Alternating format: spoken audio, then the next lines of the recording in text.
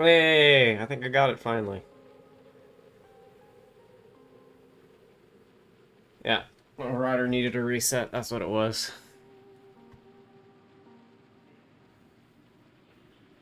I'll just refresh this so it actually...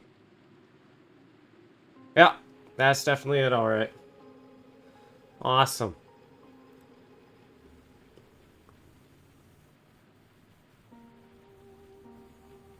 Testing. There we go. Alright. Perfect. Finally got it all fixed. Okay, let me pop up my chats real quick. Again. Mm.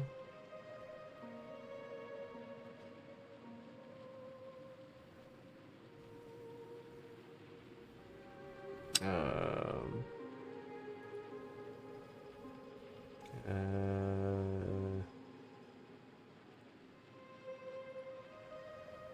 New window. There we go.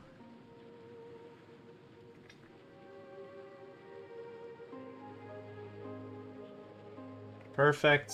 Awesome. Sweet. Okay, cool.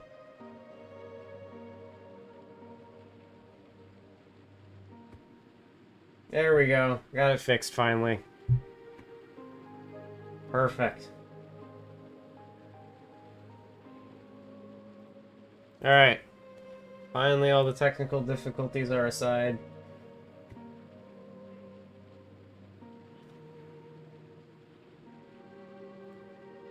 Router just needed a reset.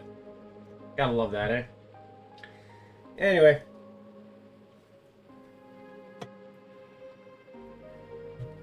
Let's try this again.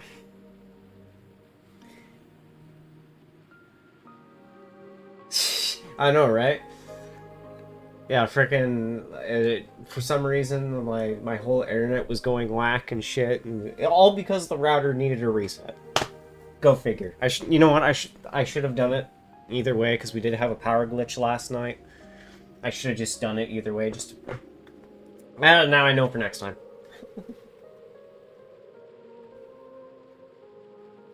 All right, now that the technical difficulties are away, let me just re-notify everyone going, hey, my fucky internet's done fucky wucking.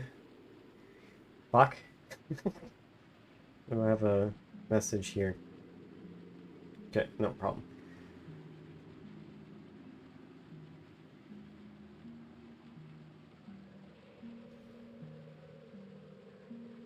Alright, gonna just...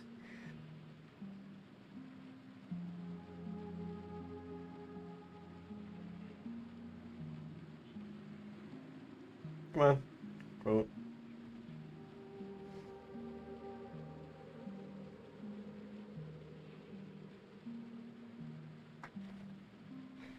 Um...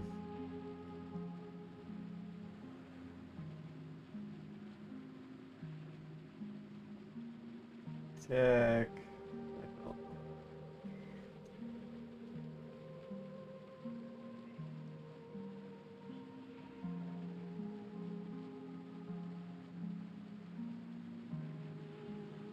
Explore.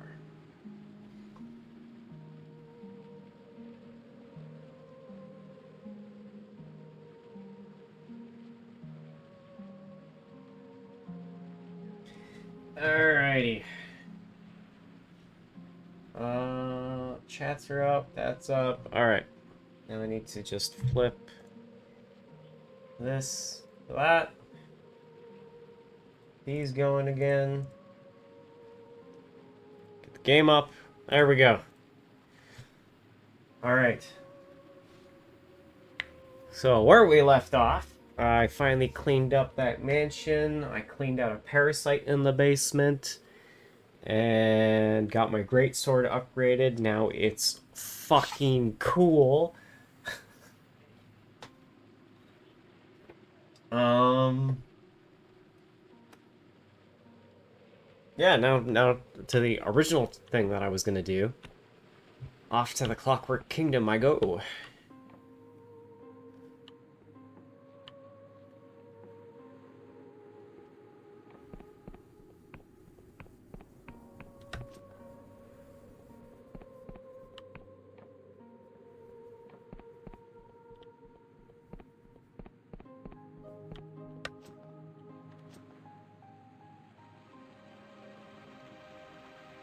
And you can really fall in this game and not suffer fall damage.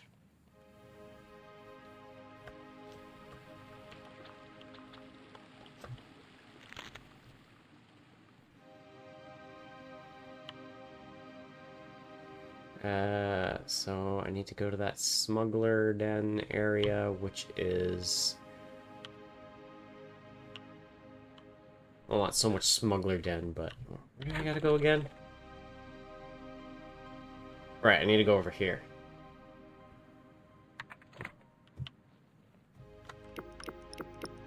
Time to zoom.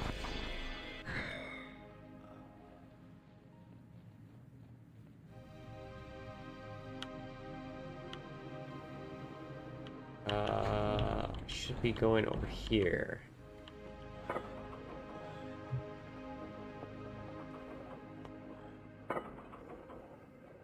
Oh wait, there was the mine that I still need to finish. I finally upped my strength so I could go to that mine that I found yesterday and break through that section. Let's do that first, then go to the Clockwork Kingdom.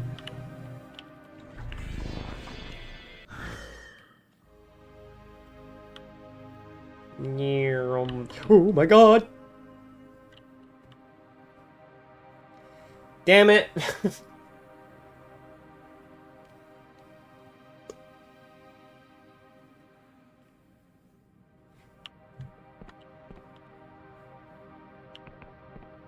Oh, this brings me into the mine. Cool.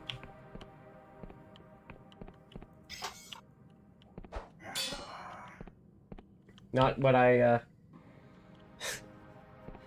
It's not so much, oh hey, there's a pit here, it's more so much, I forgot how much I can zoom.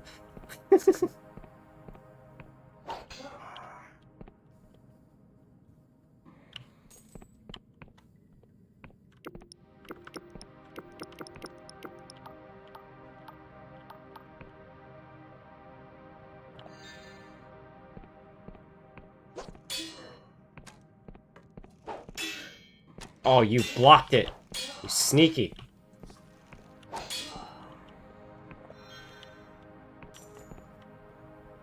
Alright. Time to go deeper.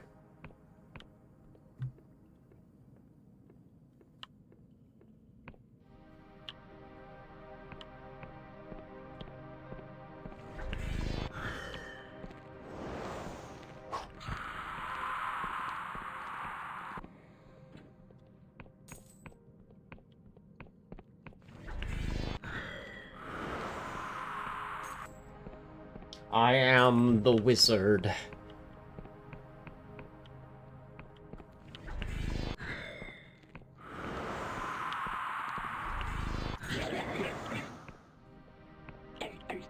I have cool greatsword, I have magic, let's go baby.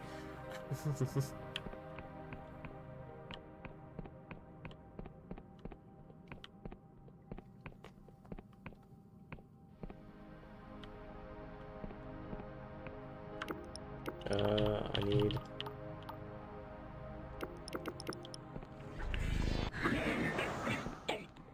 Oh no!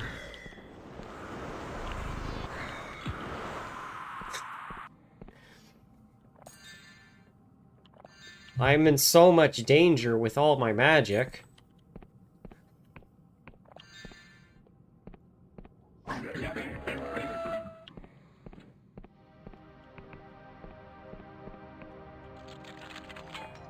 Oh, I've got to put all my lockpicking stuff on. Lockpick hat. Do I have another thing that increases my lockpicking?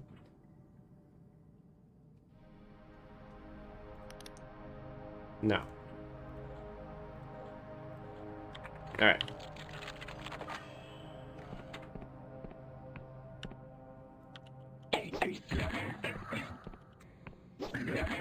You thought you could jump me?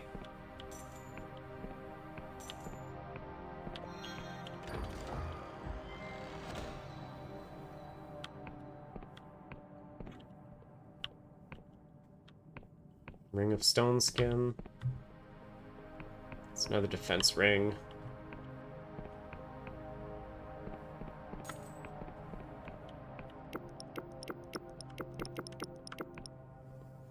You know, I just got a crap load of healing potions. Let's just use them.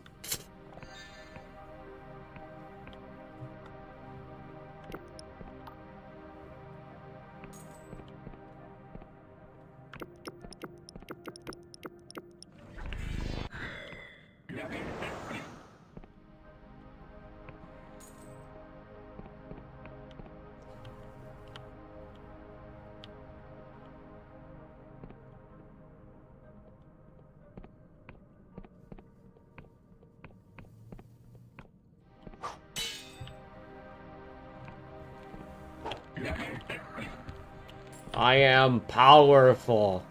Fear me.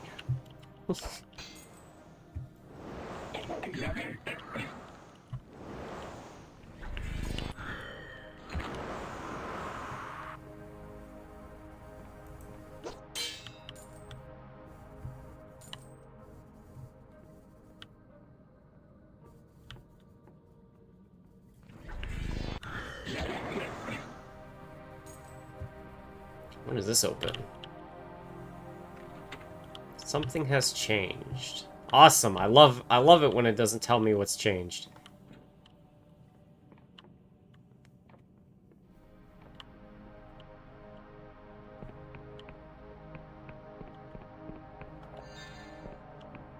What's changed? Wait, how do I get up there? Ooh, lockpick.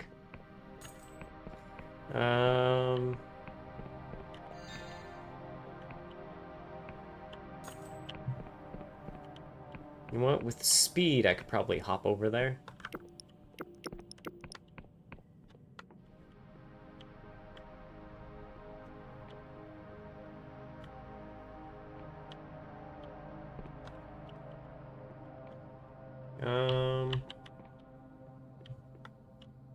Yeah, I could probably do that. Just be safe. Let's put on that so I get a little bit more speed. Oh, I didn't jump. Oh my god.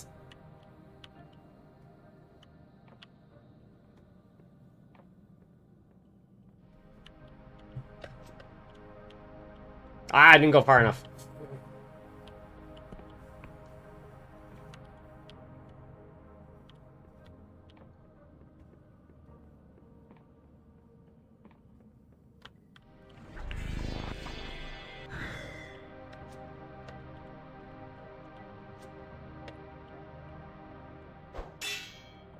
Totally worth it.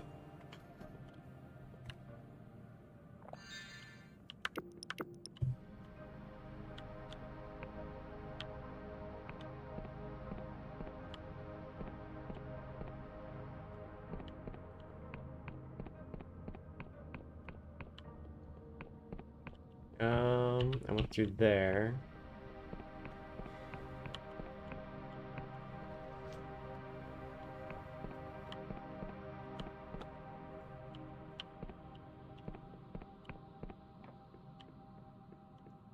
Gotta be another way down somewhere.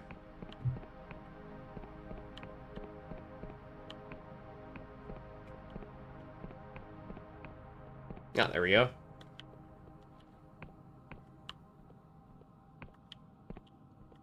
Huh. Let's put my magic robe on. Oh, hey, that's new, I think.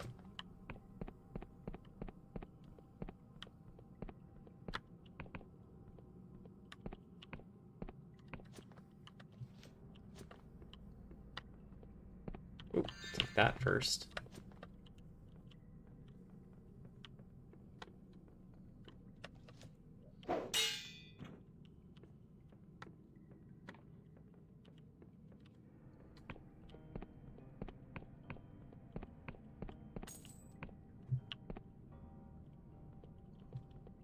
That's the bandit den that I came across.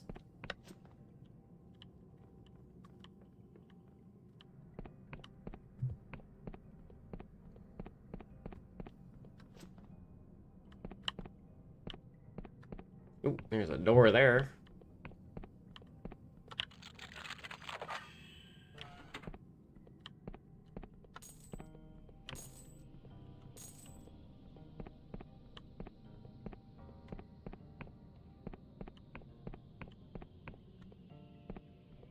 Ooh, another door. Oh boy, I love doors. What is this?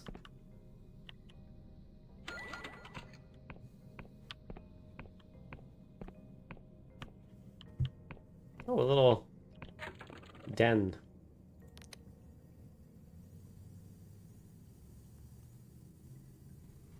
Well, let's just upgrade the boat for the hell of it.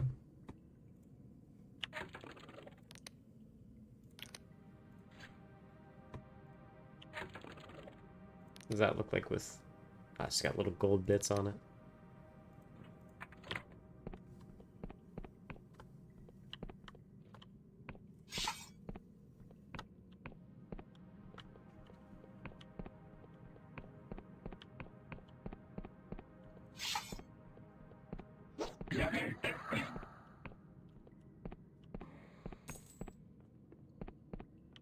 I am the battle wizard. Oh, hey, look. How you guys doing?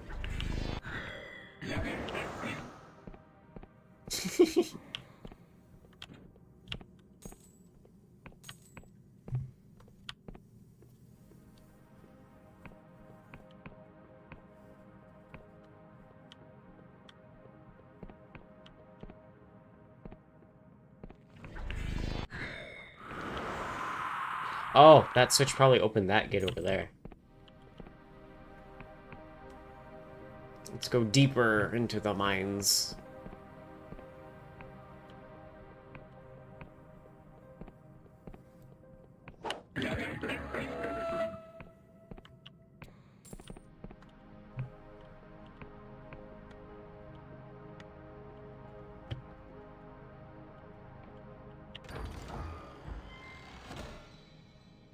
I'll take some glorious silk. Don't really need it, but I'll take it.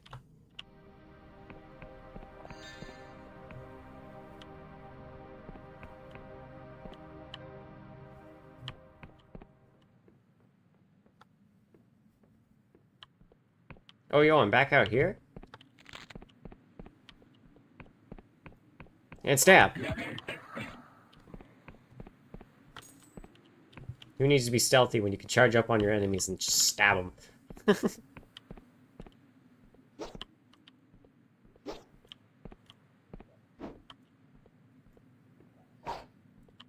Oh, okay. Oh, hey, there's a teleporting mirror here. Where does this lead me?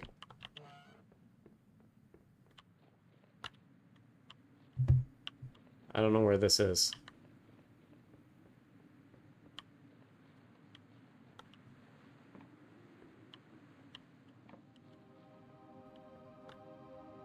Okay.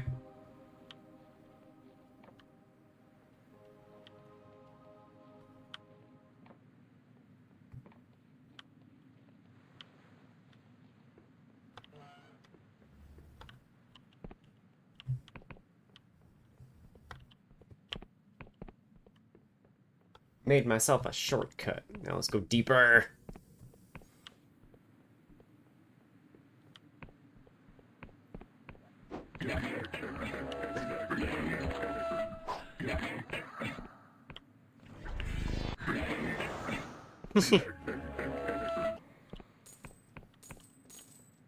I am so powerful.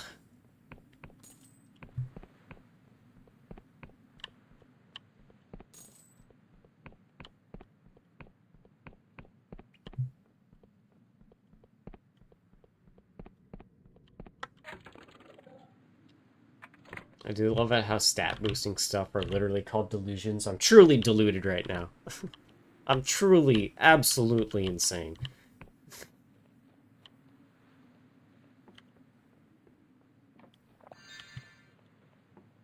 Alright. Now onto the Clockwork Kingdom.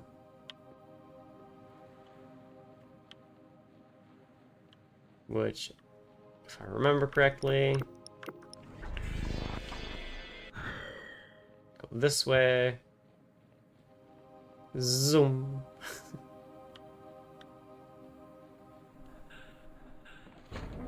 I don't need stamina where I'm going, I just need speed! Oh hey, there's a goblet there, let's take him.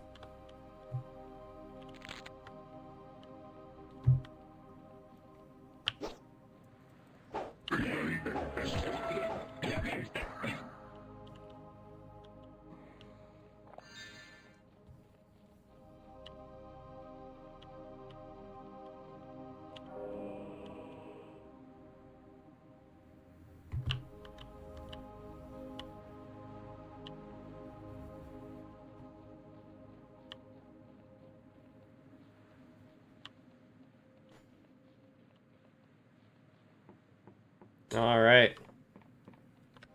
Smuggle me into the Clockwork Kingdom.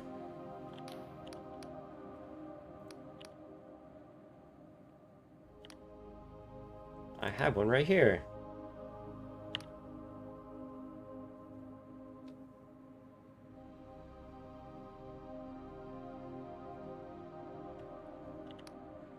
Hands you a clearly drawn parody of an stand King.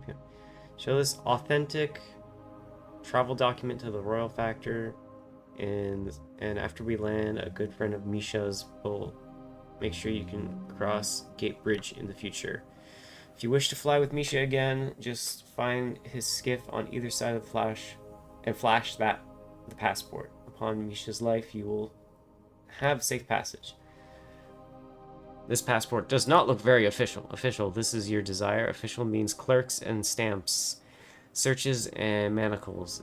It is the rack, the strapido, the spell that makes your lungs burn like you're drowning until you betray every faith you have. Yes, Misha knows all about official. How do I find this royal factor?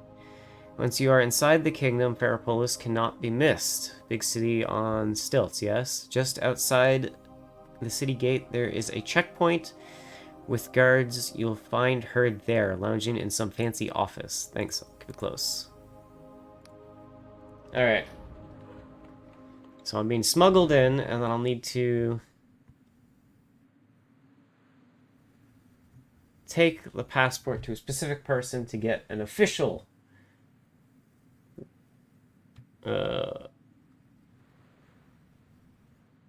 passport.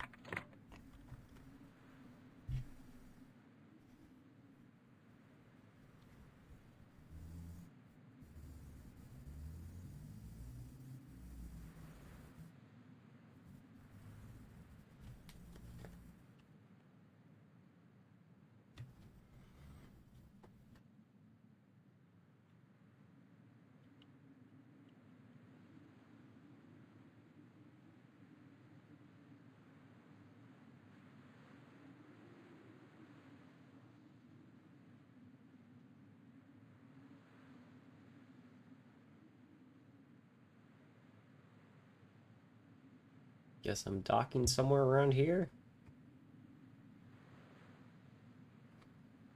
Oh, do I have to jump? I gotta jump. Thanks, man. Oh, he... Yak looks off towards the mountains with an unreadable expression and shakes his head. Well, here we are. Home shit home. Or what's left of it. Since Misha never goes inland, this is where we part. Misha will not ask your business, and it's best you do not tell. But if you wish to cross the gate bridge, speak to the royal factor. When you get to Ferropolis, keep your head down and trust no one, understand? You do not wish to be tangled in machinist intrigue. I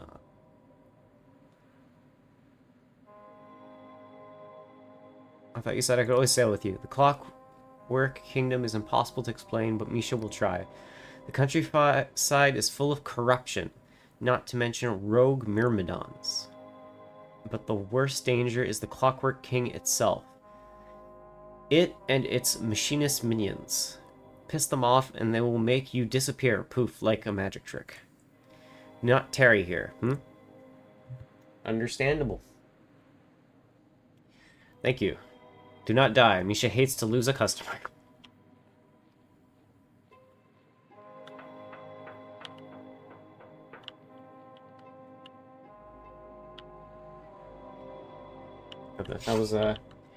That was a Marcus quote right there. Don't die, I need your business.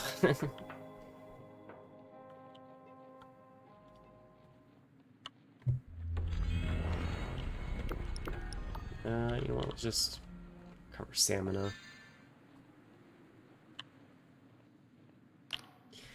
Change is a force that sweeps through the sky realms unhindered. None can escape it. The Wiccans tried to resist and were ground to dust, but for some, the maelstrom of change is like a wind for their sails. In the aftermath of the God War, the Sky Realms had a chance to choose their own masters, but here in the Clockwork Kingdom, that was not enough. Their cipher scribes and machinists committed to build their monarch from metal and magic. It was to be a realm where any common laborer could draw on the power of a god, where every belly would be full, but to embrace such drastic change is also to roll the dice of fate, and the denizens have found their luck wanting. So, what do you think, stranger?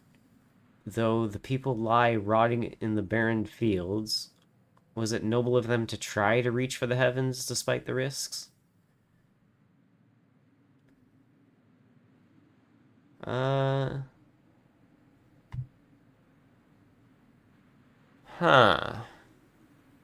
We should always strive to be better, no matter the cost.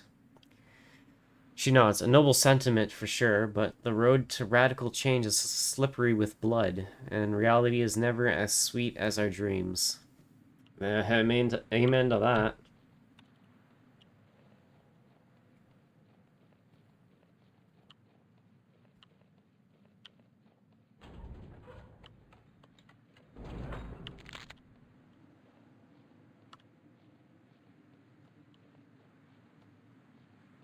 Man, this place is kind of cool. I like it.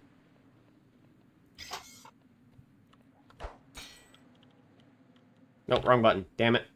Well, I have a lot of stamina potions.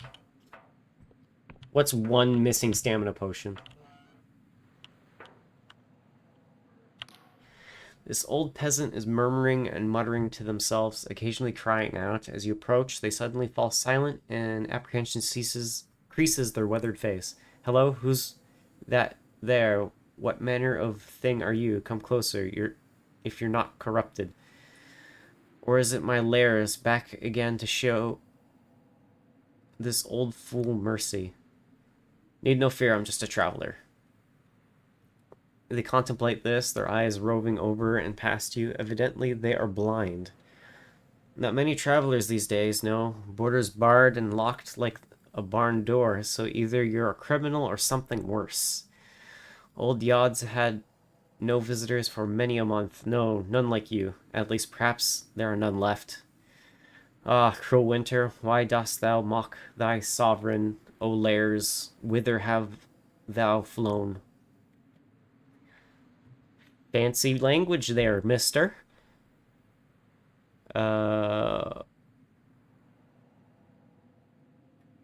Where did all the people here go? To bright lamps and warm fires, yes, to lock and key and warning sign, Ferropolis. That's where they went, stilted and guarded, not to be corrupted, safe in the arms of our king. But old Yod's stubborn, see? Stubborn as a rock. Worked this farm since year 0 or thereabouts. What cares I for sleet or snow, monsters or machines? The king shall protect this house, or all for naught. The old farmer lapses into silence, occasionally muttering something inscrutable. How long has winter been going? Day after day it snows, week after week, and month after month. Poor Yod can't sow, can't reap, can't grow. Someone ought to tell the king.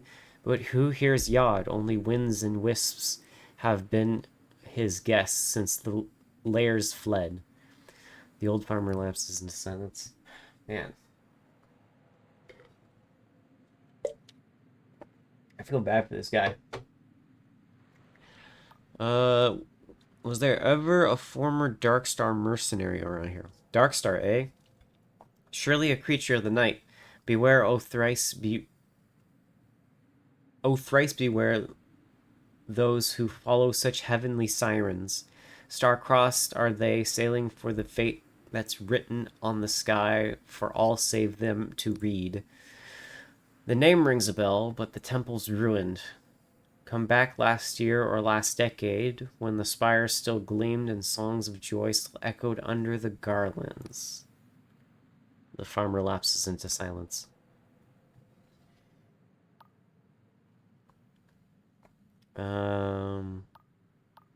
Take care.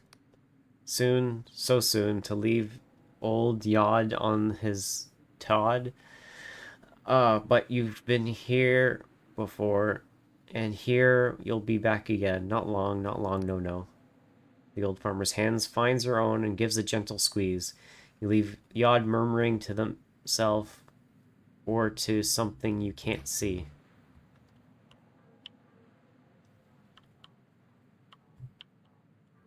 No, you don't need these arrows.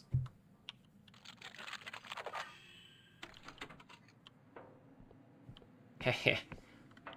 No door stays closed to a lockpicker. Ominous bottled vision. A perfect copy of a single vivid dream. These lurid fantasies are subject to feverish moral debate in the Union. This one is B. Mazarov and contains scenes of surreal divinity and moderate dread. Is that an equipable item? No. Is it a consumable? It is.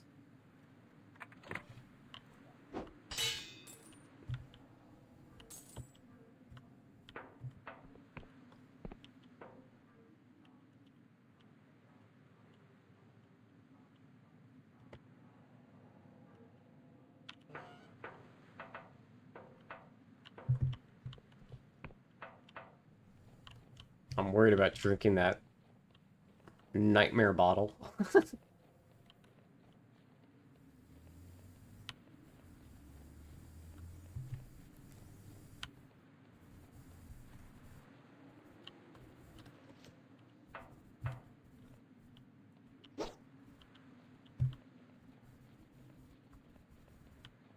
This. In response to recent outrages by the vile saboteur, Its Majesty's servants are conducting a security operation in this district. Anyone found in violation of this order shall be presumed an agent of the saboteur and treated accordingly. Long live the king. So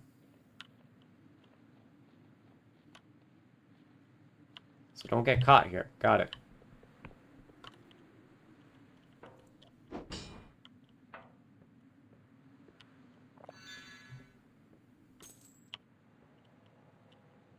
There's no one here, though.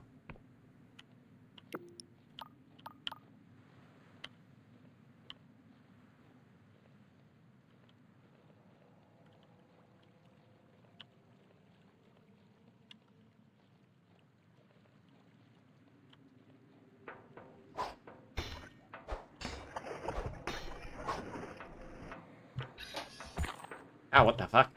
Little dude. I didn't even see those little dudes.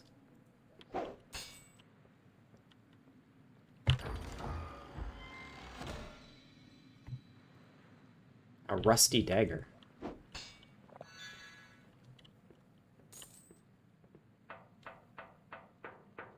Cool, I could make myself a fine dagger now.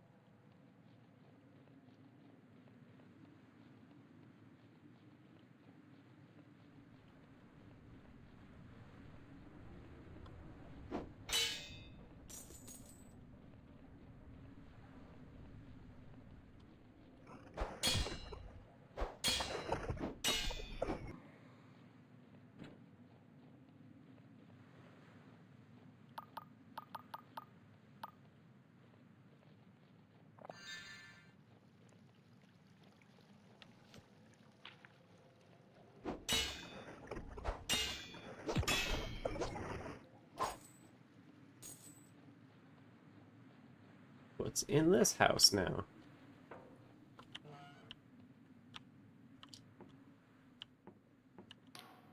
Their eyes go wide as they see you, and they make some kind of occult sign with their hand. King's mercy, how did you get past the wards?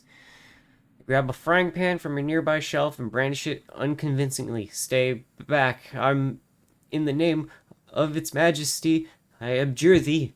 I have no power here. Calm down. I'm not here to hurt you. They slowly lower the pen. You're not one of them, are you? You're actually traveling out here. Oh, please, your majesty, please watch over this brave soul. Who did you think I was? Perhaps a rogue Myrmidon, bewitched by the saboteur who disobeyed the king? Or perhaps even a corrupted one? One of the landship workers told me it's spreading hereabouts. I hear them, you know, clawing and hammering at my door every other night. Sometimes it's like they're knocking, sometimes they say things, but I don't listen. I know what it's all lies. They grimace. Just mind yourself out there, alright? What do you know of the corruption? It's a foul curse, caused when the foolish or treacherous behavior conflicts with the king's magic. At least that's what the Machinist Guild says. I'm at a loss, though. The people around here make every sacrifice, meet every quota. We honor the king, every bright and dim. There must be something we're missing, something more we can do. They grimace. Just mind yourself out there, alright?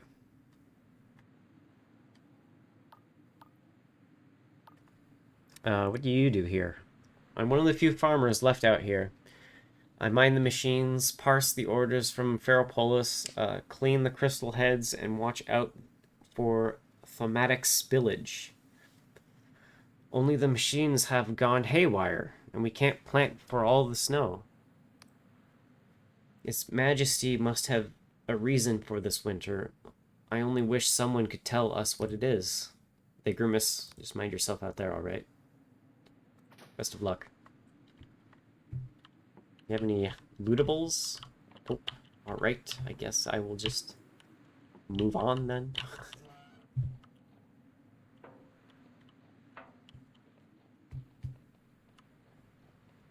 I checked that building. I checked that building.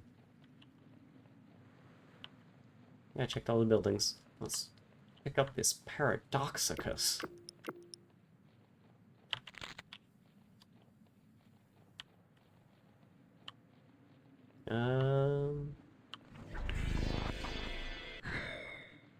Activate speed.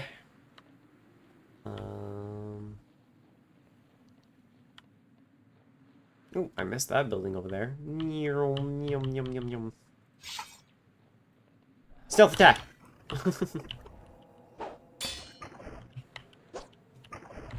Ow.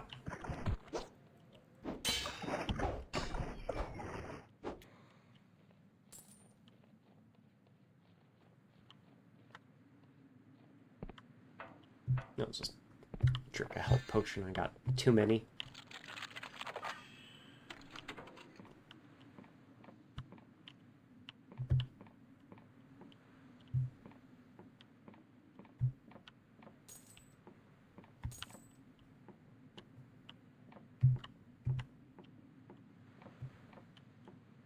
Yo. A pile of teapots.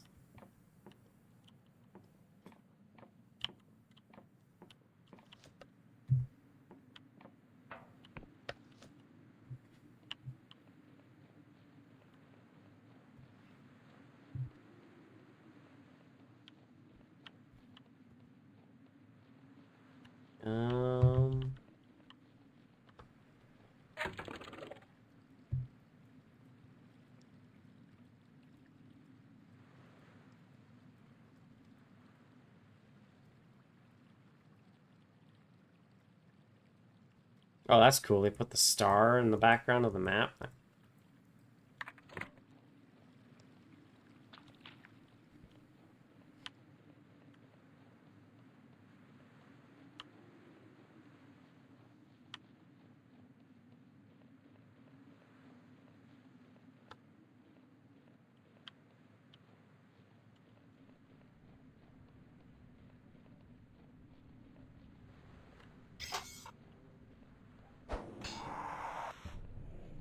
There's a cannon.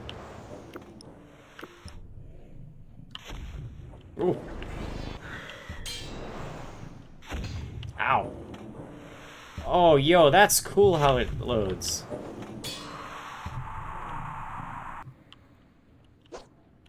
I missed. Let's try that again.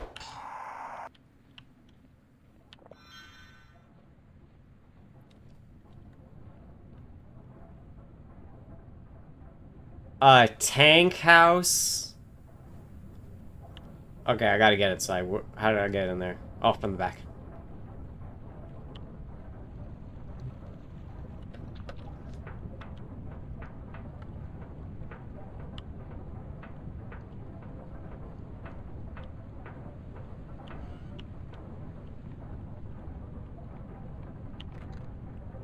The door is barred from the other side.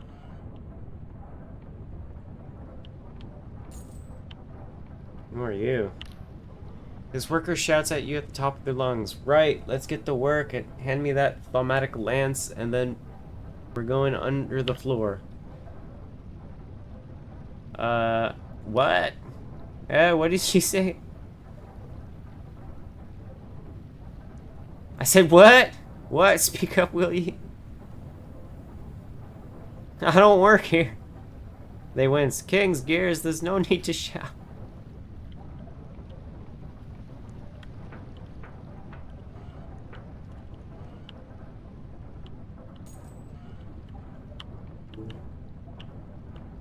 Ooh. There's a secret in here. They do not look up from their work. Stay where you are, don't move, not 1 inch. Why not? What's wrong? Patterns, resonances, all wrong, very delicate, easily disturbed. Order and chaos, chaos and order, no good, no good. Must I really explain the basics? What should I do? Speak only in even number words. When walking, only step on every second floorboard, no more nor less. Do not tread on the cracks. Do not envision the color mauve. And only turn your body left, never right. If you really must turn right, just turn left till you face... I'm sorry. This sounds like some tech priest stuff going on here. I'm sorry, I really don't understand. Slamship runs on precise cipher mathematics. Magic numbers infinitely multiplied. Any contradiction can throw the balance as long as you're bored. You're part of it. Does the cogwheel leave its post and go strolling off through the engine? You seem to suddenly realize something. Glance up at you sharply. No.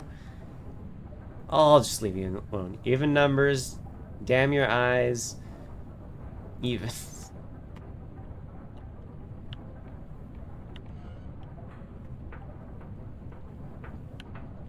That looks like an officer, dude. I don't want to talk to him.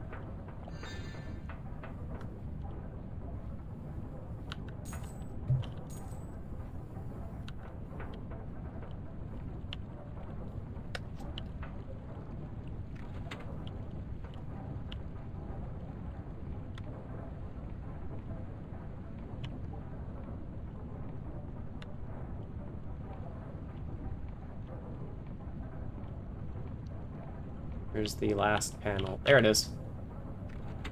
Oh, not the last one. So I'm missing a panel somewhere.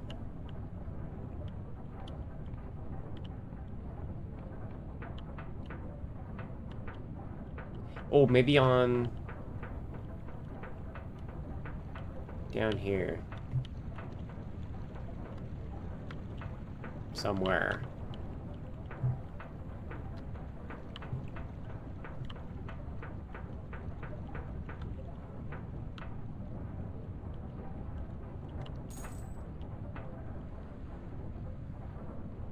Okay, not there.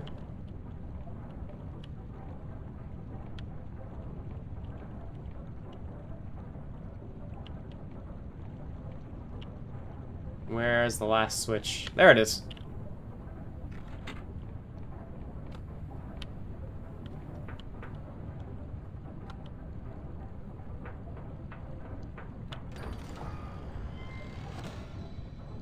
Factory keyring. A keyring found inside a roaming factory in the northern farmlands of the Clockwork Kingdom unlocks its sister factory to the southeast, lost to the corruption. The second factory now sits abandoned. Oh, so this is a factory?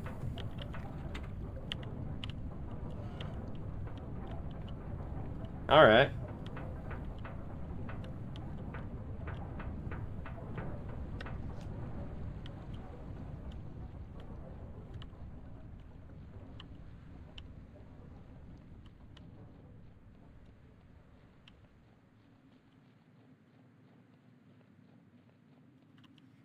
Let's see. This way to Ferropolis. This way to the object graveyard. No fly tipping. This way to the Library of Untruth. I gotta check that out.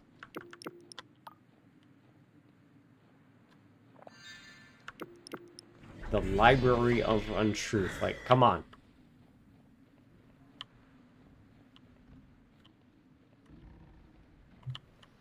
Hello, goodbye.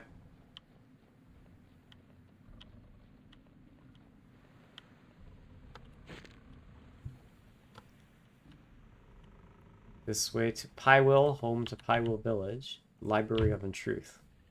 There it is. This looks like an interesting landmark. We'll dot it down.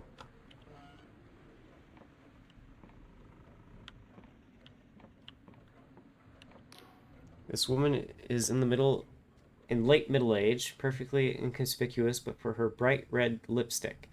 She looks up from a stack of papers to inspect you through half-moon glasses. Can I help you, dearie? Do try to keep your voice down. The mechapeds are provoked by sound. Sorry, the what? Mechapeds, dearie. They stay snuggled away most of the time. If I were to scream, they'd come scurrying out, hungry for blood. But I'm sure you wouldn't give me any cause for that. Now, can I help you for anything? What is this place exactly? Rather dreary archive, I'm afraid, run by the Blessed Machinist Guild. Before the God War, this was a chapel to one of those dreadful Wiccan deities. Now it stores official records for the Clockwork King, most of which will put you straight to sleep. Can I look through the records? That depends, dearie. Documents can be accessed from the reading room upstairs as long as you have the right paperwork. What kind of paperwork do I need? Usually, we'd want a specific permit from the Clockwork King for whatever records you wish to see. Occasionally, His Majesty grants general permits, but we don't see those too often. Does that make sense? Very well. Any other questions?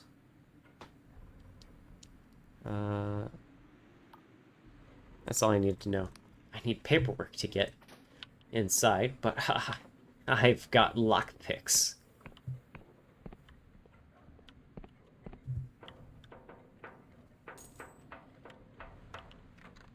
Oh.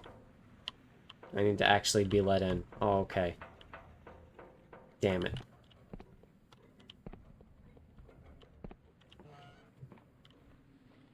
Ooh, what's over here? Can I get in with lockpicks? Of course I can. That's it, just metal? I mean, I guess I can't complain too much. Metals is always nice to have.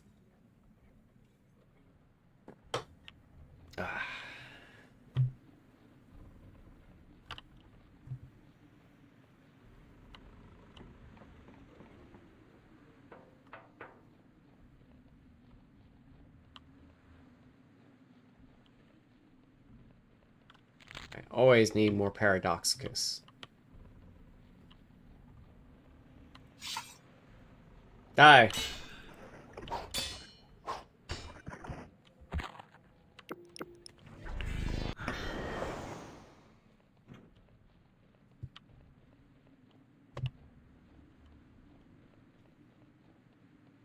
That would be to Pywill. Oh, you know what? There's the... dude that I'd give my what's it? My cartography things to. So let's talk to ye real quick.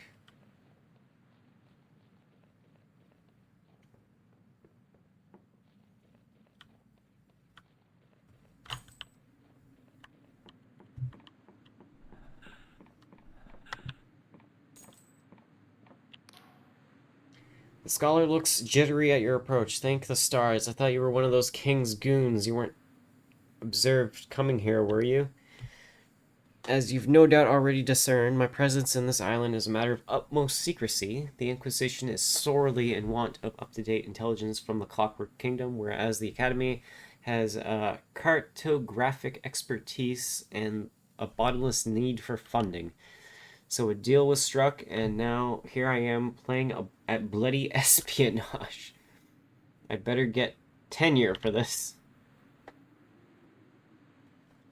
About those cipher charts, when you get to a landmark equipped, blah blah blah. There are 4 scholars working day. Yeah. What landmarks do you need? I'll tell you one thing. Our old Cardovan maps are severely out of date. Everything changed so much, and I dare not leave this platform lest I alert the king to my presence. The obvious starting place is the city of Ferropolis, right in the center of the island. 50 years ago, it was just a mining outpost, and now it seems to be on stilts. At least that makes it a good landmark. Next, there's a fenced-in compound at the far northern tip of the island. I haven't been able to ascertain its purpose through all these trees, but it could be some kind of magazine or military stockpile. Finally, I spotted a sizable signaling tower at the far eastern end of the island. Proceed carefully, though. Things look a little weird over there. I swear at one point I saw the forest pulsating. Fun! Okay, got it. I have chart 6 hand in. Excellent. Yes, this will do nicely. The detail here is impressive for one of your limited experience. Please take this in recompense.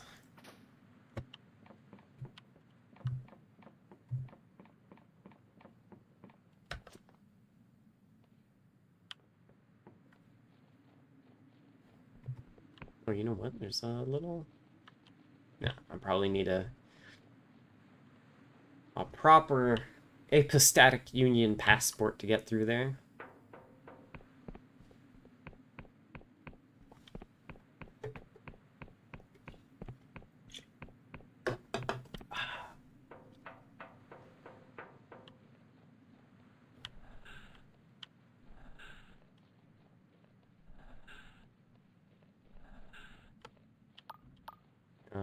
Let's take a sippy of a blue potion.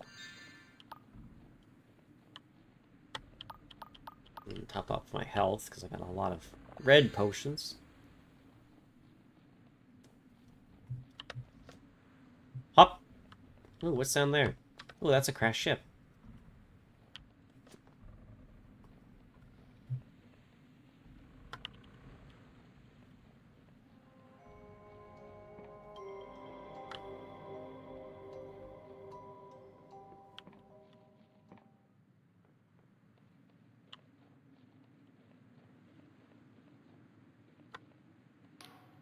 This pile of junk was once the most fearsome pirate ship in the Skyrealms, the Black Goblin. Merchants from Puria to Al Asfera, these are names, alright, feared its volley of cipher-inscribed cannonballs. The Union Navy paid us a fortune to headhunt its captain. In the end, we got the coin and the ship. Few dared cross the Dark Stars after that. How did you win the ship in battle? We were going up against a galleon with a tiny schooner. We had 2 guns, they had 20 per side. By anyone's measure, it was pure suicide. But I've always had a certain knack for foresight. I knew they would commit their starboards, so we had the better of them. Before they knew it, we had one of our guns pointed straight at the rear, but it was not any old gun. It was one of the Caxton Frost Canyons. A single blast from that thing tore straight through the whole ship, setting it ablaze. In the confusion, our boarding party was on deck. We were 8 against 100, but with a few words from the Duchess, they found their swords to be awfully heavy. Orlaith cut through swathes of them, carving a path to their captain. By the time Vela had her sword to his neck, he had soiled himself. The ship was ours, and that night we got so plastered from their stories of rum, I accidentally exploded a silk slug. That poor thing. So what went wrong? After the Black Goblin came the Blinding Light. A mercenary company with a galleon is impressive, but with a god war fortress, none could best us. But it was around then that Vela and Orlaith stumbled upon a map deep in some Emberian ruin. It told of the cradle buried far below the Underlands, which held the power to change everything. Vela was always ambitious. We thought she already could build her fantasy, a heaven of her own making, but now she was speaking of something else entirely. She wanted to become a god, to change the very fabric of reality. But why? To what end? She claims that she would right all the world's wrongs, balance the scales, so the common folk can live like nobles and rulers no longer lust for war. So what happened next? The crew was split. Some were eager to follow her to the Underlands, especially if it would make them even more rich, but many of us thought she had crossed into madness. Her fame had twisted into infamy, and even the Inquisition now considered us criminals. From infancy, I had learned to listen to the language of the cosmos. Cipher flows through all things, its grammar and syntax weave through the bodies and dreams alike. To change those rules for me would be a bigger heresy than slaying 1,000 gods. So when Orlaith raised her sword against Vela and stirred the crew of the Black Goblin to mutiny, I was willing to spill my own blood for the cause, and spill it I would.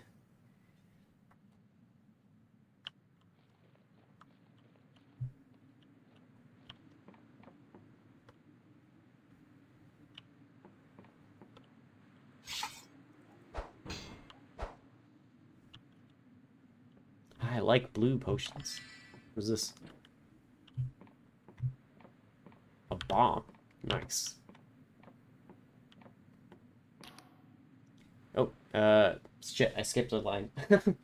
In truth, I knew the Black Goblin stood no chance against a god war fortress. The blinding light's gun tore through our hull in moments, leaving us sinking towards the clouds. Through the smoke and the chaos, I saw Vela board our ship. She was furious. Her and Orlaith were like sisters. She couldn't take the betrayal. Through the haze of battle, I saw their blades clash, and I saw Orlaith, her defense broken, hurled from the side of the ship. And then a crash, like I've never felt before. The ship had run aground. When I came to in this very spot, Vela stood overhead, staring right at me. I was bloody wounded, but Vela just turned and walked away. It was at that moment I was born, the spectral echo of my former self. I tried to scream, I tried to cry, but I had not yet learned how to coalesce into a body, a shape. So I watched my corporeal body, my former self, lie there, barely clinging to life. I watched the Inquisition agents arrive, and I saw her scream as they dragged her away. I watched as they threw her in a cell, and their instruments of agony tore into her flesh. I watched as her will broke, and she spilled every secret she knew. I watched as they destroyed her. Oh!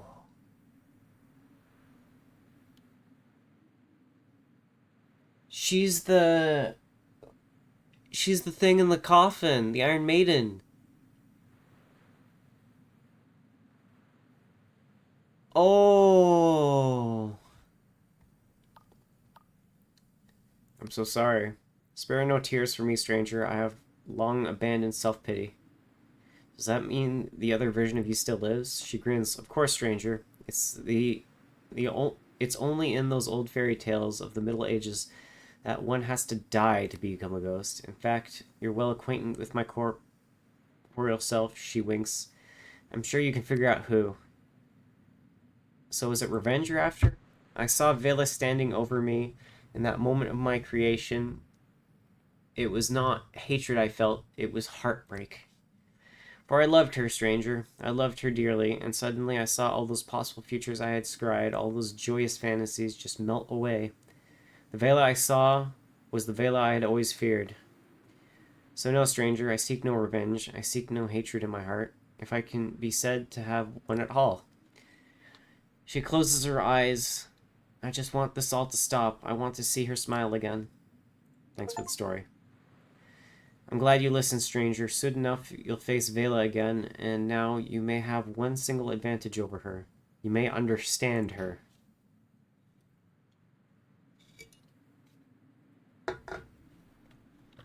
Damn.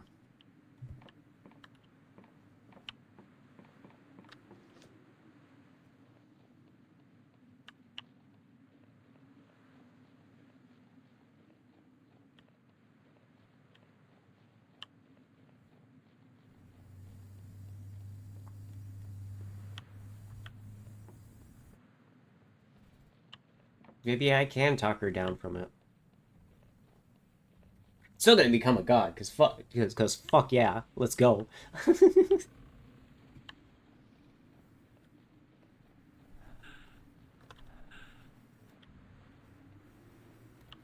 Alrighty. What's in this water tower over here?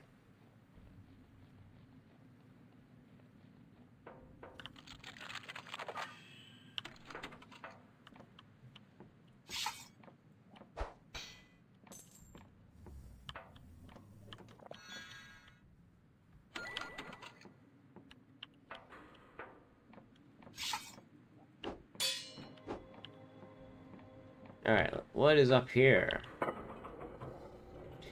Bring me to your secrets.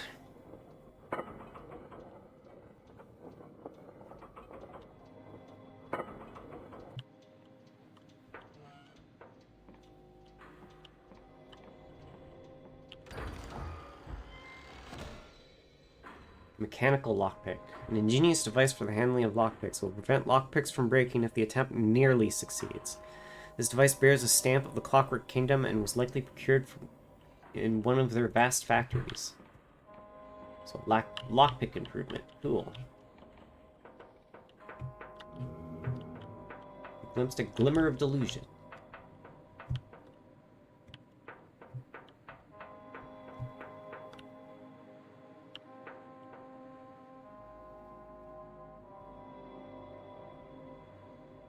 Man, this place is so fucking pretty. I love it.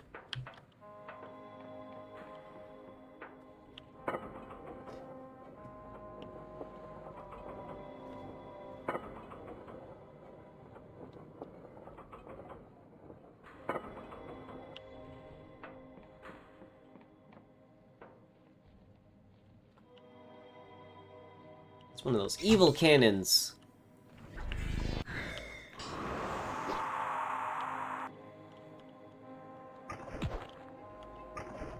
Ah.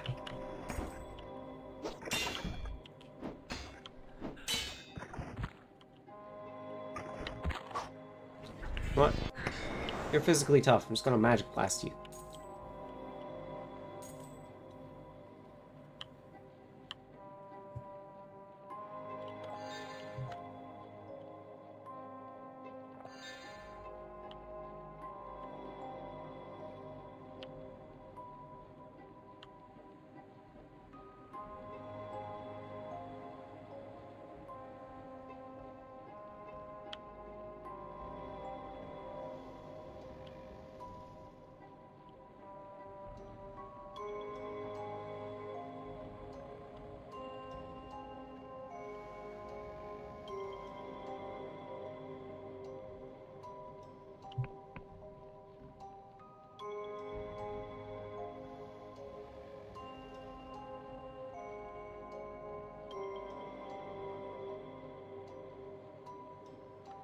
This looks like an interesting landmark.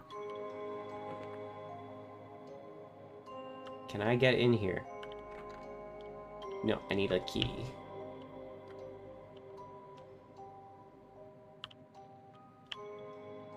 Maybe there's a way around?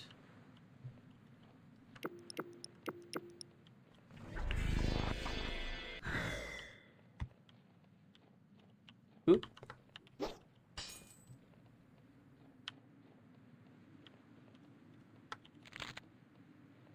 What is this?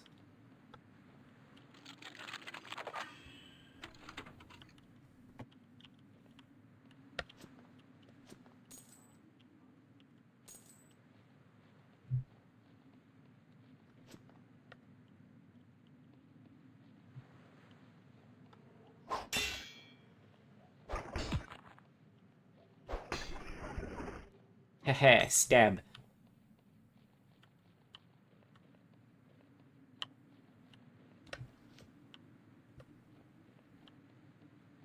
Alright, so...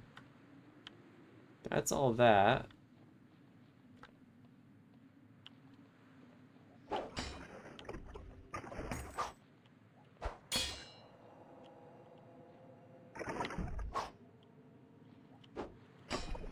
There we go.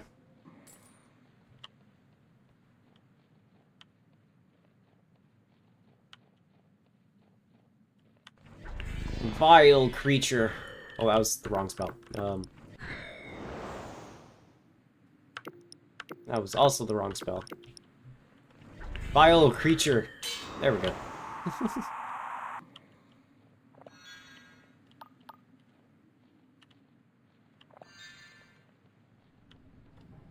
What is this? You think your locked door could keep me out?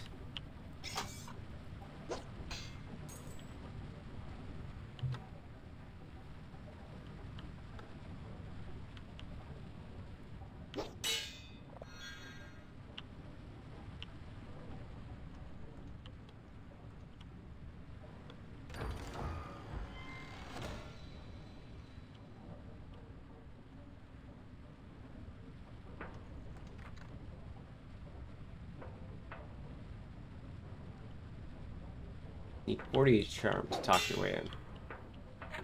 Alright, I'm put my talking hat on.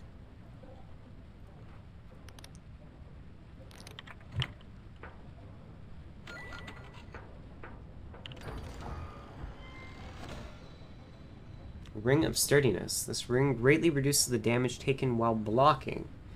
Forged long before the arrival of the Clockwork Kingdom in an era when the Cardovan phalanx were nigh unmatched in the battlefield.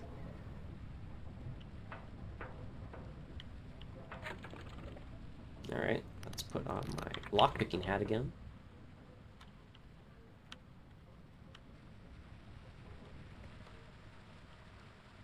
You know what? I'm gonna put my talking hat on and talk to that guy over there.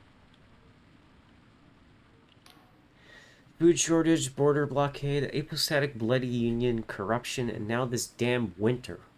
Why can't we just have one problem at a time, eh?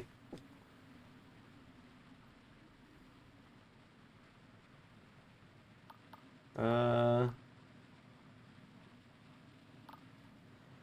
don't think that's how problems work. They sigh. No, I suppose not. Me ma'am, always said they come in threes, only now I've lost count.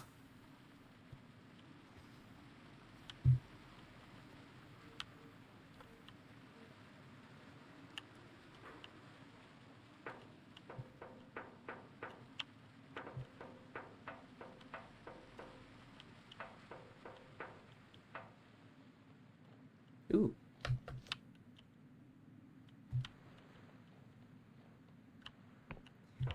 Let me in and see all your little goodies. Oh, let me try that again. There we go.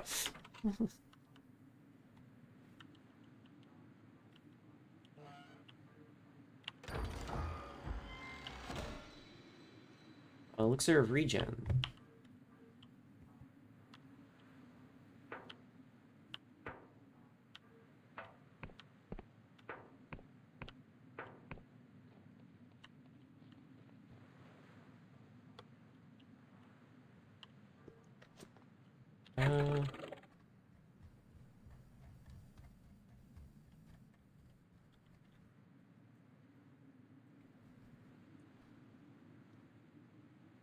The object graveyard. Library of Untruths. Buddy is over here. Alright, let's go check out that.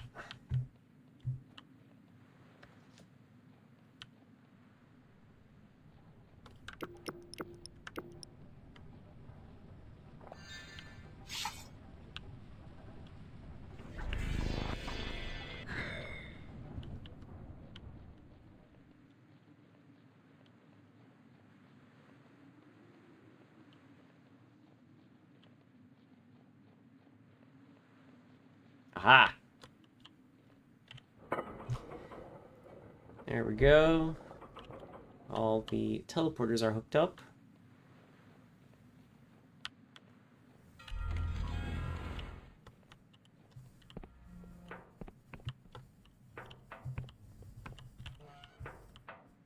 What's this?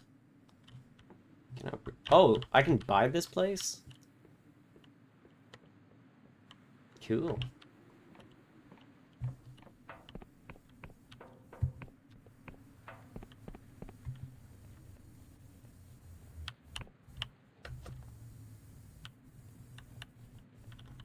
Alright, so I got all the teleporters hooked up. Let's go to the academy.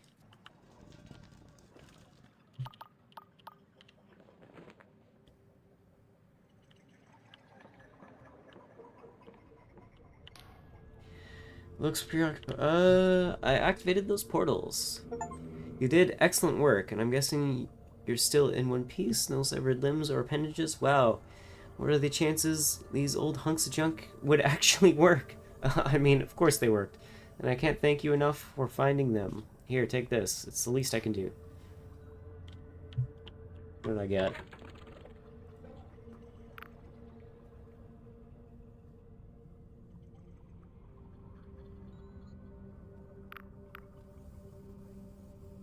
Iberian calculator.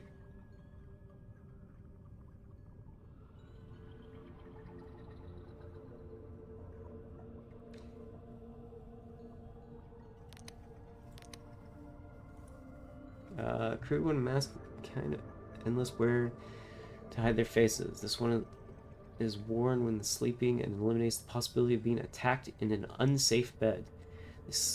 The sleep of the dead, it is said, is infinitely peaceful.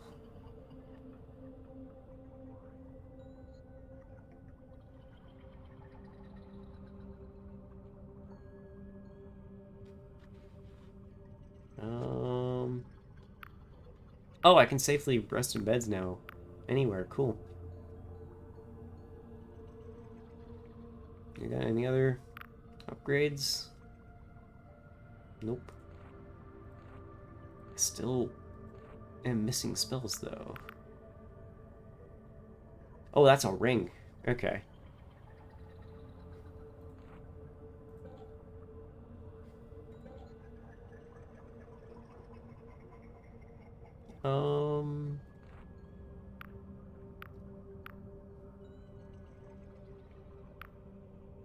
Got a new trinket?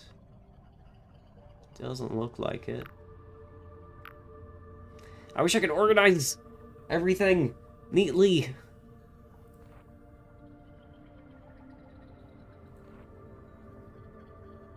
How much metal do I have, actually? I got 6. Cool.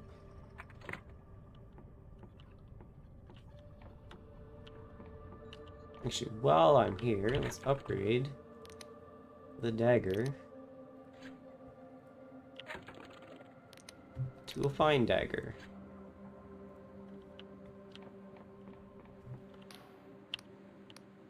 I want to go back to the Clockwork Kingdom, please.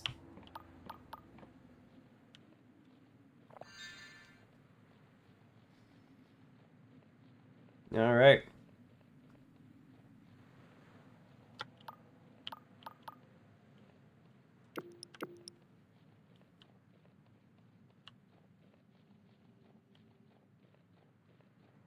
one of those cannon enemies?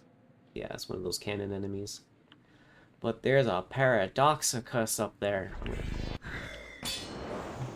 Oh, you're still alive. No, you're not.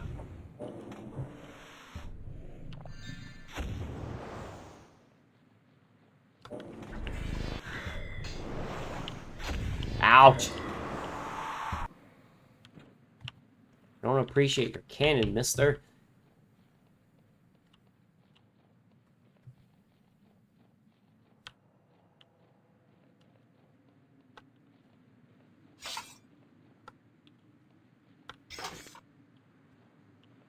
You know what? It's got a fine dagger. Let's swing it around a little bit.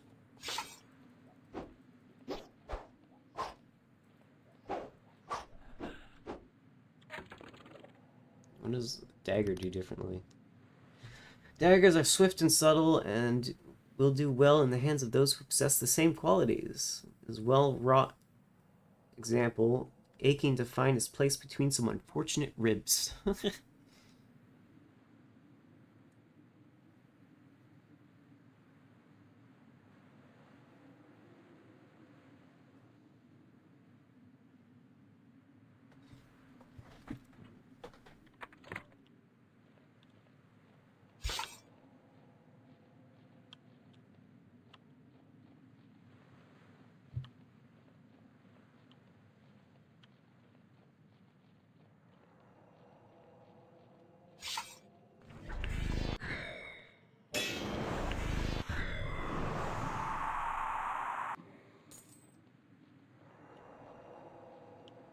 What is this? Why is it making sounds? Ow!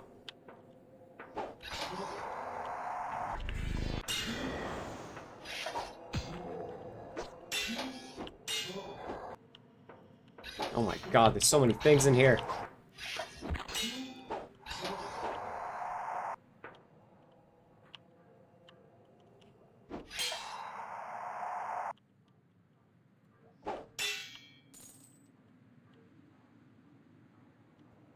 Freaking jump scared by a million little train spiders. Jeez.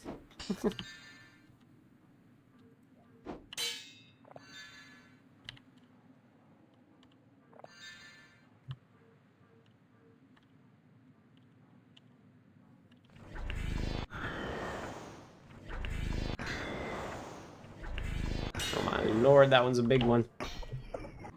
No more.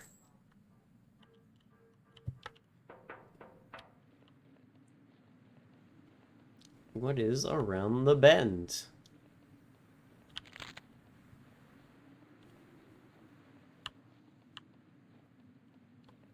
Oh, found a landmark.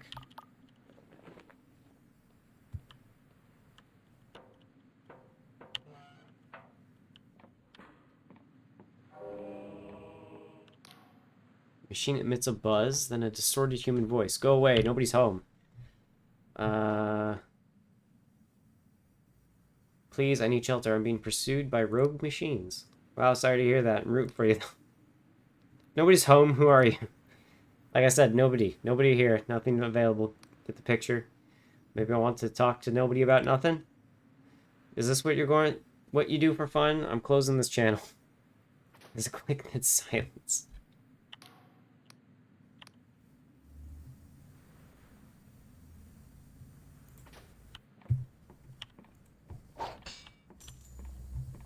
Alright, there's gotta be a way inside.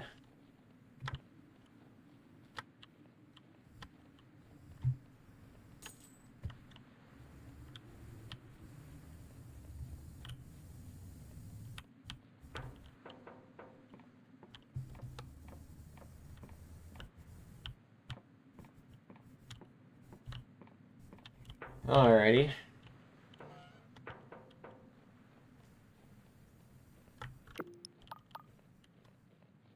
Potion up.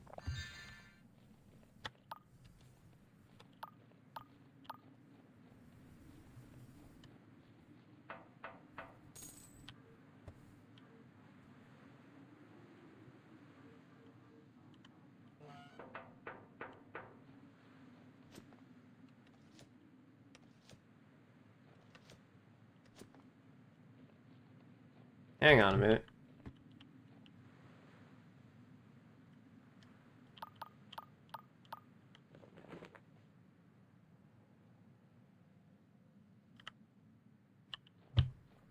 Ooh, I have a delusion. Yeah, let's go all the way. Max out. Wisdom. Can I level it up higher?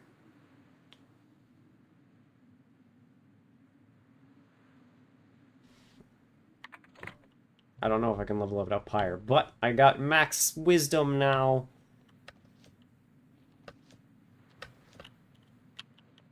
You know, if I could get a ring or something that makes it so I regenerate mana, that would be really nice.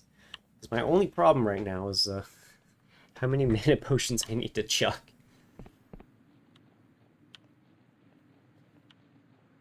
And if I do that, then I'd be able to keep myself healthy and stuff too, because I got, well,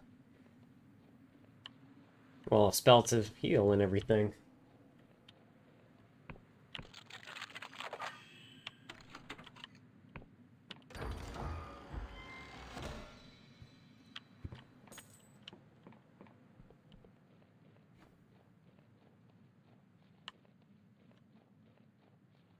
What is this?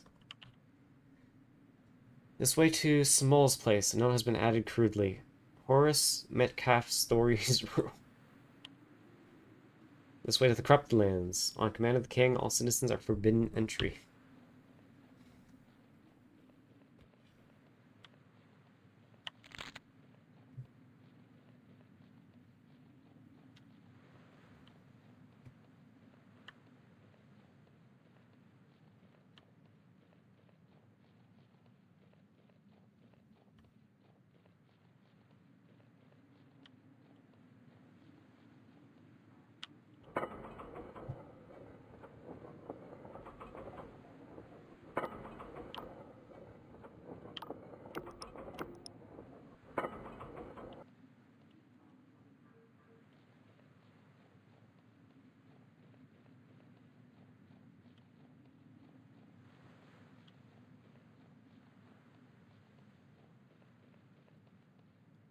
This looks like a nice landmark.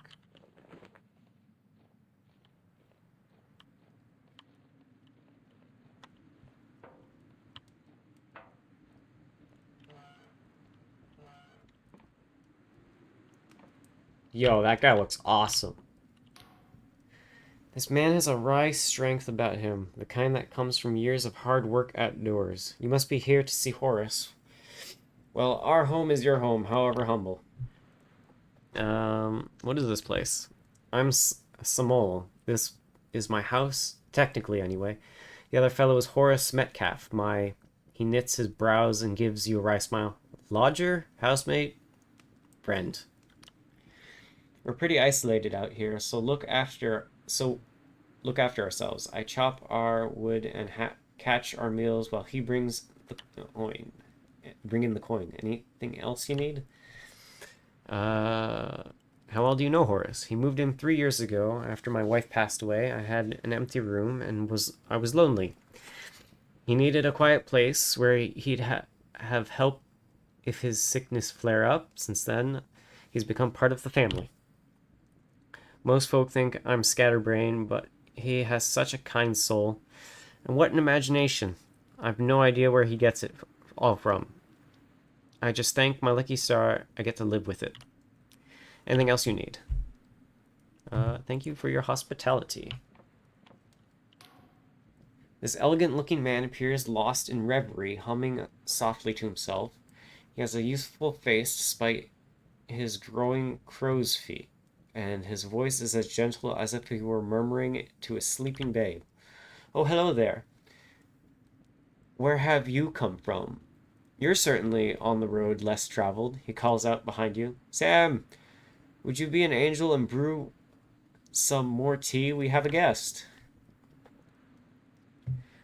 Very kind. I didn't catch your name, mister. Goodness gracious. Where are my manners? I'm Horace Metcalf, lodger, childminder, and general factotum hereabouts. I also have a little sideline as a weaver of dreams, I suppose, which has been surprisingly successful. You're welcome to stay a while and rest your feet. I'm sure Simone will be happy to fix you some refreshments. He takes a dainty sip from his porcelain teacup. So, what do we owe this serendipitous visit? Uh, I'm looking for a Darkstar mercenary. Metcalf's face lightens up with enthusiasm. Ah, the Darkstar Company. What a thrilling topic. I simply can't stop reading about them.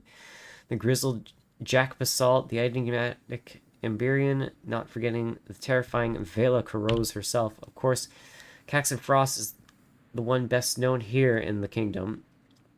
He was a famed antiquarian and considered one of the brightest minds, so his defection was quite a scandal. Alas, he chose the wrong side in a mutiny and was incinerated by one of his own contraptions. You're unusually informed about the Dark Stars. He looks bashful. Oh, well, you mustn't think I'm any kind of expert, you see. I'm making a bottled vision. You see, making bottled visions isn't like writing a book. You cannot control where the slumbering mind wanders. You can only influence it by choosing what fodder it will chew on. Since visions are such a vital industry, the king permits me to access literature from abroad. News, pamphlets, ship schematics, Janus Mercenary Weekly, even those silly caddish Rakehill books. I devour every bit of reading material I can find. Although, he seems like he wants to say more, but then shakes his head. Well, I'll stop there. An artist must keep something in his pocket, eh? Mr. Metcalf, I swear by the king that I won't tell a soul. Success. This seems to put him at ease, and he laughs a little. Ah, jolly well said. Well, I suppose there's no harm in it, as long as it's only between us. The truth is, I did not choose these visions. I am plagued by them. Dreams of gleaming sails and burning citadels, the stench of gun smoke, and the taste of blood. I hope that bottling them might somehow pacify them, but they still come. Sometimes I dream of things I cannot possibly know, of mushroom-covered ruins in the flickering light of a star shell, or of watching cirro squid frolic off the prow, or sailing through the glittering forest of a siren's jelly tentacles, of kingship forged in battle, baptized in hellfire. And then there's the Ashen Woman. That's what I call her. She seems to be a reoccurring character. Of course, those bottles stay locked in my private collection. Somehow it doesn't feel safe to expose the public to her. Even now I see her, with hair like snow and eyes like twin volcanoes, bold, passionate, sardonic, yet pensive somehow. Her left hand holds the seed of all our futures, while her right holds the sword that ends the world. As Metcalf continues his description, all remaining doubts leave your mind. Somehow you know exactly who he's describing. Vela. Metcalf's teacup pauses on the way to his mouth. I beg your pardon? That's Vela. You're describing Vela Carose.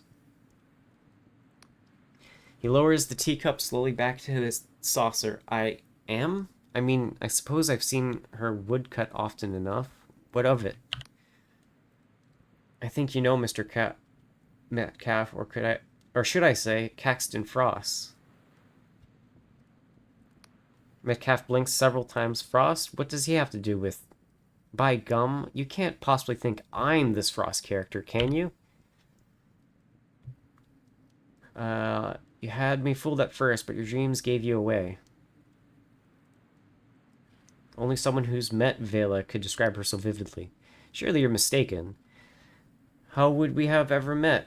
If this is some sort of prank, I'm afraid I find it rather poor taste. Listen, I'm only an ordinary chap with an overactive imagination.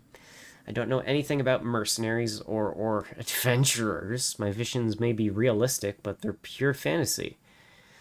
This is all just a silly misunderstanding.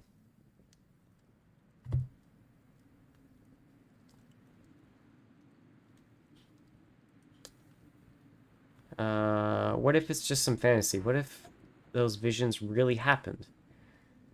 But that's impossible. I can't sail or sword fight or any of that. The closest thing I've ever had to an adventure is getting lost in a bookshop in Bayonne. Skyships make me nauseous. I'm no good with machines. I'm allergic to rum. Besides, how could I have gone gallivanting in old ruins in my condition of health? I can barely walk 100 yards. Now, please, can you see I'm telling the truth? What more must I do to convince you? A faint rattling of porcelain emanates from his cup and saucer. His hands are shaking.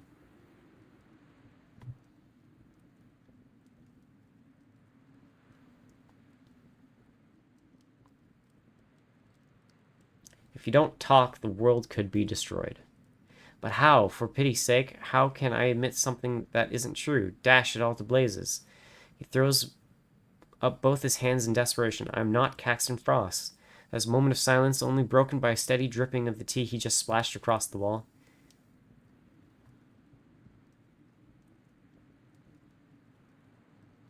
Now I see. The Clockwork King has erased your memory. What? Don't be absurd. The king can't do that. I know there's rumors, but that's all just Union disinformation. What jolly, horrid day. This is going to affect my dreams for weeks.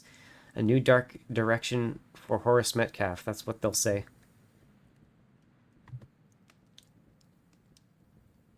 Horace, listen to me. Your whole identity is a fiction. You were a Dark Star, but someone erased your memory. Now I need your help to save the world. He sighs deeply, but really, you really are very strange. You do know that. Clearly this conversation has hit a wall. You'll need to find some other way of jogging Metcalf's memory. That private vision stash you mentioned must be the key. But where in the house is he keeping it?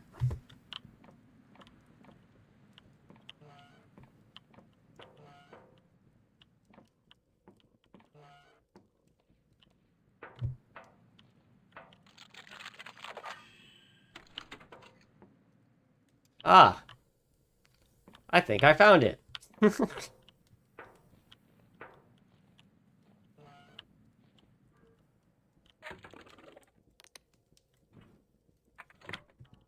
I upgrade that hat finally? I can.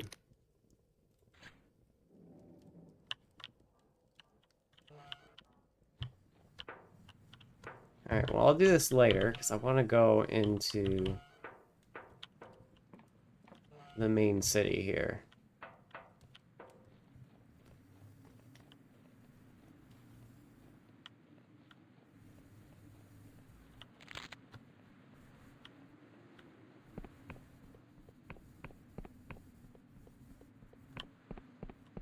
Oh.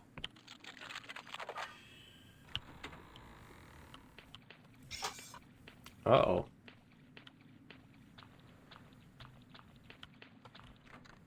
Needs a key. Damn it!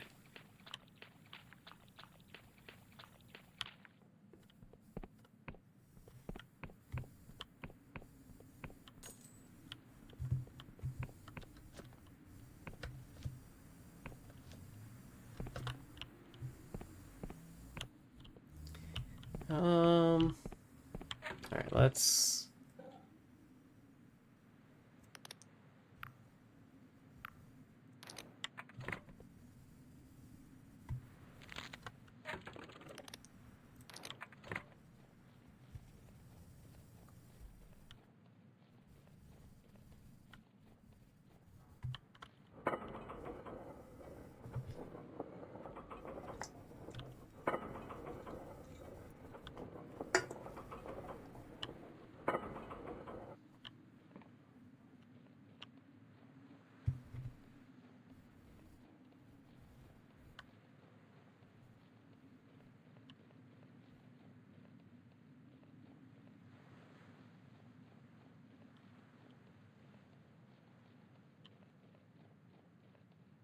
Let's check out what's happening in that corrupted land.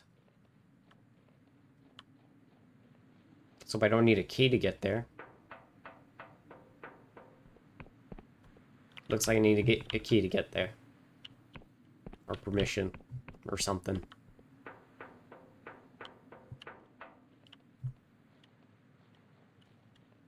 Alright.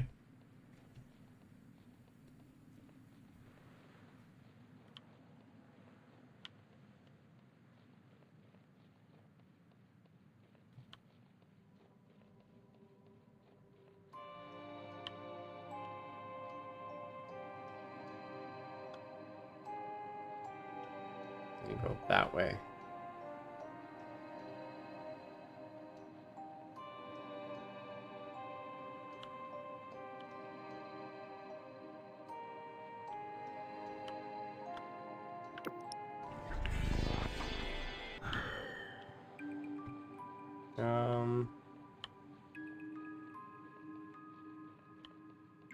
There we go.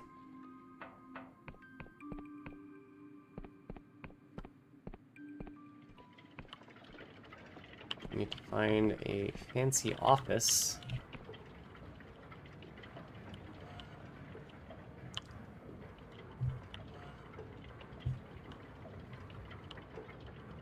That's her.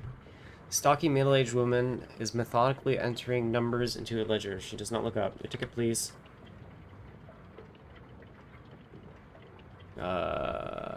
Makeup number. She continues writing eyes fixed on the book. Why, Sinjavid, you changed a great deal since I saw you last week. For instance, your missing leg has now grown back. Finally, she looks at you over her spectacles, her expression surprisingly kind. I know it's very frustrating keeping like this. I imagine you've come a long way. We've had another wave of evacuees from Cloud Pine, and every one of them needs a proper bed. So you're not the only one who's urgent business with me, Royal Factor, today, see? The Royal Factor continues writing, her little wire-rimmed spectacles perching upon her nose. I'm afraid you'll just have to wait your turn, citizen. Downstairs. Mikhail sent me, says hello. She examines your properly for the first time. Misha sent you? Well, why didn't you say so? Mr. Gallo, hold all tickets, please. Let's have a look at this passport. It's really not a bad likeness, is it? He's captured your nose perfectly. She hands the passport back to you. You'll be wanting a travel permit then. I believe I can help, but given your unconventional means of arrival, I will require just a teensy little test of your loyalty. One hand washes over the other, see? I'm not familiar with that expression. She smiles. What I mean, citizen, is that a little mutual back-scratching makes the world go round. Here in the kingdom, we call that committee. Some days ago, a goods caravan was ambushed out in Yanks while on its way to Ferropolis. The only survivor died of their wounds before they could tell us the culprit. Currently, all my militia squads are tied up keeping order in the city, so a proper retrieval mission will have to wait. But there was one particular item in the caravan that we just can't do without. What you're looking for is a royal freight capsule with a chest inside. It should be somewhere northwest of here, in the forest beyond the farmlands. The Factor smiles maternally. If you can bring me the contents of that chest, I think you and I will have a very fruitful relationship. Okay. I will go get this thing for you.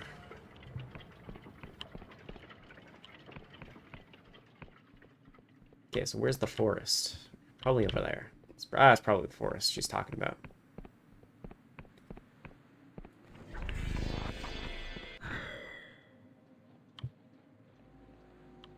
I zoom.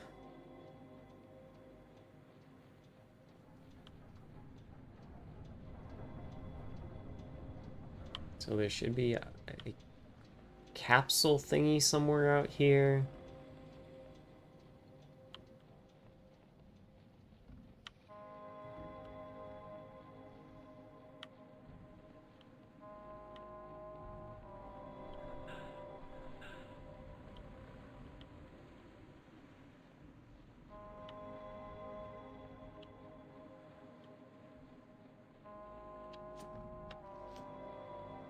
That's probably it.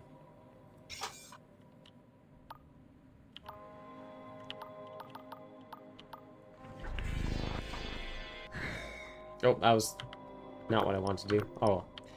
I got extra zoom juice ready to go.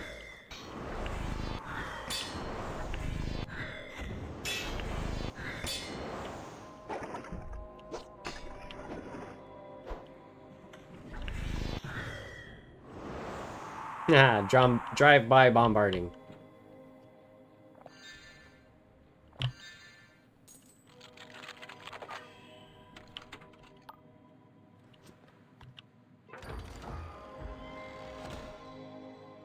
pickled head.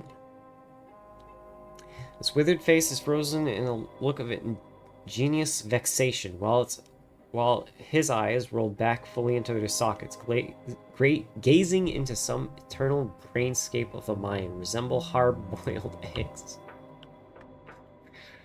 Alright, so I guess that's the thing she's looking for. Yep.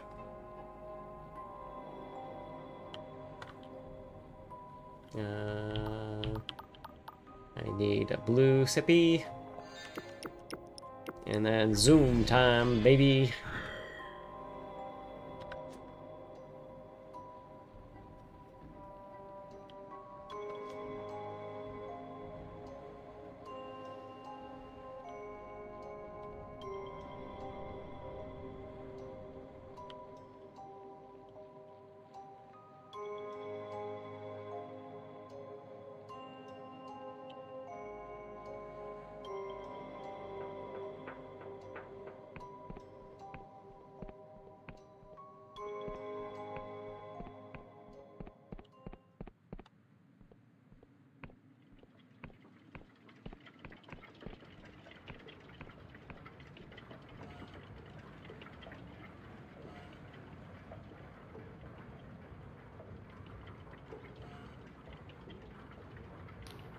Royal Factor glances up at you over. Did you find the cargo, citizen? I'm afraid I have no time for you otherwise.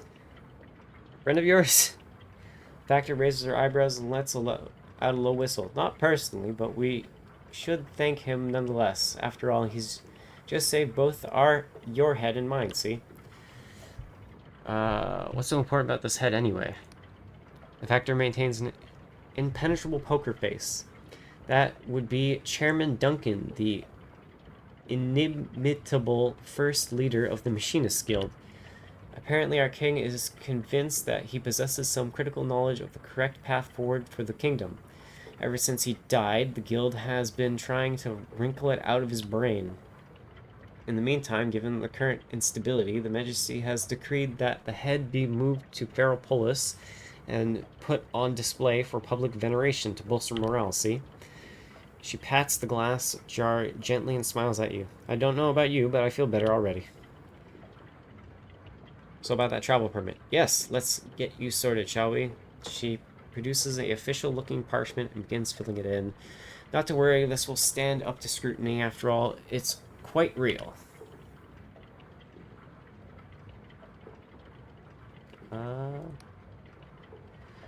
Yeah. The Factor quill stops moving. She gives you a cautioning look, then gently sets it down. Misha and I have been a good working relationship in our own way. We both serve the king. Each of us has targets to meet. He has access to goods that we are subject to temporary mismatch of supply and demand here in the kingdom, whereas I have the city to feed and clothe, see? So everyone in Ferropolis who owes McCall a favor. She stamps the parchment and gives you a bright smile. Not least yourself. Well, I believe all is in order here. The gate bridges will be open to you now. Send my love to Misha, won't you? Awesome.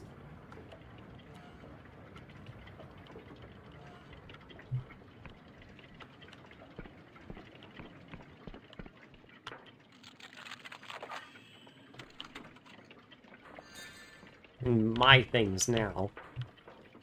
Alright, fearsome thing, ain't it? Don't worry, this one's on our side, but one word from me and it'll go at you like a wild beast, so get in line like everyone else. What is that machine? One of the Clockwork King's most fearsome servants, a clockwork myrmidon, meant to be more loyal than any human soldier, but if you've been in the countryside, you know how that turned out. The guard grins. Guess you'll be dealing with the muggings here for a wee bit longer, eh? This guard is holding out some kind of long, thin metal hand connected by wires to the machine beside him. They point it at you as you approach. You there, citizen. Stay where you are. Anyone entering Ferropolis must be assayed for corruption by order of the king. Now say ah. Ah. The guard deftly pokes a wand inside your mouth, holding it there for a few seconds. then waves it up and down your body while the machine emits little chirps and warbles.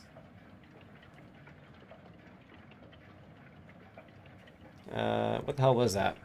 I give you a hair eyeball. You're free to pass, citizen. Get moving before I arrest you for gross impudence. Oh. Okay.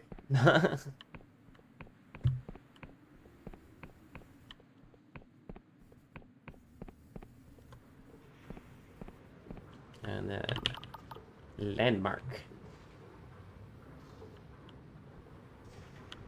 Let's check out the clothier first, see what kind of things there are here. Oh, everything's closed.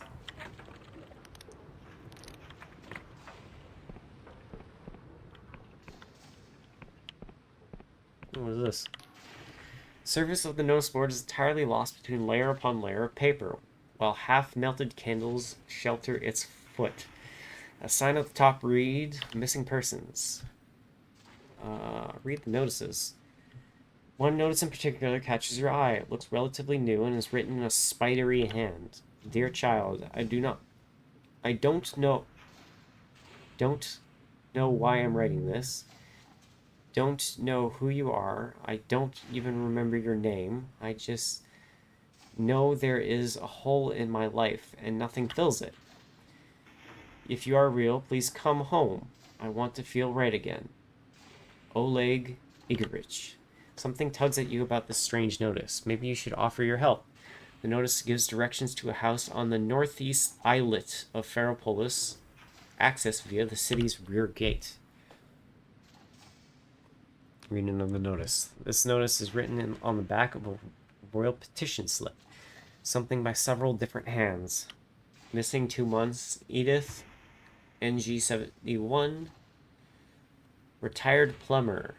Last seen visiting Quagshire the clothier. Dark hair. Light brown skin. Foul of mouth and smokes like a chimney. Argues bitterly on any point at which she takes offense. I cannot by any means be reasoned with or pacified. Much missed by her 3 children, 14 grandchildren, 6 great-grandchildren, and 7 mummerbirds. Please send word of any sighting to Chartreuse NG, CO Armit, car, blah blah blah.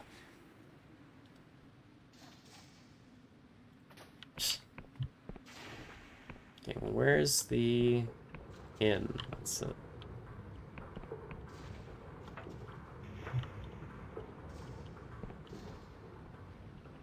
There it is.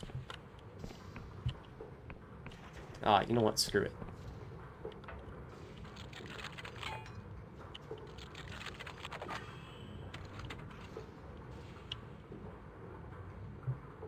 Da-da. Da-da. Da da da da da da da.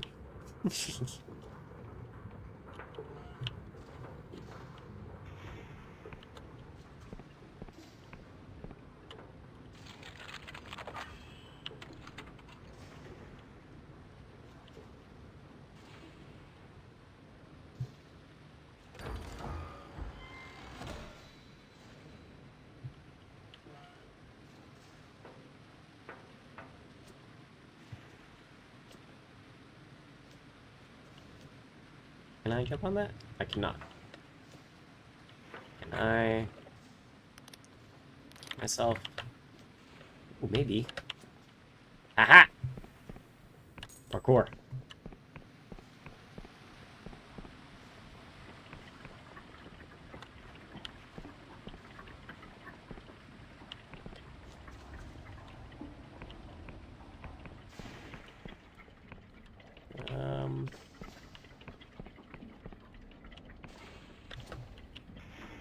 No, I'm gonna go here.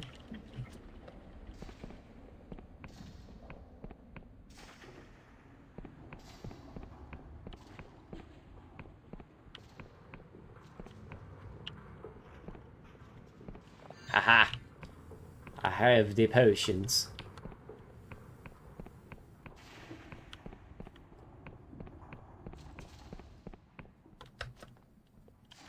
Oh, come on.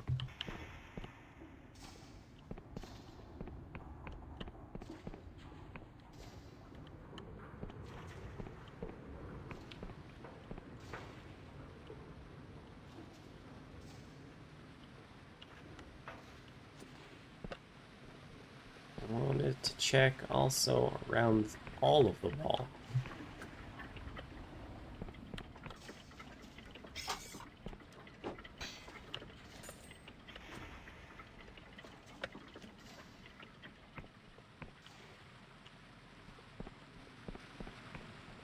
Ooh, Paradoxicus right there.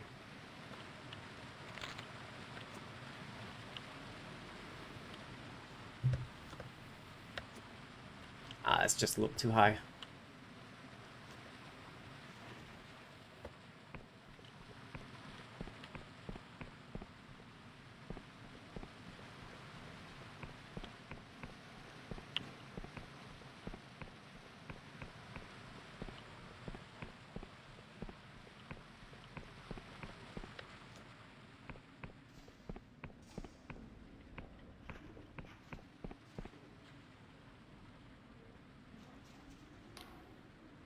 Whereas mechanical arm gives you a fluid salutation.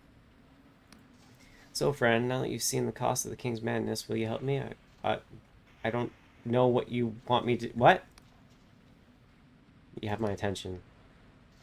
Oh, King's Mercy, thank you. You cannot know how grateful I am to someone who understands. I've been working on a spell that could stop the vanishings and reform the King's power, so that can only alter people at their own requests, with their consent, just like we talked about, see?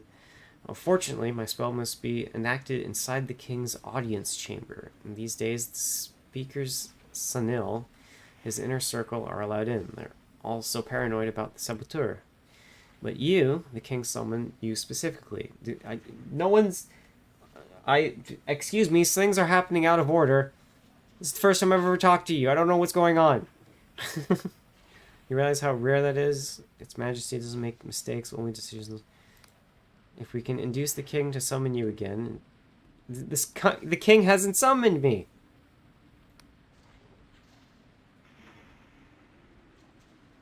I have questions about this plan. Whatever is clouded, I shall strive to illuminate. I don't interrupt here. What happens if I don't interrupt? Then I'll try to find another way. But I fear our clock is short. The King is giving us a million warnings and we're ignoring all of them. There may be another chance before the situation becomes irretrievable.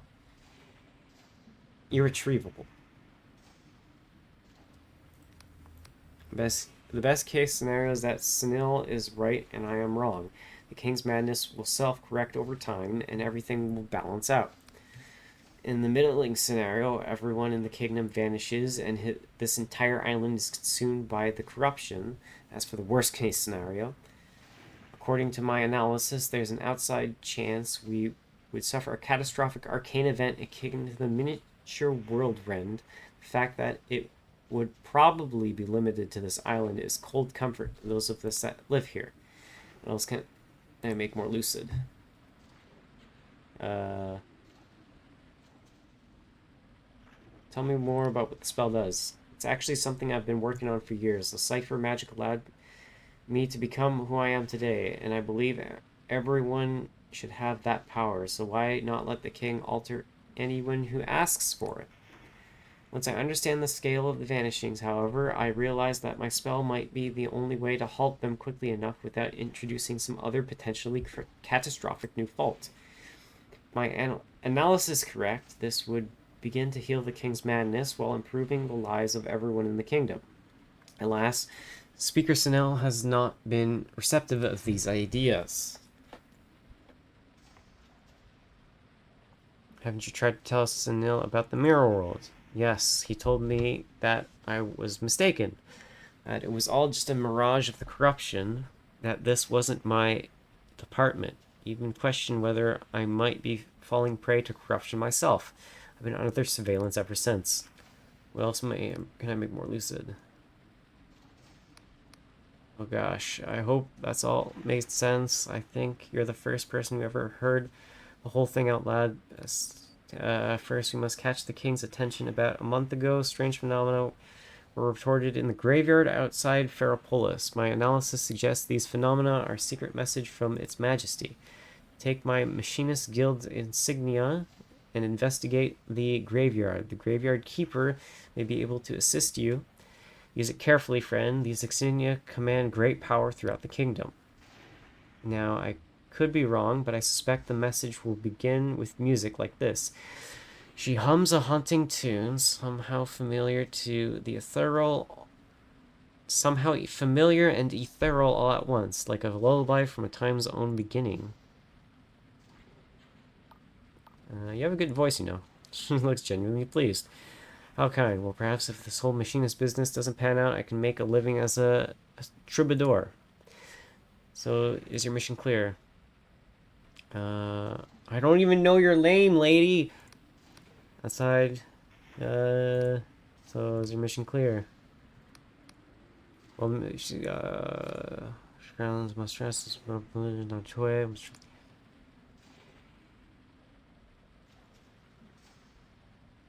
I'll be careful with it. She looks relieved. Good. After all, if the guild were to find out, well, no matter. I'll break 1,000 rules if that's what it takes to save the kingdom. So is your mission clear?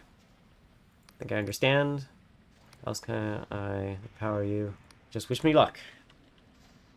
Oh, friend, please don't breathe a word of our plan to anyone, especially Speaker Sunil. I shudder to think what he'd do if he found out.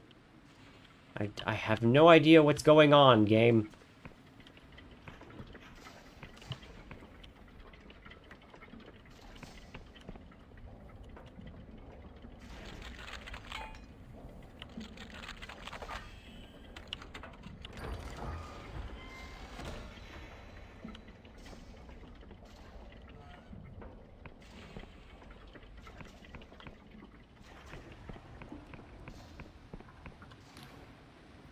You are confronted by a middle-aged man with piercing eyes and a bushy, well-kept salt and pepper beard. Halt in the name of the king. Traveler, you are hereby detained in the name of His Majesty the Clockwork King. Please don't do yourself mischief by resisting. I haven't done anything. Irrelevant. You're here and you have an appointment. Call it fate if you believe in such primitive things. I am Sunil, King Speaker, first among equals of the Machinist Guild. In its ever-advancing wisdom, Its Majesty has requested your presence in the audience chamber at the Mechanarium. This is not optional.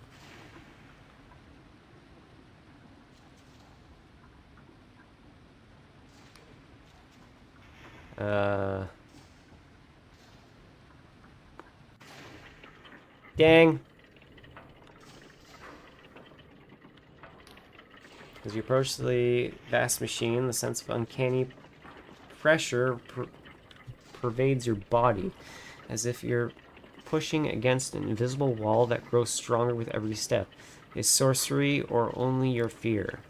Your soul knows that the king is bigger than this interface, bigger than the room, bigger than the mechanarium, bigger than the sky. You feel minuscule in his presence and somehow fictional, as if your memories were merely this thing's daydreams.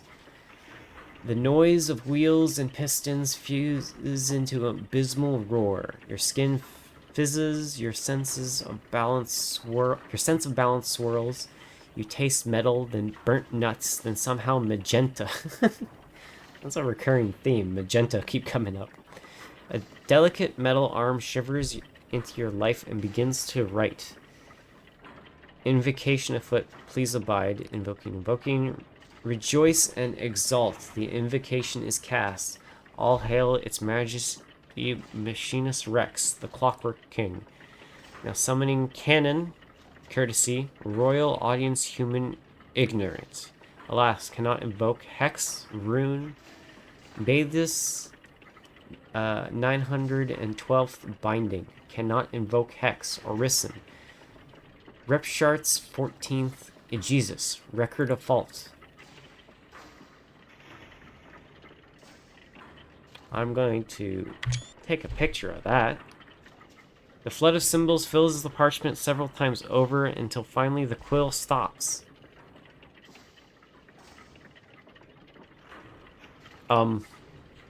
Subject indicates confusion. 62% confidence. Conjuring alternate exegesis. Fetching sure name. Judgment. Thou art subject number MCT DXCC. Oh, Roman numerals. I'm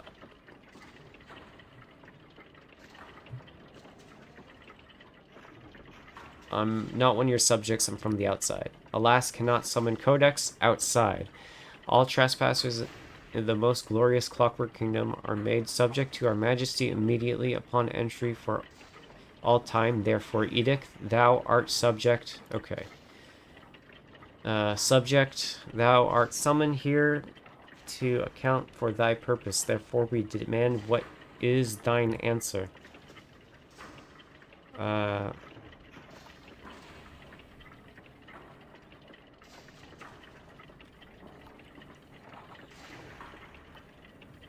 an apostatic Union agent hunting a dangerous outlaw. Pondering. Our Majesty does not recognize the entity known as the Apostatic Union. Therefore, edict, all Union agents must first account for past grievances. Thus,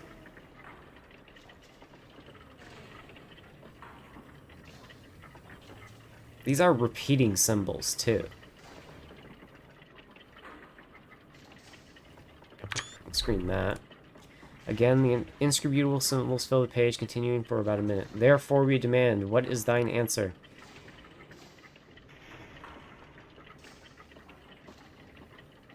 Oh, common folk. Alas, cannot summon lexicon, common folk, no alternate expied. Therefore, we once again demand, what is thine answer?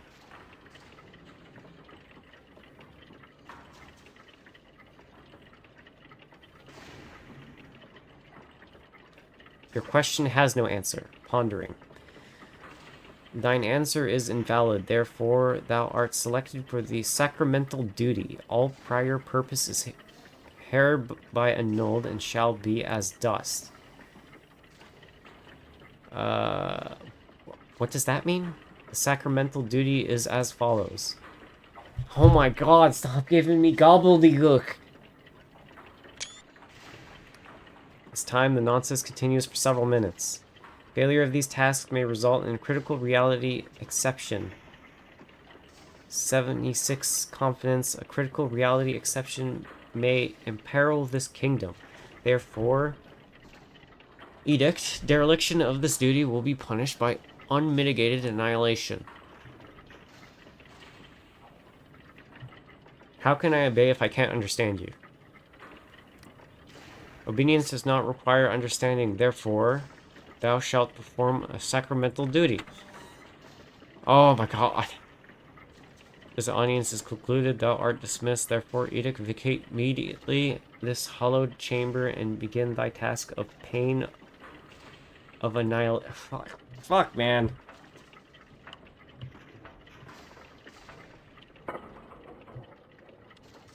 Awesome. I'm given a quest that I can't complete because I have no idea what it is.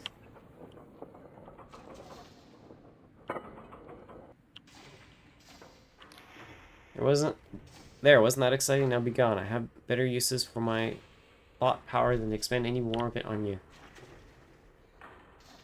Wait, I need to tell you, King. Message. No, you do not. Its Majesty is quite capable of appraising me of its concerns directly, and my staff will review the logs of your audience. Begone, I will not ask you again. But the king chose me for sacramental duty. It said there'd be a critical reality.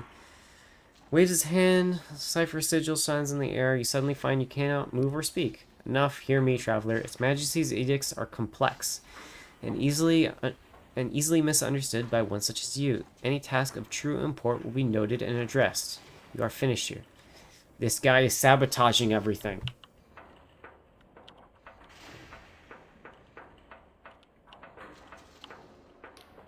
This machinist jumps when you disrupt them.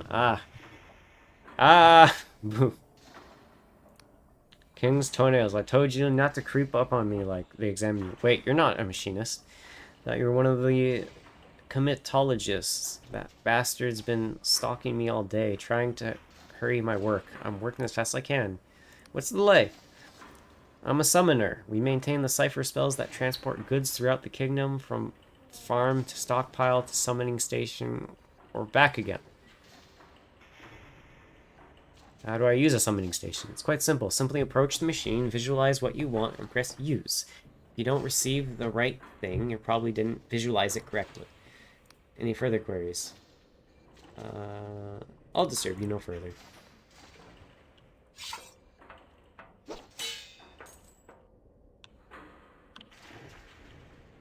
Introduction of sixfold cipher by base of sixfold. Yeah.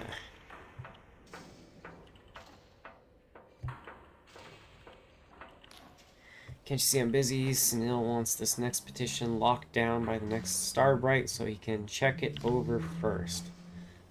How's it going? Perfectly on schedule, blah, blah, blah. Okay, I'll leave you alone.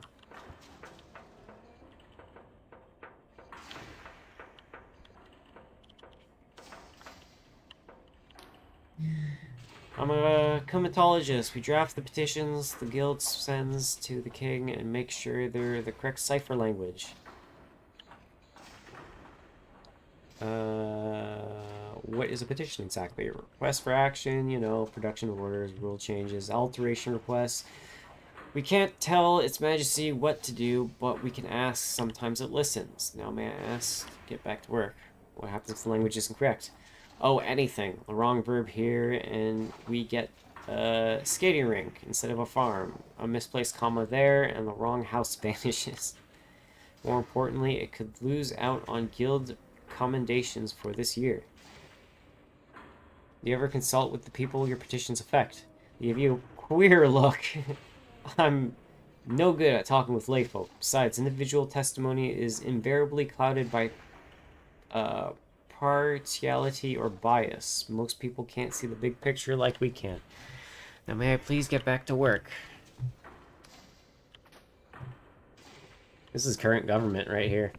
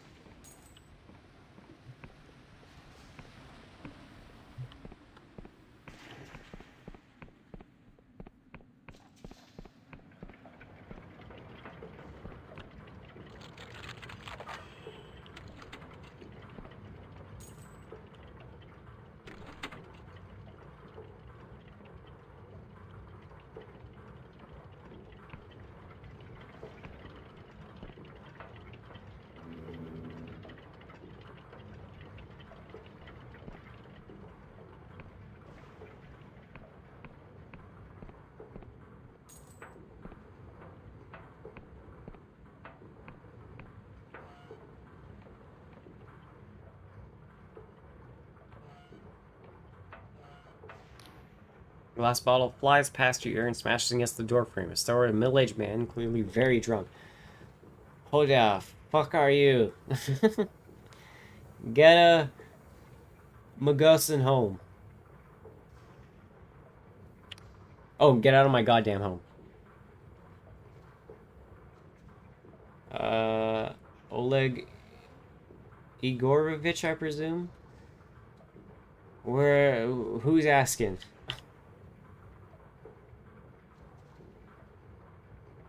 I saw the missing person notice. I'm here to help. Notice. Yeah, ish, notice. And you know what? Fuck all that shit. Who even cares? What's the point? Everyone's mission nowadays. Snow Yush. If you want anything useful out of him, you'll need to sober him up.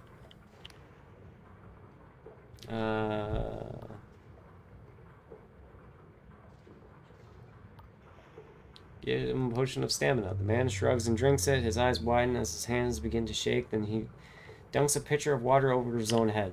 Oleg glares at you. This your idea of helping? You have wasted your time. My child is gone and I'm still here.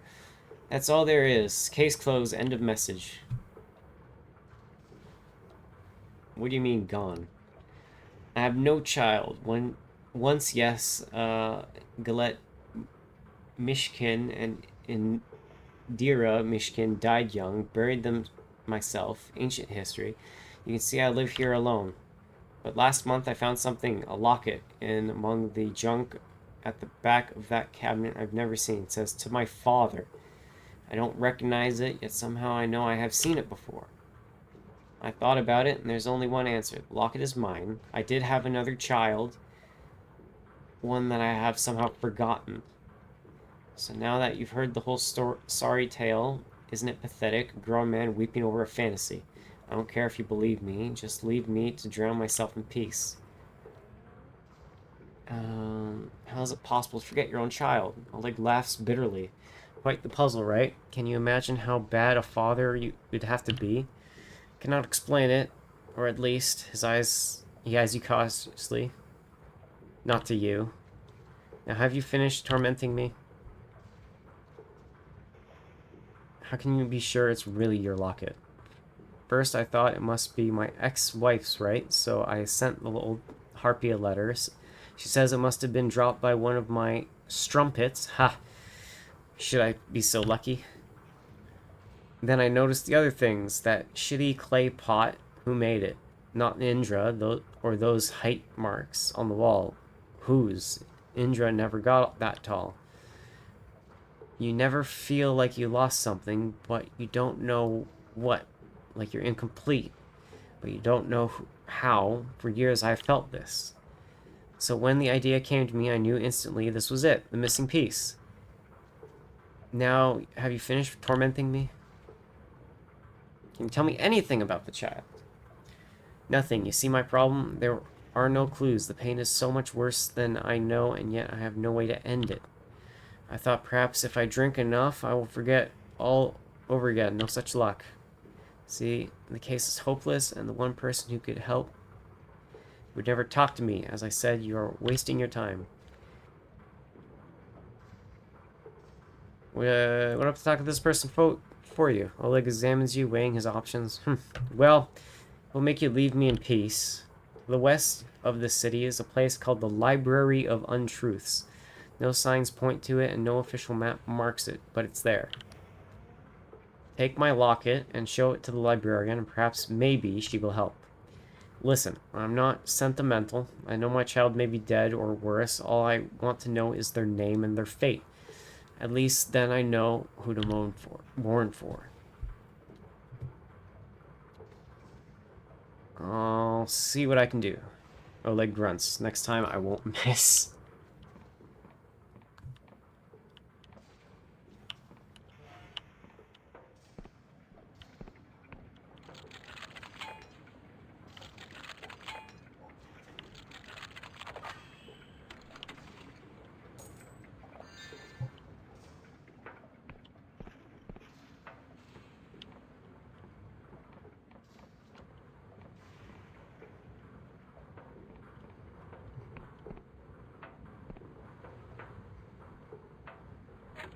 Let's put back my spell robes.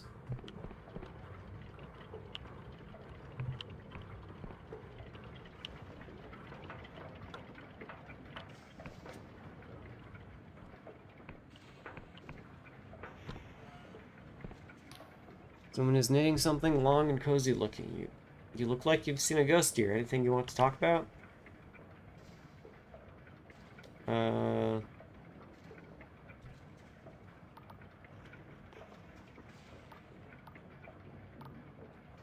I'm being forced to hunt. The king is forcing me to perform a task I won't explain. She looks genuinely concerned. The king's wheels, dear. That sounds horrific. Why don't you tell me all about it? You spend a long time talking about your highly unusual troubles. You're not sure whether she believes you, but it helps. I should be going.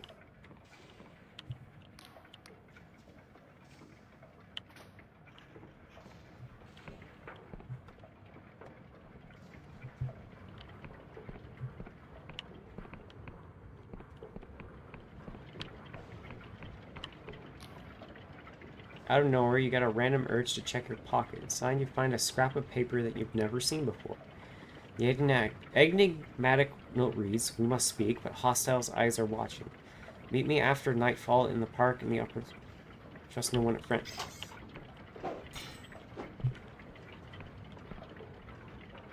Oh!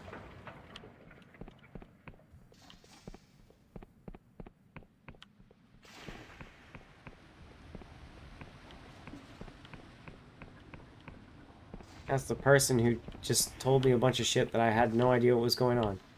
That's you, eh? The woman smiles at you with a spark in her sea green eyes. Seems truly without malice. Her mechanical arm gives a fluid salutation while brushing. Hello, stranger. Come to escape the world for a bit? Might I ask your name? Oh, I'm simply a citizen of Ferropolis, letting my boiler cool. She sighs. Look at this place. They still trust you. Trust it to run a little wild, you see. Are you a friend by any chance? Her smile widens. So you got my note. Thank you for coming. Sorry for the cloak and dagger dance, but the mechanarium is tense right now. Being seen with me would put you in danger. My name is Afra. I'm the chief interpreter to the Mechanist Guild, and I'm very excited to meet you.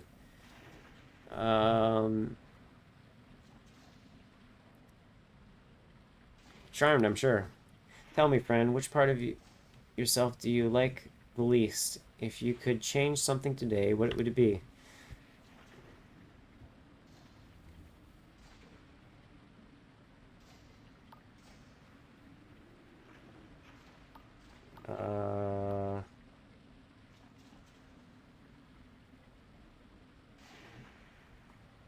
My charisma. If it's having any comfort, a lot of those people feel the same way. Why should you have to accept that? Why shouldn't you be able to change it? We live in an age of marvels increasing every year. Magic is abundant, fizzing in the air, and in the stones, and in our blood. Why not use it? Wisdom lies in accepting the world as it is. Because I'm not rich or powerful. It's that simple. Can't do it, I just haven't figured it out yet. Ah, you're a magician too. Then you understand. People have this rigid idea of what's possible and what's not. But it's all just make-believe. People have no idea what is possible. She's talking very quickly now. What does this have to do with your note? She blinks. Oh, yes, of course, the note. Listen, you already know something is deeply wrong with this kingdom, don't you? You need to pretend anyone can see it, even if they're afraid to say so. Go on. It's not just the shortages or this awful winter or even the corruption. The king's alterations to reality have lost all rhyme or reason. And things are going missing. People. Houses, towns, words, even memories. Many people blame the mechanists, but the truth is even we no longer understand our king's actions. Hence, I suspect that all of these problems are just different sides of one problem. Bluntly, the Clockwork King is going mad, and nobody has any idea why. That is, nobody except me. As chief interpreter, my sacred duty is to analyze its Majesty's wishes. I've become convinced that the king is trying to tell us something huge, something we don't want to hear. What exactly did the king say to you? Speaker Sunil won't let me read the logs until he's redacted any confidential information. But that'll take months, and we may not have months. He told me to perform a sacramental duty. The sacramental duty? I've never heard of such a thing. Didn't it explain what that means? Yes, but it was some weird language I've never seen. Of course, those symbols the king spits out are sixfold cipher language. I could read them easily, if only I could assess the logs. Damn it all, Sunil. Why won't you listen? Friend, this confirms my worst fears. Her speech quickens. Because, don't you see, it's all connected. If the cipher is the true language of reality, the cipher magic is powered by cognition. That means we must account for all relevant cognition within defined thermospace, which in this case is the whole kingdom. Crack's law states that the cumulative cipheric interactions of n cognitive entities may be expressed as a six-dimensional vermiform manifold according to the function. Listen intently. Ephra leaps between apparently unrelated topics at dizzying speed, growing increasingly flustered as she struggles to express the contours of some vast structure inside her head. Sometimes you glimpse details, but the overall shape eludes you. She stops and takes a deep breath. I'm sorry, this isn't going how I imagine. It's all just so damnedly tangled up together. If only... She snaps her mechanical fingers. That's it! You need to see it for yourself. There's a house here in Ferropolis. It's scheduled for removal, but I've ensured a delay, long enough for you to visit. Take this key inside the house. You'll find a mirror. Walk through it. Where exactly would I find this house? This house is tucked away in the lowest level of the city, what locals call the conduits. It's rather a warren down there, so you might have to search a bit. Conduits are hardly a savory place, but you do meet such interesting people. I used to love visiting the bazaar, back when I was just a junior interpreter. Alas, with my present rank, it would be most unwise for me to be seen there. Where exactly would I find this house? The house is tucked away on the south... I'm reading wrong. The house is tucked away on the lowest level of the city, what the locals call the conduits. It's rather a warren down there. The conduits are hardly... Okay. Is it dangerous? Quite dangerous, yes. But that, again, only a little more than simply being in the kingdom in the first place. Dress formally, don't linger in one place for too long, and try to not to touch anything. Let's see what I can do. Please, my friend, you can't know how important this is.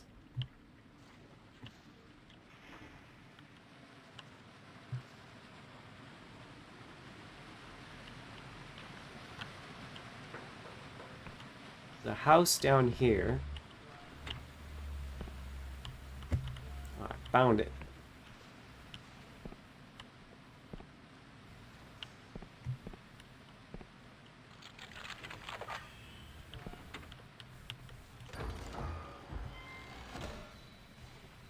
A squirming godlet in a chest. Step out the other side of the mirror. For a moment, you think you're still in Ferropolis until you look up and see that the sky is gone. Instead of the Oneric Isles' familiar red neon star, there is only blackness, save for the swirling gyre of dim blue light staring down at you like a malevolent eye. Tenement drifts overhead, unmoored from the earth, tumbling slowly end over end. All around you, the city twists up and possibly into the air. Houses piled upon houses, pipes and drains and gutters spreading like tree branches as far as the eye can see.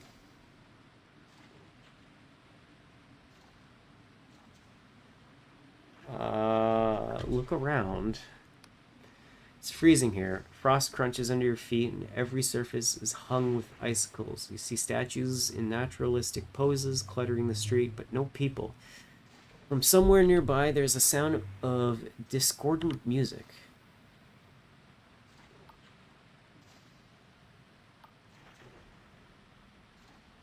Look for the source of the music. The music verges on random noise. Every time you think you've figured out the structure, it changes and slips from your grasp. Sometimes it stops for several minutes, and all you can do is wait, shivering. In the deserted remains of an old plaza, you could find a grand piano, its keys plinking and plonking on their own. No other living soul is visible. You shiver. Why the hell did Alfred bring you here? Examine one of the statues. Your stomach twists as you realize the statue was once a living person. Their mouth is open and their fist is raised in the air as if they were frozen solid in the midst of a screaming argument. As you explore, you find another frozen person tucked up in a bed in the middle of the street, wearing a nightcap with a pom-pom on the end. Then finally sitting around a dinner table, forks and cups suspended halfway to their mouths. You shiver. Why the hell did Afra bring you here? Oh, Afra, anyone? There is no answer save the echo of your own voice. Know the scenery and find a way out. Time seems to work differently here. You feel like you're wandering for hours, but it could be minutes. At some point you realize you are now upside down in relation to where you started. A rowing boat with two petrified passengers spins in the air. Finally, leaning on the railings of a catwalk that goes nowhere, clad in a well-worn fur coat, you spot Afra. She waves at you. Afra's breath mists in the air as she gives you a wry smile. Well, fancy seeing you here. What is this place? My best guess is that we're in a pocket dimension created or repurposed by the king. Alternatively, it could be the very beginning of our cosmos, before the neutron stars were born, or the end, after they've died. This is all just speculation, you understand? How did you get here? Same way you did. I discovered this place by chance about a year ago, and I've been studying it ever since. As far as I can tell, no other living mechanist knows about it. Why is it so cold? Have you tried to cast spells here? I think the bedrock cipher syntax is broken somehow, or different. That would mean the clauses defining material objects are left incomplete and loop back into the void, dumping their energy as they go. And heat is just energy, really. This hypothesis would be quite heretical in the apostatic union, but suffice it to say that the existence of this place calls orthodox cosmology into question. So this is what you wanted to show me. Yes, this is what the king has been doing. Everything you see here was vanished from our world by the king's magic. When they vanish, reality adjusts around them as if they were never there. There are hundreds of people here, houses, streets, towns. It's a silent massacre no one's allowed to think about. It's speeding up.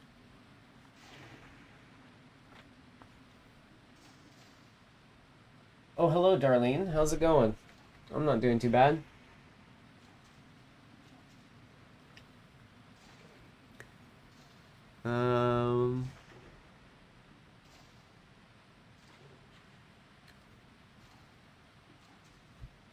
How is this possible? Years ago, before I joined the Mechanists, we gave the king the power to alter people by magic. The idea was that a new society would need a new kind of citizen with new virtues and skills. Before long, my colleagues began using this power to rewrite troublesome personalities, or even erase them from existence. I wish I paid closer attention. It wasn't my department, you understand. Oh, I'm having fun with this game. It's called Delusion. It's a RPG, kind of like old school style, kind of like N64, PlayStation 1 type. Kind of like a mix of King's Field and I don't know, just some good old classic CRPGs, you know, that kind of stuff. And it's fun. I love it, and it's got such a cool world too to explore. Um, so before long, my colleagues began using this power to rewrite. Okay, yeah, I read that. But this is beyond anything we've ever asked for. I've scoured the logs, and almost everything here was vanished by the king on its own initiative. In other words, we've lost control. Yeah, this is currently definitely my favorite game. I'm playing it a lot, and I'm having a lot of fun with it.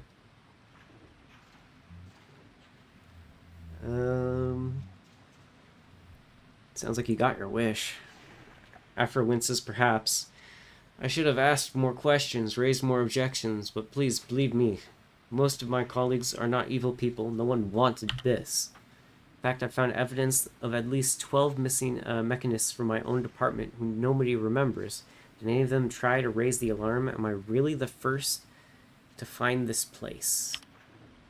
No wonder we always felt so understaffed. Yeah, no, I've been playing this game a lot lately. Once I finish a playthrough, I'm probably going to pick up another game. I've been playing a lot of Helldivers 2 recently as well. That's super fun as well. I love that game. Can't we help these people? Bring them back somehow. Aphra looks pain. Anything that stays here more than about 6.5 hours becomes irrevocably void-touched and would disintegrate upon returning to our world. The best we can do is try to stop the inflow. And what do you mean it's speeding up?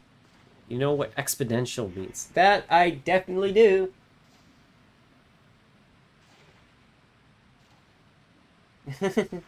Oh yeah, no, it is a really fun game.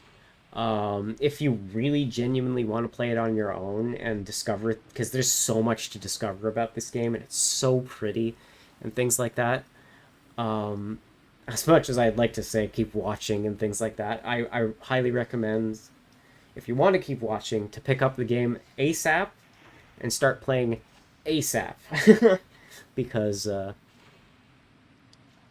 there's so much to discover and so many things to explore and different paths and things to choose. And it's there's a lot. I suppose you have 2 sporomites and they breed, and you have 4 sporomites and blah blah blah blah. Okay. Oh shit. Indeed. How can this be stopped? After a twist up the corner of her mouth in a mirthless smile, I was hoping you'd ask. We've lingered here long enough. If you're willing to help, step through the mirror and meet me back in the park after nightfall. I have another question first. Let's not chat too long unless we become permanent residents. Okay. Very well. Let's get out of here. How many hours? I put quite a few hours in this game. I think I put close to 20 hours in, I think. And I'm still discovering things and figuring things out. Wait a minute. Oh, that makes sense for this thing. Oh, no. My big brain just put things together, and now I'm really scared for this place.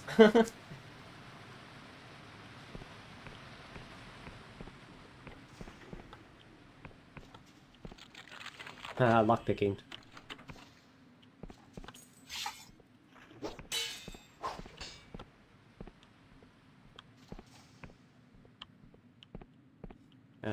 Hello, sir. Watch your cock. You look like a cove with an eye for the finer things. And if you're down in the conduits, I'll warrant you're not afraid of walking the wild side. Upon my name, these are the finest curiosities in all the blessed land. Going for a song, just don't ask where they came from, and we'll get along just fine. Let's see what you have for sale. Sure, let's see your collection. Lockpicks, poison, bombs, throwing knives. I'm okay. That was a big snowflake. This woman is guarding a bucket of water. Sit down on the ground near the machinery. When she sees you, she tenses up. King's grace to ye, citizen. Don't mind me. I've nothing worth stealing.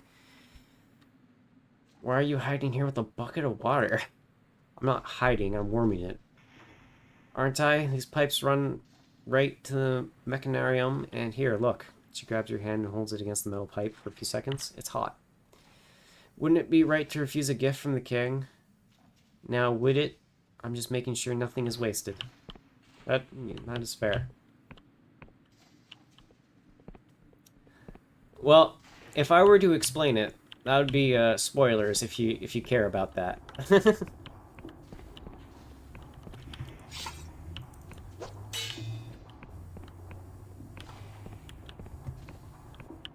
Oh, that's cool. That shimmers all red and cool. Nice. Alright, okay, if I've wandered around here enough, where is the tavern? There it is. Sleep until morn.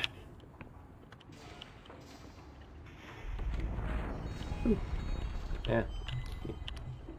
This stout woman has a maternal air and voice full of pebbles. A hand-rolled cigarette droops from her mouth. King's favor, pet. Welcome to the Squeaky Wheel Tea House. What can old Baba Zina do for ye? Have you any rooms? 5 coins. I'll take it. I have the money.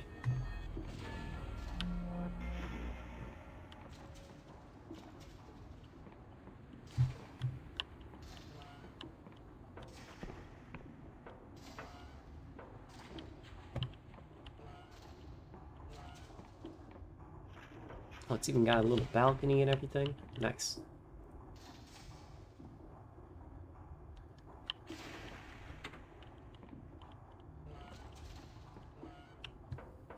But yeah, no, I highly recommend this game. It's super fun.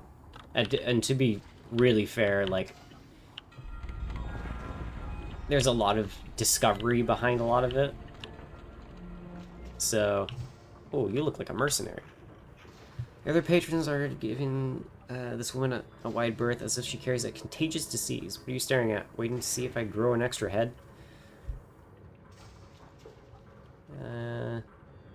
Is the tea here really that bad? She laughs, then doubles over as it becomes a heavy cough. Almost, but the stuff tastes like heaven after seeing what I've seen. What have you seen? She coughs again and drinks deeply from her mug. Name's Doyle. I'm a royal cleanup worker. You know, fighting the corruption, a hero of the kingdom. They call me more medals than you've had hot dinners. And what's my reward? Children hide or stare at me whenever I go. Shopkeepers wipe down every surface I touch, and when I'm done here, the landlady will bury my mug so that I don't contaminate any other patrons. She glares up at you. So what? Your friends dare you to talk to me, come to stammer some shite about how grateful you are for my service, or are you just tired of being human?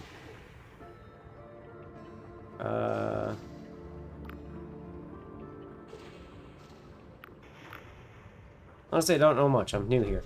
Well, take my advice. If you ever get drafted into a cleanup crew, jump off a bridge so both your legs would get broken. 2 more weeks of leave, then I'm back to the corrupted land. Damn the king, but it's never enough. Is that all? No offense, but I might be dead soon. I don't want to spend my last hours with you. Oh. Okay. I'd like to ask you some questions. Doyle snorts. And I'd like to ride out here on a magic carpet, so what? Did I really hear you curse the king? How worried should I really be about sitting with you? How would someone get into the corrupted lands? She sets down her mug with a clunk and gazes at you. Are you taking the piss? Is that what you came to my table for? Think it's all lark, do you? One big adventure? Not at all. I mean to go there, and I take your expertise very seriously. She narrows her eyes. Yeah, well, damn right. Officially, the corrupted lands are strictly forbidden. Unofficially, we couldn't give a boiling piss about stopping suicidal tourists. Yeah, I play other games. I've been jumping between this and Helldaggers a lot lately. Once I finish this game, I'm probably going to pick up another single-player game to play between. I've been thinking on trying that TCG card shop thing that a lot of people have been playing lately. I mean, I like cards. I do like cards and card games and things like that. I've played Magic and things like that. So why not play a game about card shops? Like, why not? But yeah, there's other games that I have my eyes on that I want to play. There's some older games that I'd love to play, but I know 100% no one's gonna watch something like that, so I'm gonna wait till I'm more popular, I guess, to play those, you know, fun games that I've played over the years, things like that. I got a lot of dreams! Officially, most folks don't make it across the ravine southeast of here, but I've seen an old abandoned digging engine still lying around. If you had a machinist insignia or a good head for tinkering, I reckon you can make your own bridge. Of course, you could always sign up for a life of excitement with us. Now scram, will you? Or else I'll start wishing I was back in the corrupted lands already. I'll leave you alone.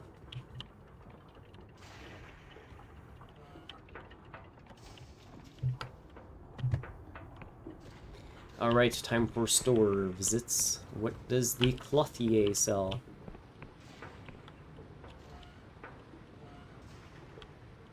Hello, sir. The shopkeeper appears very anxious and harried by many problems. No, and for the 6th time, no, we do not yet have any sky blubber coats in stock. I have petitioned. I am petitioned. I will petition. They look at you properly for the first time. Oh, King's Mercy, forgive the impromptu grammar lesson.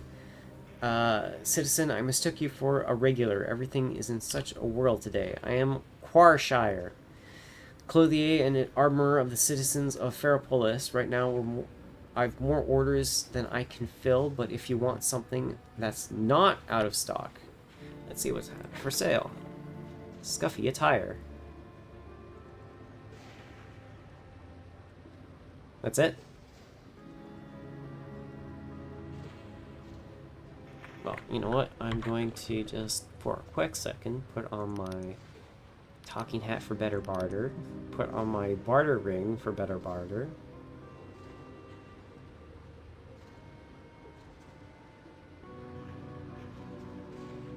Have you... Are my pansies... Sorry, what do you mean by that?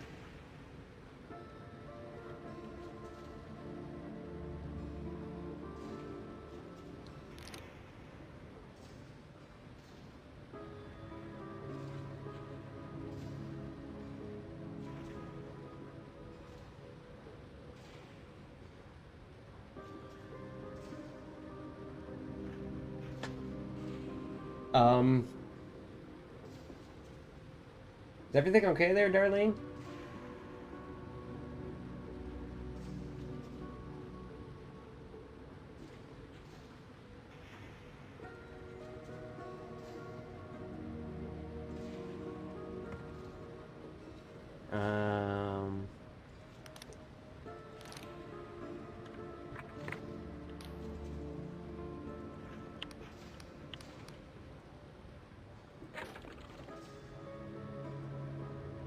Take that, and take that.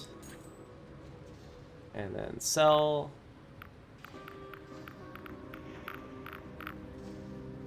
Nah, I'm good.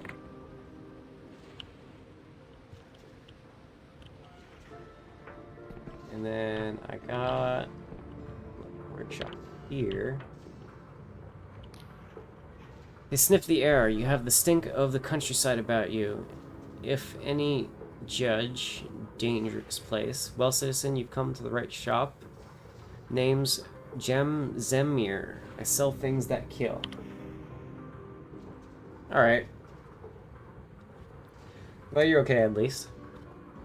I'm interested in buying some weaponry. You tap a large ledger on the counter. What do you need it for? I have to keep records, see, in case the king comes knocking.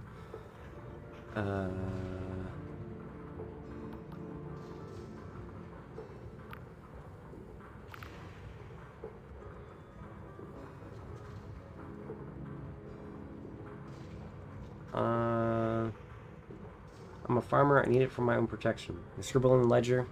Had a good few of your lot in here over the years. Not all of them come back. King bless and protect you, eh?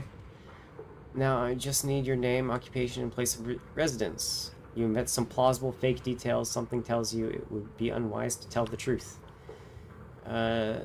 James here sniffs the air deeply. Aha, the farmer. You ain't dead, so I guess.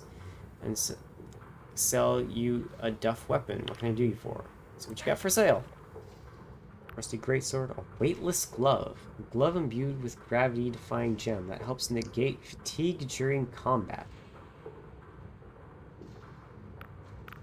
Yeah, I'll buy that. I got a greatsword. Okay.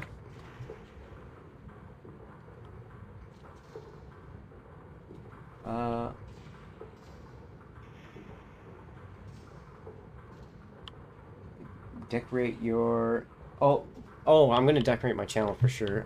It's just I just haven't gotten around to it. I'm working on some art in the background and stuff.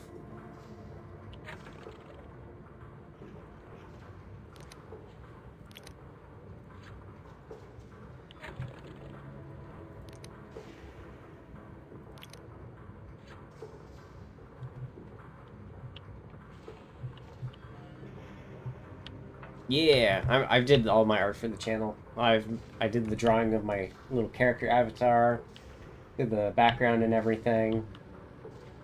I want to make a better background later, but sure, it's I got a lot of stuff cooking and things like that. What the hell is this? What are you doing here? Oi, no cutting line. I was here first. What is this?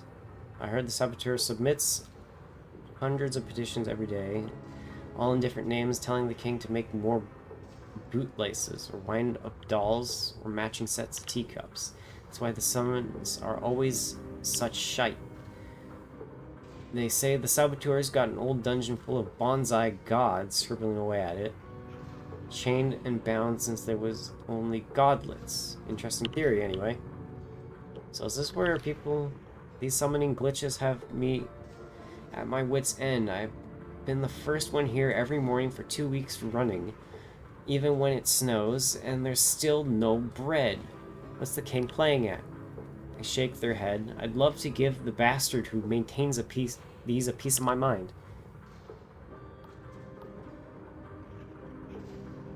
What's the source of these glitches? Damned if I know. Guild says it's a saboteur making trouble. Last week I tried asking for a baguette in case it made a difference. No chance. I got some kind of flute made of actual jade. My neighbor says it's a clarinet.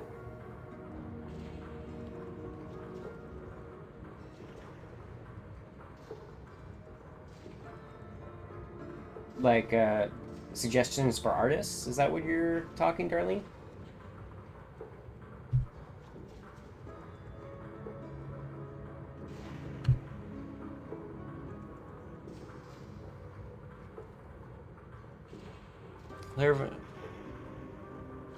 Alright, so who? Listen, pal, nobody around here is buying luxuries right now. Makes no difference if you're a clarinet player or a bloody privy cleaner. Food and fuel are what matters, and there ain't enough of either. I try to make the best of it, but the guild catches you selling summoned goods, they flog you in the street. What do they expect us to do?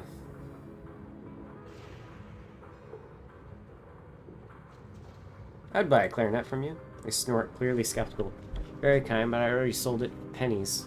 Makes a nice toy for my mate's daughter, at least. I hope your luck improves.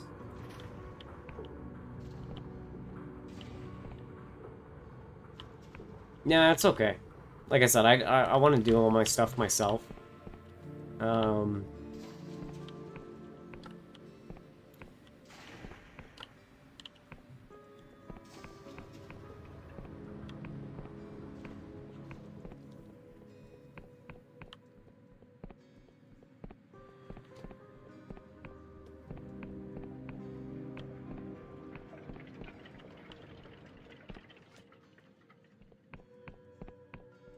Thanks for offering, though. I do get, you know, people are on hard times, so you know, you're looking out for people and things like that, and trying to get your friends to have a little bit extra cash, but I need that cash too, so I'm working on it myself.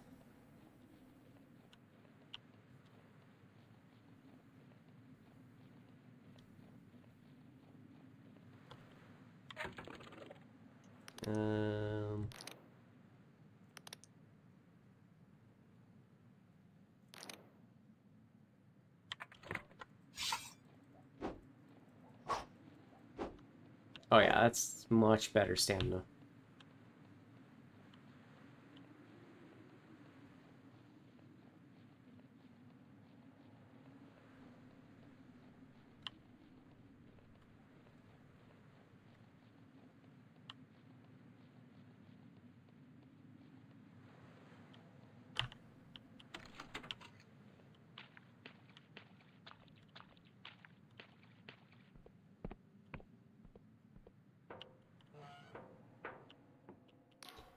Welcome to the graveyard, pal. What brings you all the way out here? I'm here on official business. Blimey, you mean someone's actually been reading my reports? Better late than never, I suppose.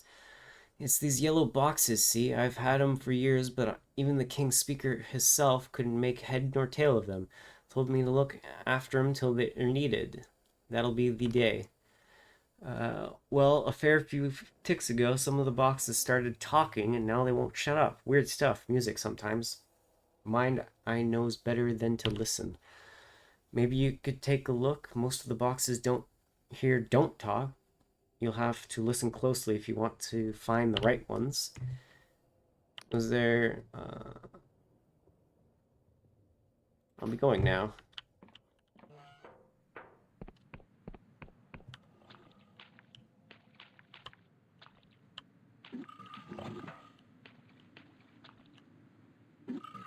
It's a phone booth. Inside the yellow box is a mechanical console with something like an ear trumpet hanging on a curly wire. Tiny noises issue from its mouth. Pick up the trumpet and listen. You pick up the trumpet and put it to your ear. Your brain is flooded by a cacophony of jagged noise, then you realize it's some kind of otherworldly music. The music throbs in an alien time signature, defying your attempts to track its rhythm. Ghostly inhuman voices lap over each other like waves. It feels like a memory from before the universe was made. It doesn't seem like the king's message. You'll have to try one of the other boxes.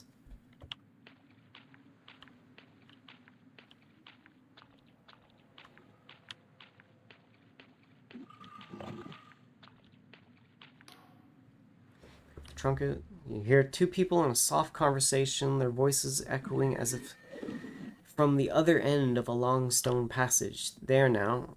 It'll be all right. How is it going to be all right? Lydia's just gone and nobody remembers. I feel like my brain is melting and running out of my ears. I know. All I mean is we've got each other and I ain't going nowhere. I'll pause. I was washing up today. Did you ever notice how many dishes we have? Enough for 5 people, not 2.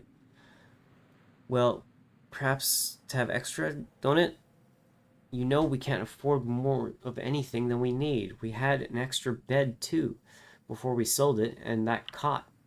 This doesn't seem like a king's message. Keep listening. I suppose it was nice to have guests around before all this, I mean. And do you remember ever having guests? A pause. How many people used to live in this house? Quessy?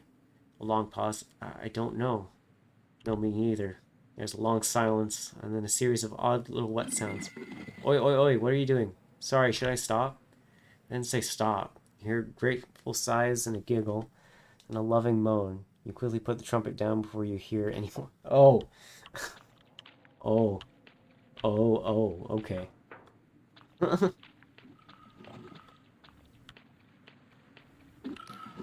You pick up the trumpet and put it to your ear.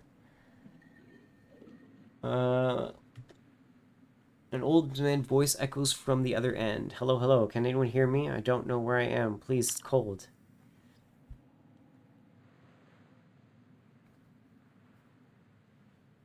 Stay calm. I'll try to help you. The man doesn't seem to be able to hear you. I can't see anything. I can't feel my body. Is anyone there? Hello, please. If anyone's there, say something. Doesn't seem like the king's message. Oh, they're in the void.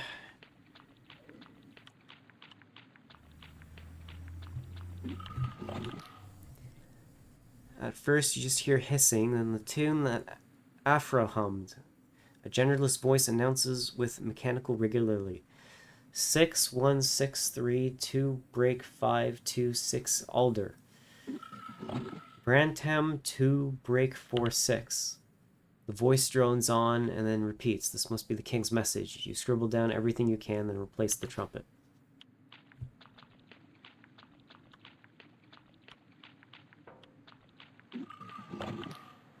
Pick up the trumpet and put it to your ear. It's a whirlwind of noise, chattering voices, snatches of song, weird mechanical screeches. At one point, you hear your own name. You hurriedly replace the trumpet.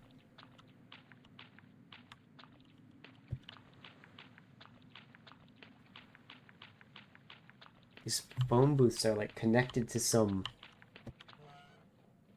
thing.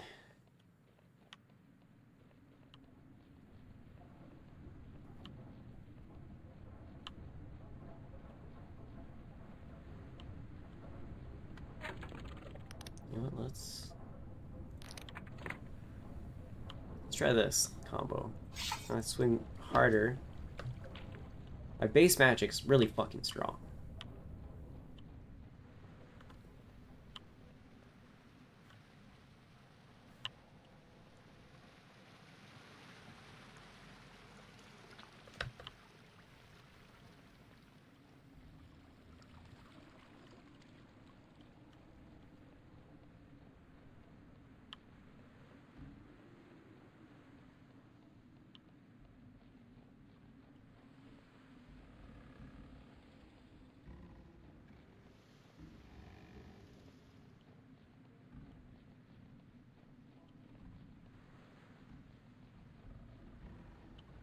I need to go...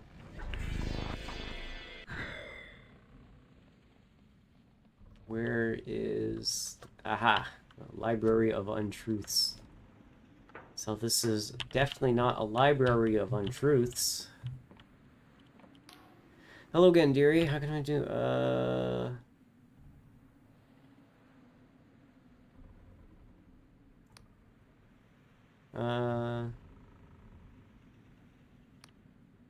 Such a place to exist, you wouldn't be allowed here, and so if this was it, you'd have to leave, but it doesn't, and this isn't, so you're fine.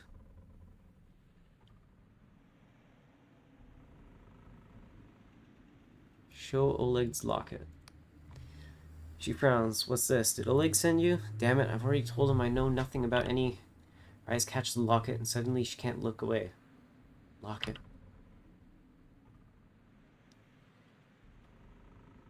So you do recognize it. I've never seen this locket in my life, except why does it feel so... She takes it gingerly, feeling it in her hands. She shoves the locket back at you. Please leave. Tell that drunken, bloody oaf I want nothing to do with him, and I'm not... She slams her fist on the desk to emphasize her point, prompting a chorus of mechanical chitters from the ceiling. The librarian sighs and lowers her voice to a sharp whisper. As I said, I'm not rescinding my petition.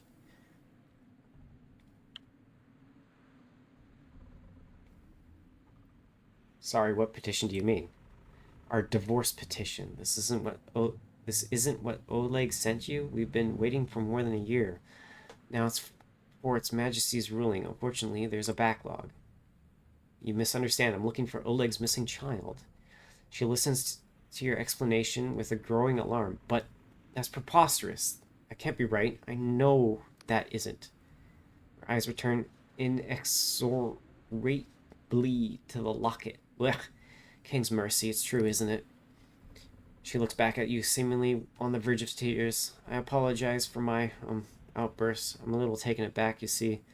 It's my child, too. Listen, I can't help you. This is just an ordinary library. You see, there's nothing about any missing child, and I am authorized to help you with whatever you need. Do you understand?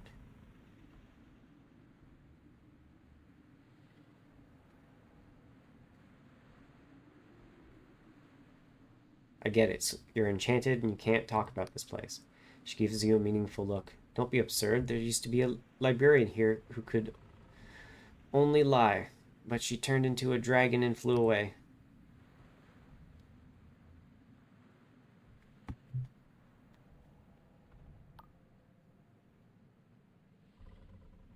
If there were any records of your child, how would I find it?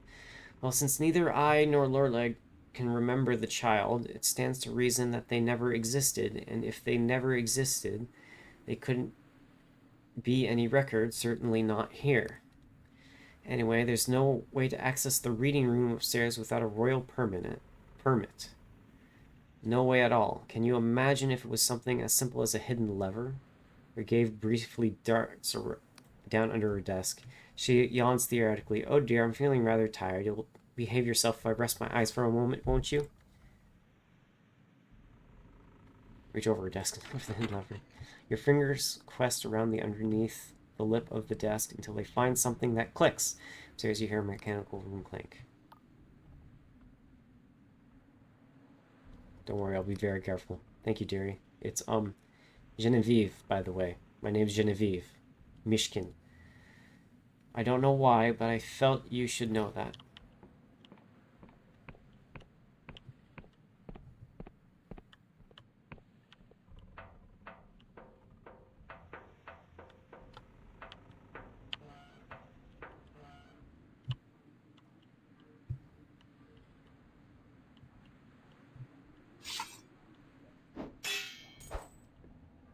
Oh boy, I'm about to get into so much lore right now.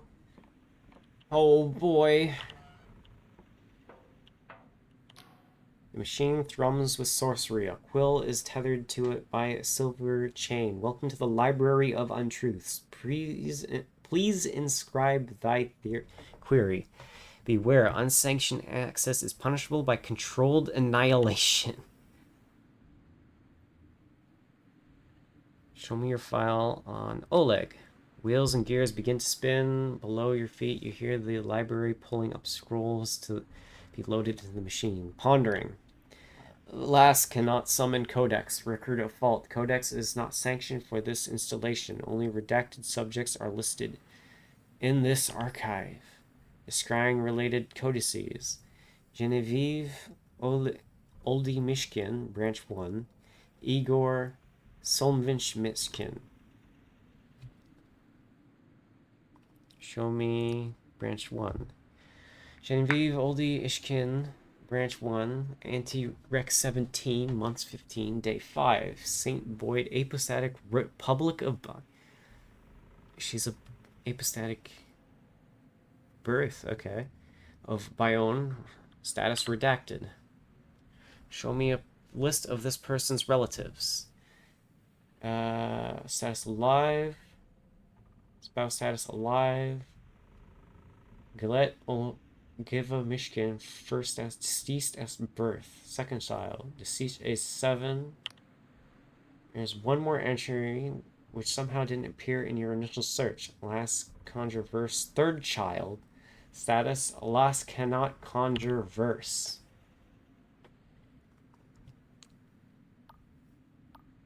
Tell me more about the unknown third child. Cannot summon Codex. Subject re-indexed under Royal Project Horoscope by petition of Sunil Khan. Sunil Khan is fucking everything up.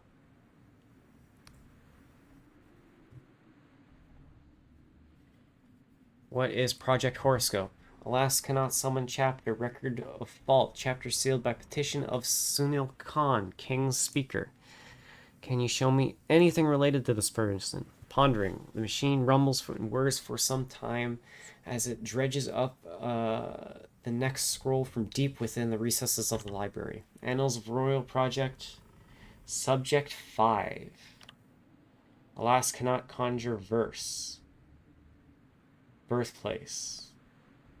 Birth date, birthplace, unknown Yanks Oblast. Branch original. Alas, cannot conjure verse. Dead by suicide. Dead in prison. Executed for sedition. Emigrated without permit.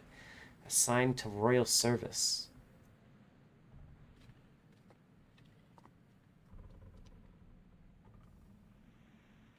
Just cannot conjure. I think I know what that means, but I'm going to ask.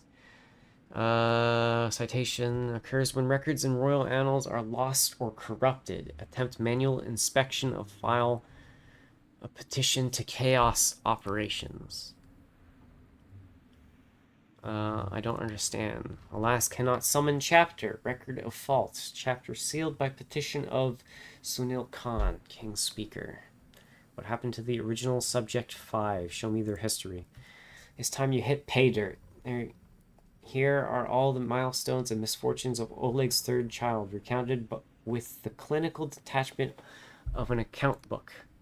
Year 3, registered in Royal Annals. Age 6, assigned to basic schooling in Yanks Oblast. Reassigned with family to Ferropolis.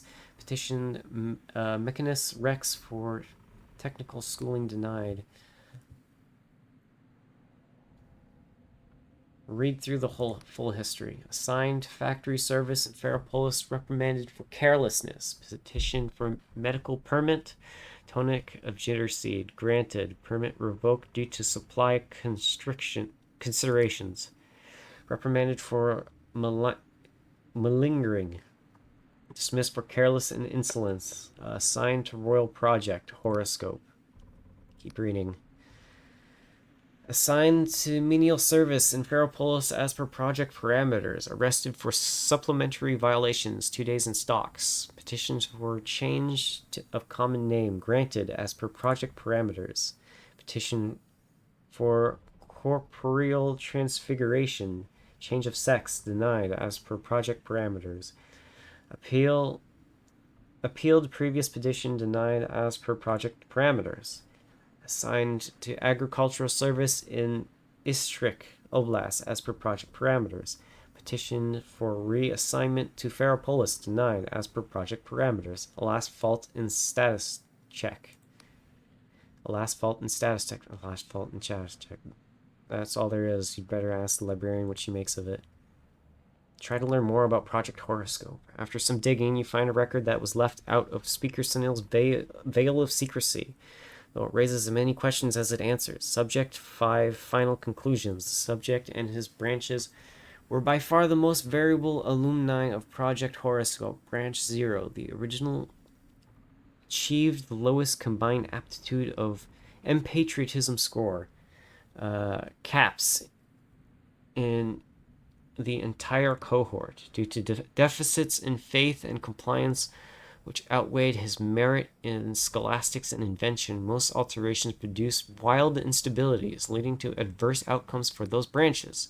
However, Branch 5 subsequently archived the highest caps of all horoscope alumni, earning admission to the Guild of Machinists. Since then, she has made transformative contributions that recommend her for higher office.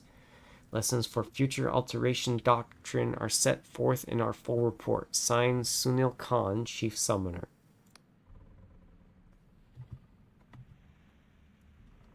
End this query and go back to the start. Machine clatters and whisks. Igor Mishkin. True name: Igor Solomon Mishkin. Unknown. Principality.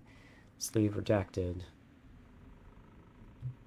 Tell me more of this person's history. Registered in Royal Annals, age 64, absolved from service due to infirmity. Family resigned to residence in Ferropolis. Petitioned Mechanist Rex for medical permit. Hush Blossom tincture granted. Medical permit revoked due to supply considerations. Arrested for black marketeering. 2 months. Half rations. Cautioned for spreading defeatism. Alright. Second caution for blasphemous libel. Second arrest for blasphemous libel. 3 months gaol. Third arrest for blasphemous libel and black marketeering. Subject redacted by order of Mechanicus Rex.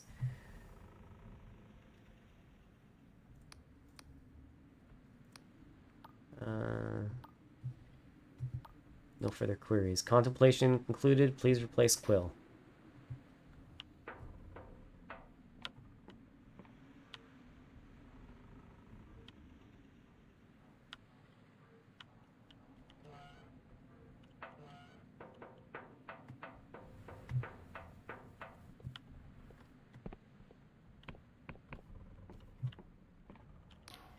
Librarian quickly hides a handkerchief underneath some papers as you approach. Her eyes are red and wet.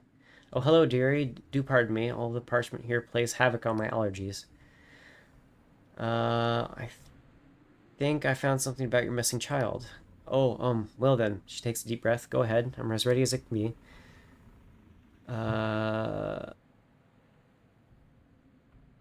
Last known location was a place called Istrik Oblast. Istrik? Oh dear me. That's what we used to call the corrupted lands before they were consumed. I've never heard of any survivors. I didn't get the name. Something about fault and status check. How? How curious. That's quite similar to what the king says when you ask it about people who've fallen prey to the corruption. Genevieve looks forlorn. I suppose the answer is staring us in the face, isn't it? When something becomes corrupted, its official records get scrambled. Some say it also affects people's memories of the thing, she sighs, although obviously you and I both know that last part is claptrap. Istrik is gone, but there's a royal cleanup camp near where it used to be. Out in the corrupted lands, if there are any clues left to my child's fate, you surely find them there. What's the nature of this corruption? Nobody is quite sure, dearie. I do know it started long before the fall of Istrik. Just little outbreaks here and there, only murmured about, never officially acknowledged. Oh no. I'm starting to piece this all together. Because the Clockwork King is going haywire. He's causing the corruption. And the Clockwork King is going haywire because of Sunil. Oh man! Oh man!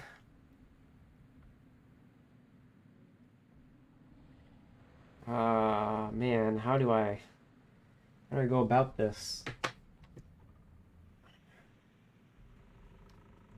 You know what? This Clockwork King needs to go. This is not good.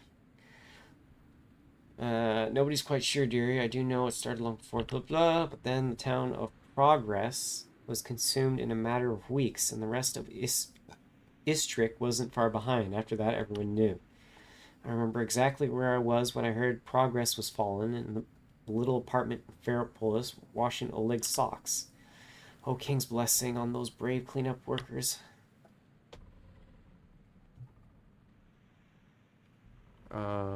What's the nature? Okay.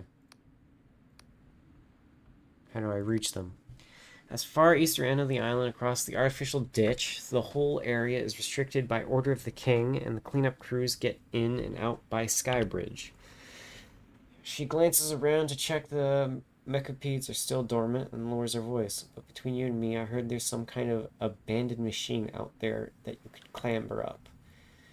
Here, she passes you a little scrap of paper. These are the access codes we used at the library. A lot of the king's machines use the same ones. Perhaps if you try them, you'll get lucky. I'll do what I can. I'll be praying to the king for you. I don't think you want to pray to the king anymore. That one's consumed.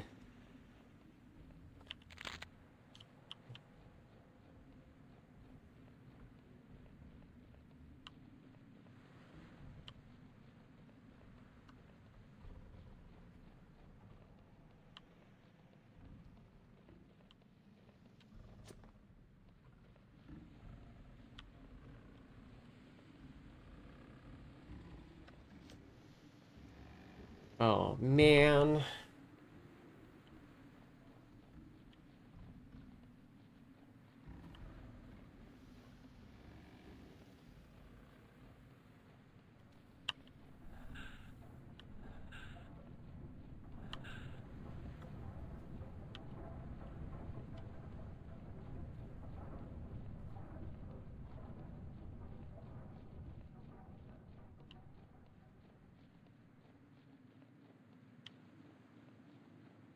This is not good.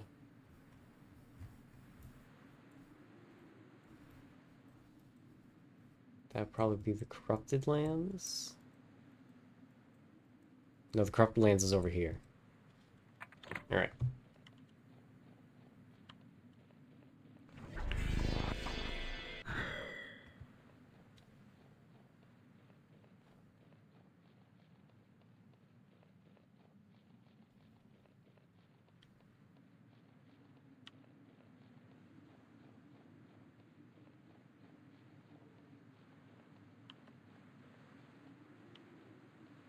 So there should be something, a machine nearby that I can use. Oh, hello there.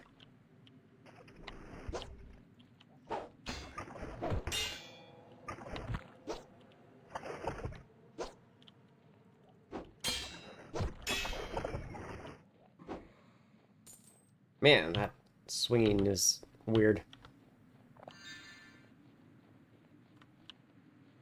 There should be a machine somewhere down here that I can use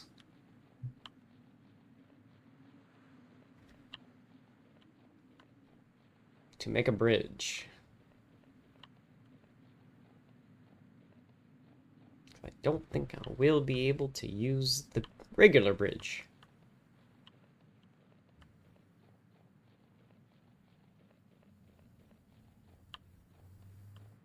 I'm just gonna go there and poke it, see if there's anything to poke.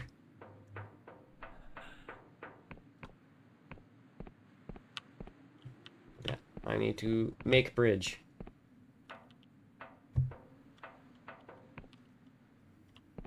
Oh.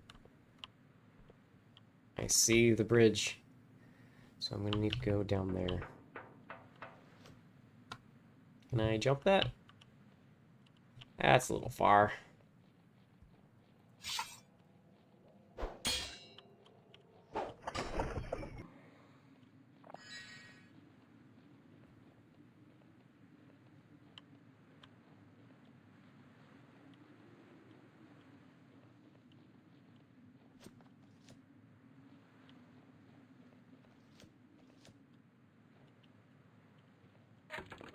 Alright, let's get my falling ring on.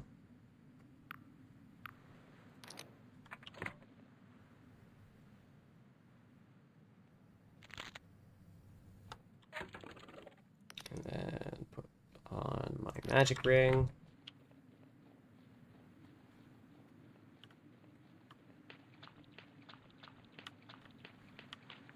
No, I didn't look down here. What's down here?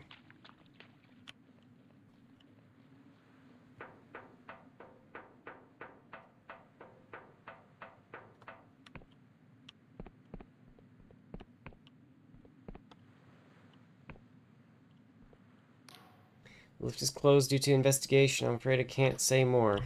Alright.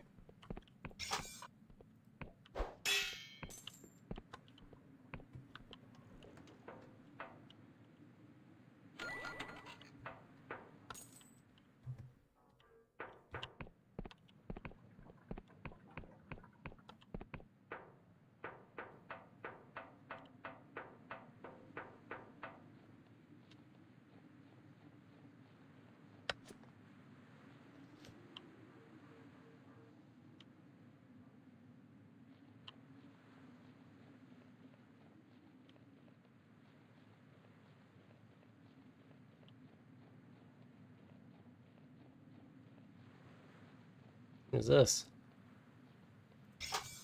Are you a meanie? Do I have to stab a bitch? I have to stab a bitch. Nope, that's the wrong spell.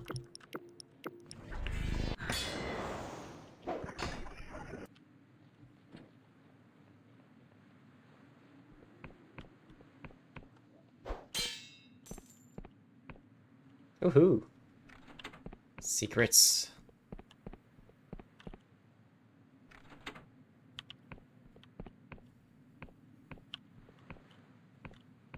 Got a third one somewhere. Aha!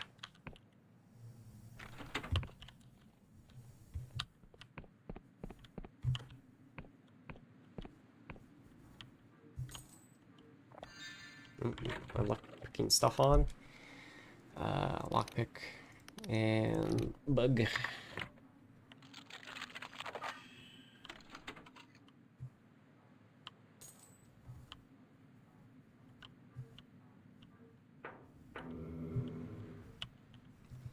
Introduction of this to Sixfold Cipher by Azang.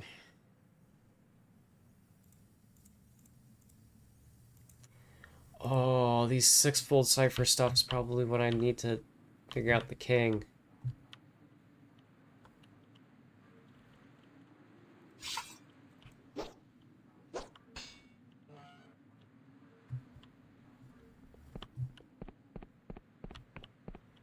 What is this? It is utmost gravity that you immediately report all signs of corruption to the proper authorities in your district. Know these omens: unusual behavior or physical defects among livestock and other animals, confusion in finding your way through familiar places, mirages of the eye and ear, taste or smell of lilac where there is no lilac. Long live the king.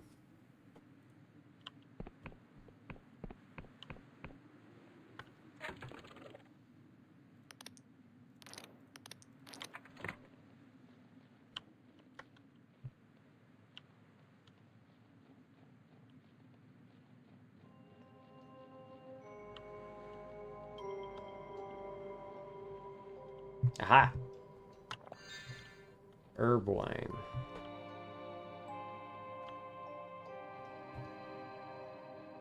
Ooh, that's a mine over there.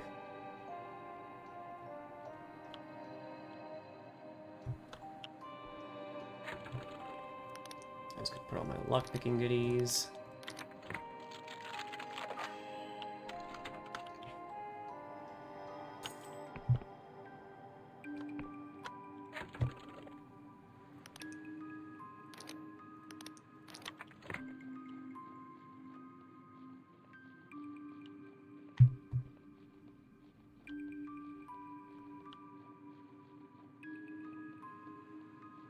That's probably the bridge that people have been mentioning.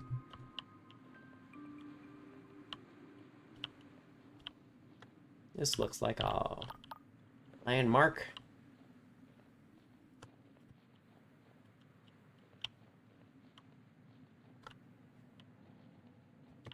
You know, there's probably goodies down there.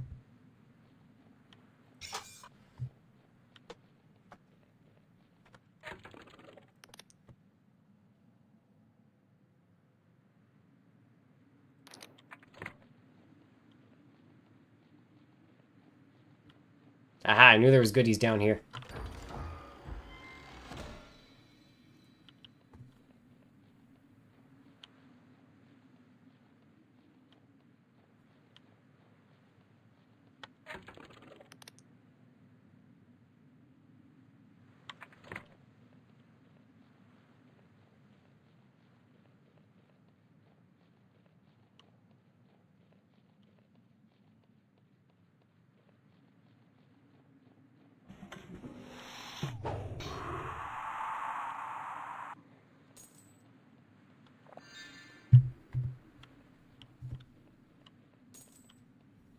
Alright, now how do I get up? That ramp there. Actually, is there any more goodies hiding? Don't think so. Alright.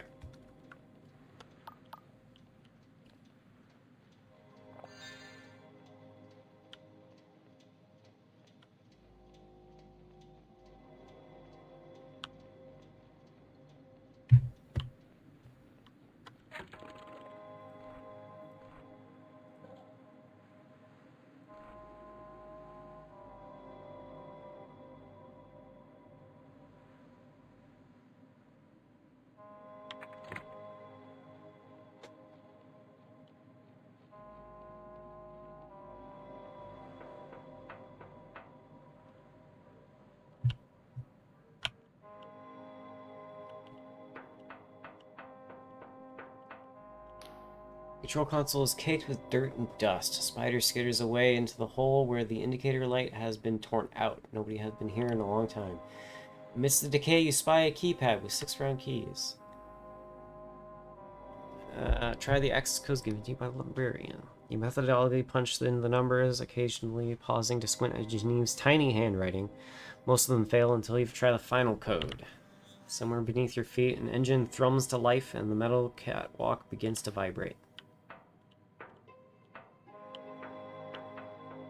Oh boy, off to the corrupted lands I go.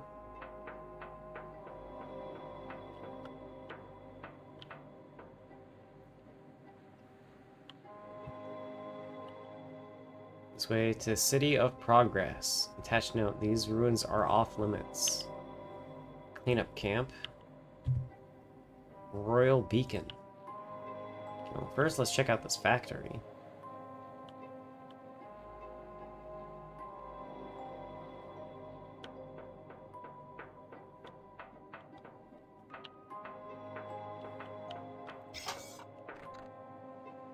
Barred from the other side.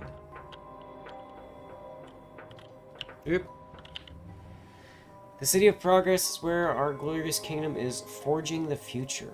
With our own hands, exciting opportunities are available for wire weavers, phosphorus whiskers, steam lathe and drill press operators, compressed air workers, hazard pay applies, infrahull rune engravers, must be shorter than 4 feet 11 inches. Void fumigators and dethermatizers.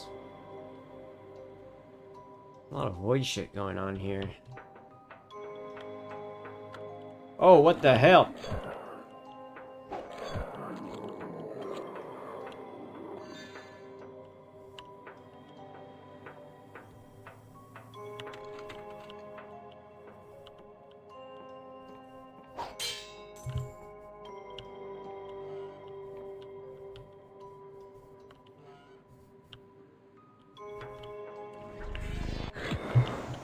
Ah, don't touch me!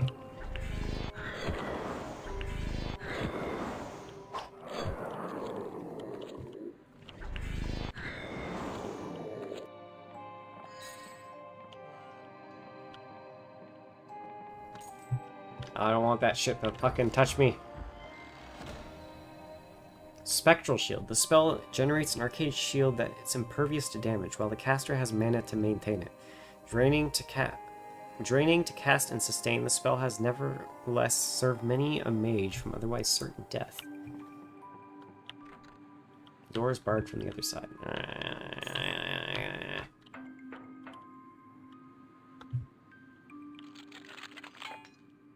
Oh, I should put my lockpicking stuff on. Nice.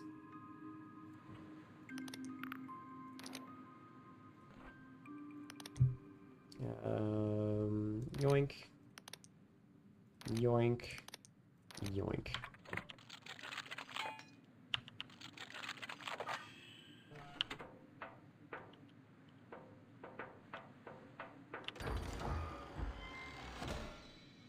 Minor.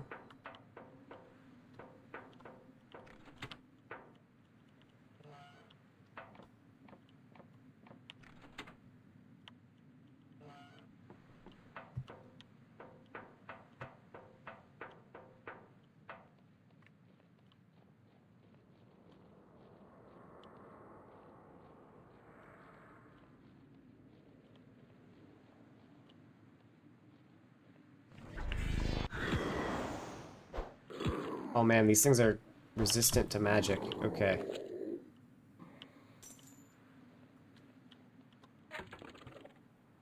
These guys are heavily resistant to magic. Okay.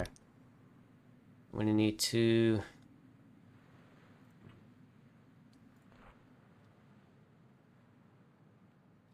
swap to... the shield spell. Only I could get a thing to fucking generate mana.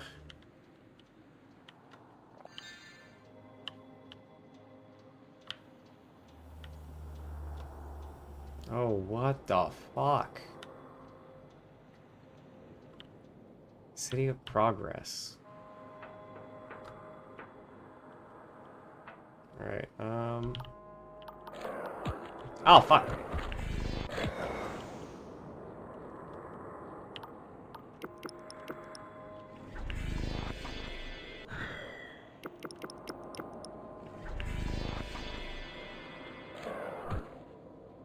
Okay, it only projects against projectiles.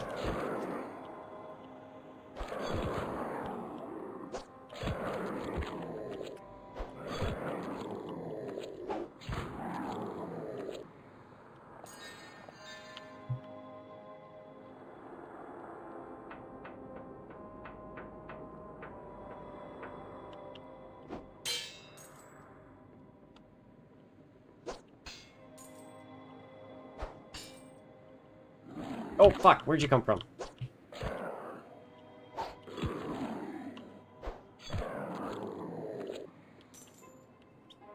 God damn, these things are tough. Let me just shift my spells around.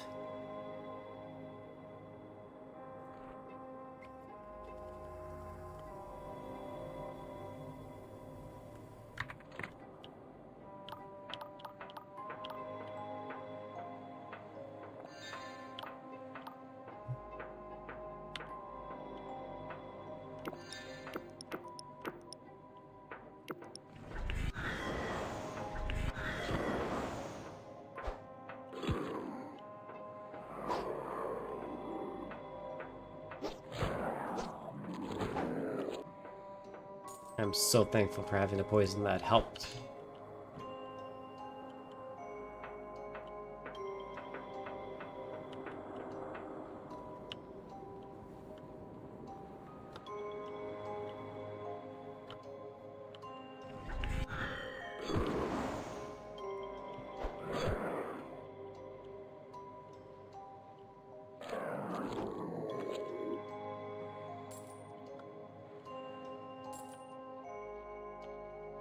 What is this?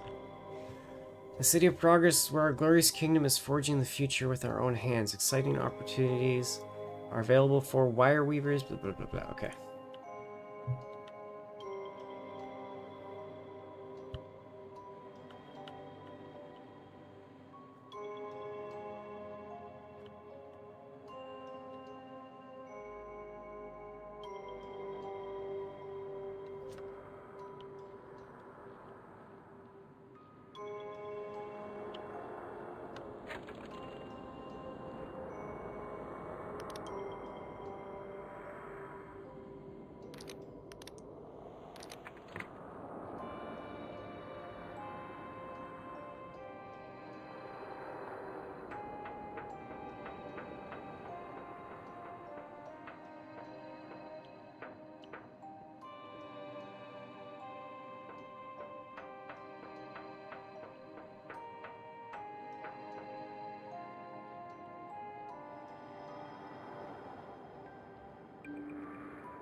How?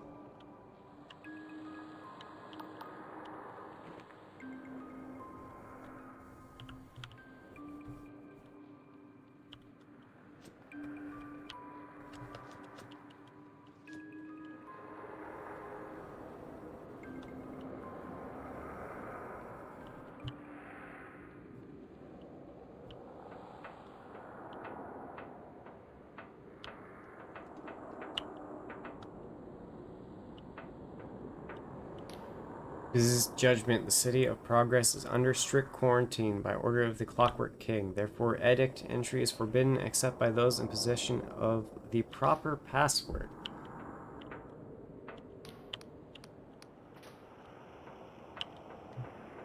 Dang it.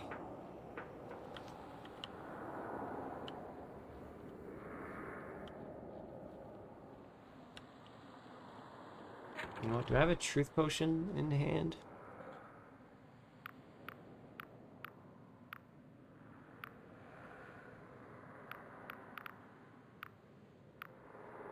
Currently do not have a truth serum in hand. There's probably a path up there that I could take.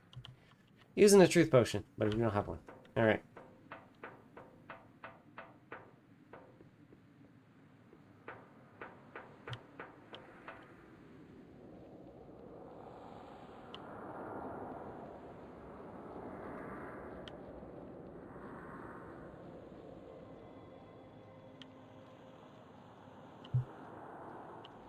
God, I really don't like this place.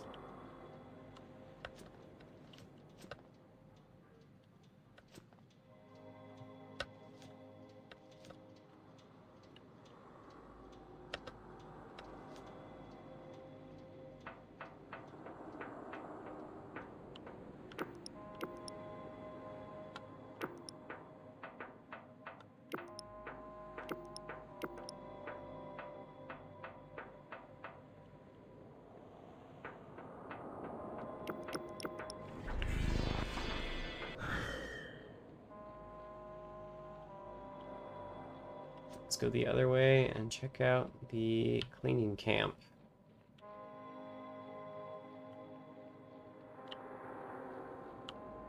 Hi, bye.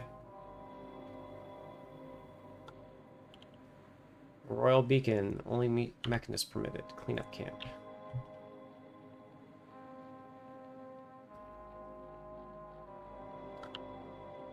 Ooh.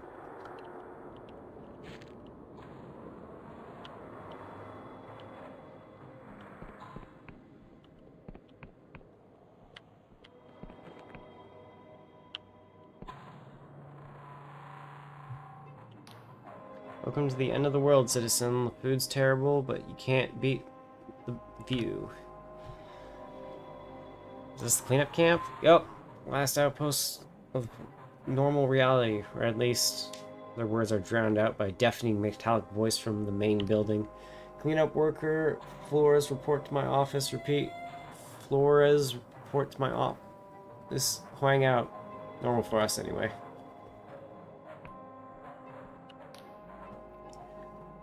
Stay back, citizen. These monsters are dormant right now, but they could rouse at any moment, and if they get their claws into you, it'd be everyone's problem. What are those things? Would you believe they used to be citizens just like you or me? Once the corruption takes you, there's no return. What's the warning? Have you lost your marbles? No one's allowed in there without. Suddenly the words are drowned out by a deafening metallic voice from the main building. Attention all hands, shift change is delayed by 72 minutes. Repeat 72 minutes, flying out. As I was saying, no entry beyond without the orders of the chief.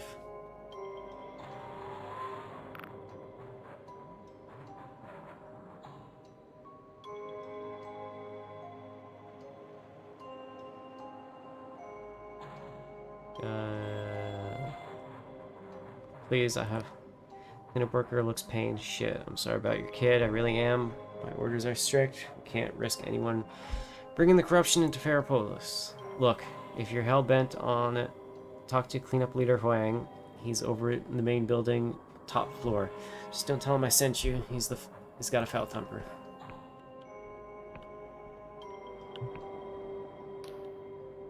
Well, if it ain't a cursed dodger in the flesh. Chief, not gotten tired of you yet? Or have you come back just to see me?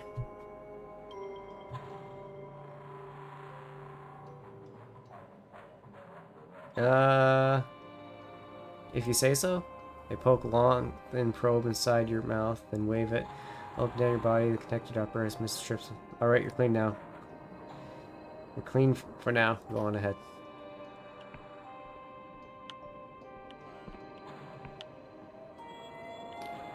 You might not want to go upstairs, mate. The chief's in an awful mood. They glance up suddenly as a metallic voice boomed from above. Attention all hands, roll call in 36 minutes, repeat 36 minutes, no dawdling this time, hang out. Then again, ain't he always. The cleanup worker is tearing hungrily at a hunk of black bread like a rabid dog. They do not respond except to make an obscene gesture at you.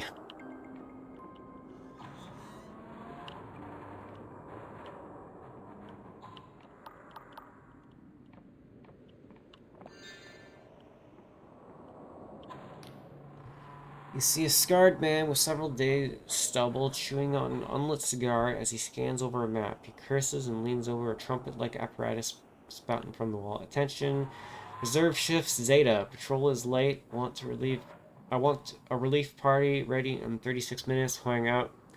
As he speaks, you can faintly hear his mechanically amplified words booming through the camp outside the window.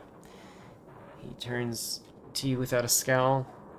What's this now? A tourist afraid we'll have to skip the grand tour? Or are you going to tell me about... Or you tell me you took a wrong turn?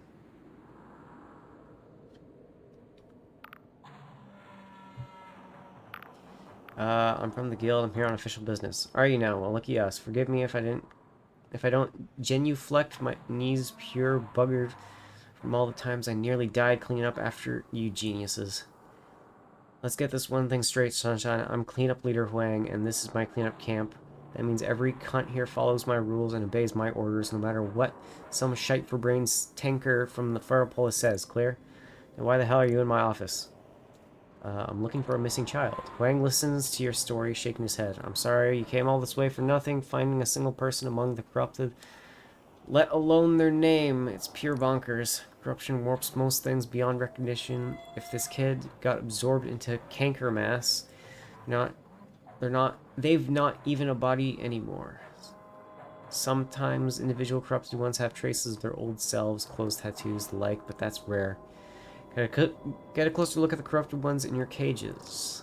Huang takes a cigar out of his mouth. You're a real specimen, aren't you? Be my guest.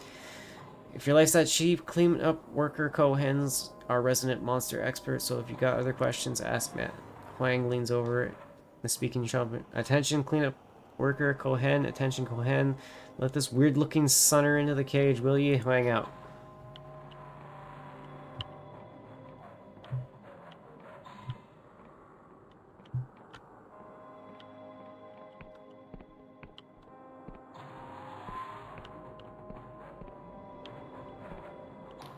This corrupt one babbles in an unending stream of unknown syllables at high velocity. Trying to parse any recognizable sound makes your head ache. Oh no. Oh no, the king's being... damn.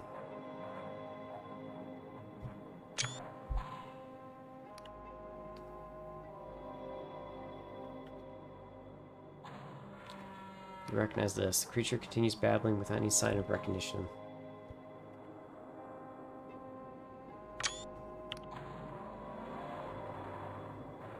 Leave this one alone. This corrupted one mutters incoherently to itself with wild swings of tone and volume. Trying to parse any recognizable sound makes your head ache. I'll figure out these at some point. So I'm taking snapshots of them until I can read them. You recognize this. The creature stares at the trinket as if hypnotized. The corrupted one becomes visibly agitated in his movements and speech, but you can't understand anything. Could this creature have once been Oleg's child? I can tell you more. This corrupted one chants rhythmically from multiple mouths all over its body, alternating between them. Trying to parse any what makes your headache.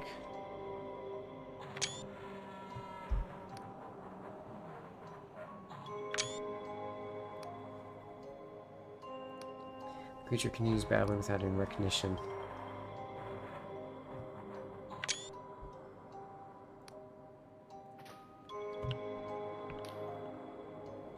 How did you get on in there? The last one looked like it wanted to make a proper mess of you. I think they were talking to me, but I couldn't understand anything. Oh sure, that gobbledygook they talk. Cohen's words are drowned out by metallic voice booming across the camp. Attention, cleanup worker Finn. No, Pin. Where's my damn supper? Flying out. Ahem. That gobbledygook is some kind of cipher dialect. Only the mechanists can make head or tail of it. And only if they got one of those fancy skull implants. Where would I get such a skull implant? Get one? I mean, they're meant for the cogs only. I hear the waiting list is longer than a terror worm's todger. Most of our cranial engineers got purged years ago.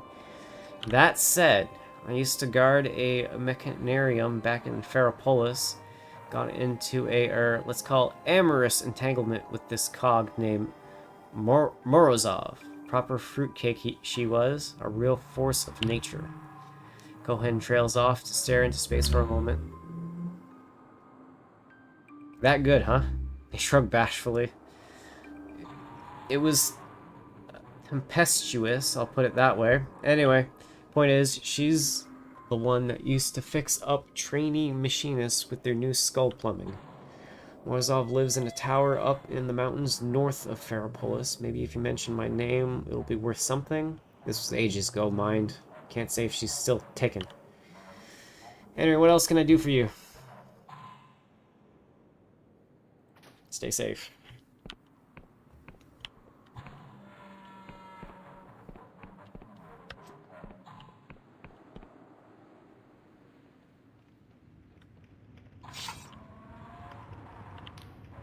Voices metallic and distorted through their helmet. Anyone or anything could be corrupted out here, so you better keep your distance, tourist.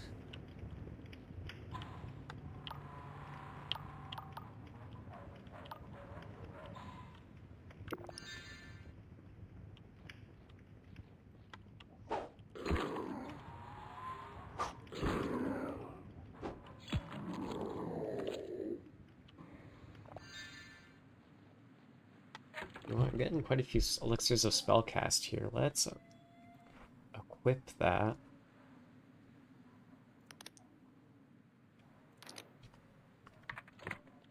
So I'll probably make my spellcasting potent enough. The door is sealed by an unseen device. Where's the secrets, ma'am? Aha.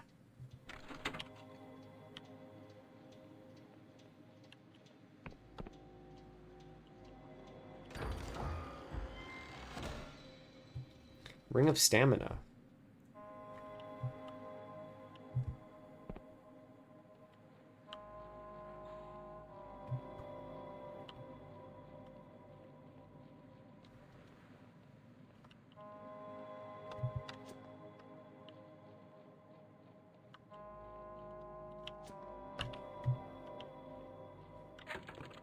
I need to jump.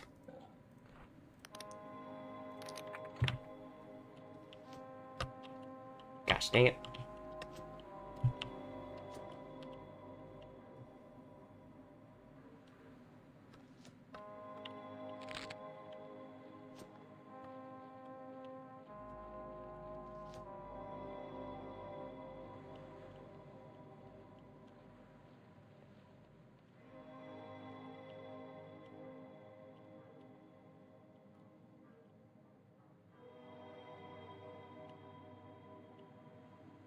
Oh, you know what? Is this close enough?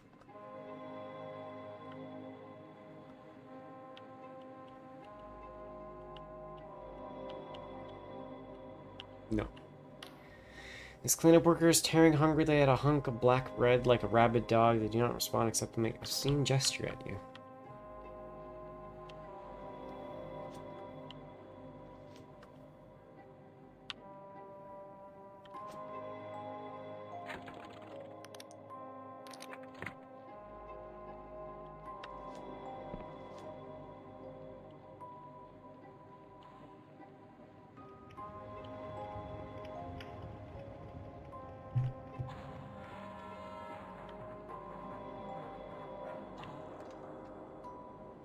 Need more charm. Let's put Fancy Hat on.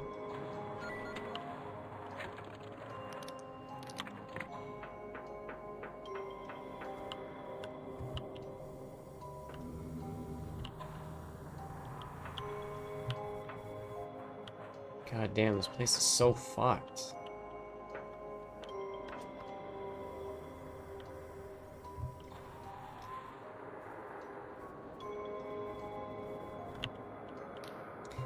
The worker mutters to themselves as if you're not even there. Be a hero, they said. Save the kingdom, they said. And you had to go and listen, didn't you? Barred from the other side.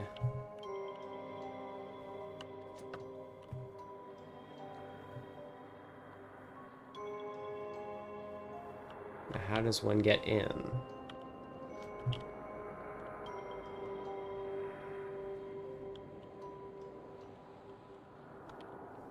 Probably from the basement.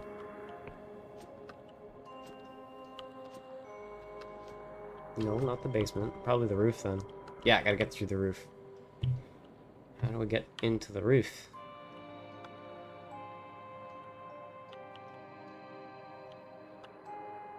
Probably like that. I think.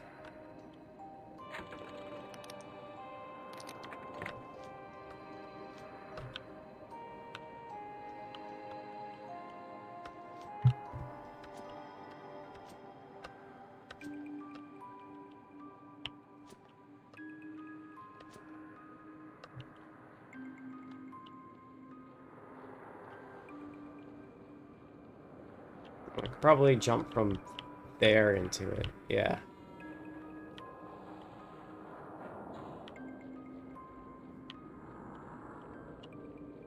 What is this?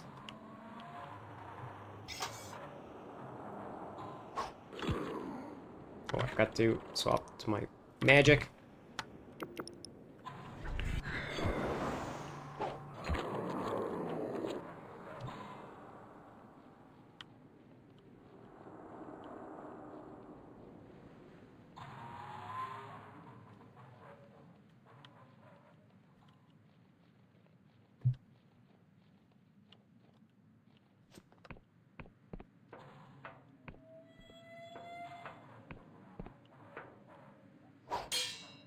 Oh, I need another strength.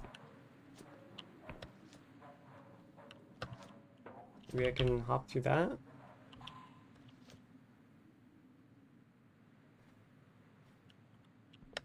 Oh, fuck.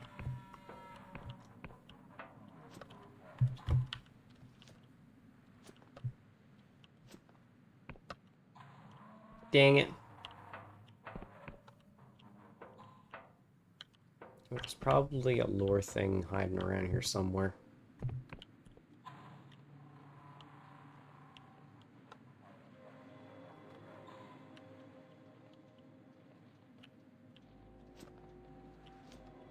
Ooh, it looks like there might be a lot in there.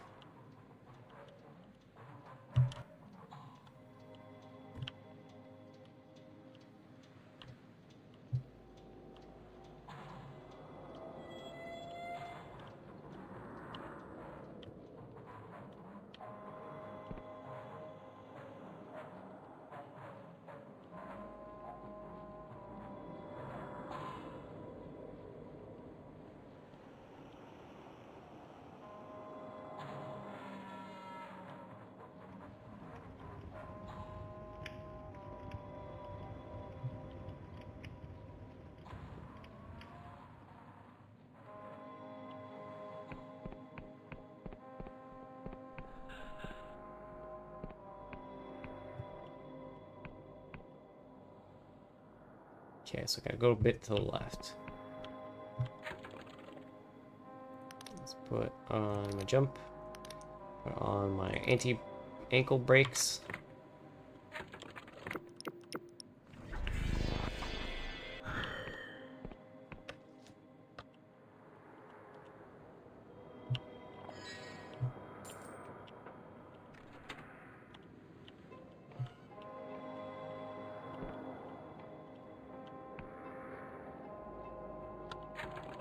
Now, you know what? Let's keep the vest on so I run fast.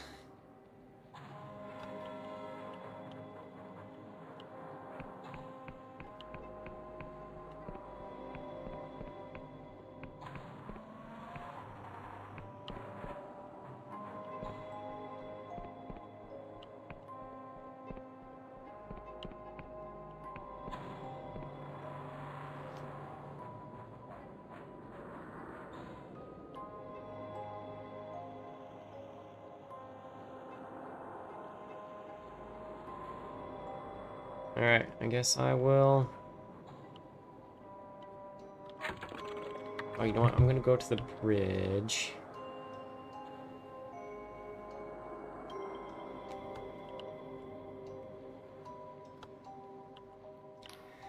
I give you a rough whack on the shoulder, perhaps intended as a companionable pat. Don't worry, pal. If you're here with that protection, you're already dead.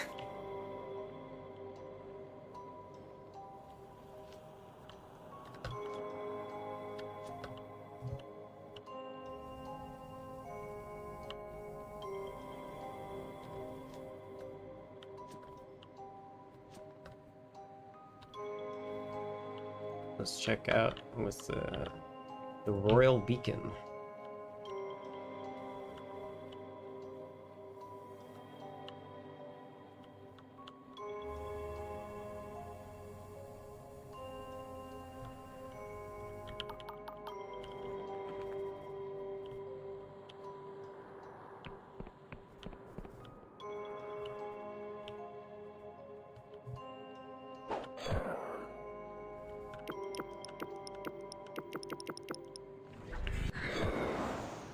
Hang on a minute.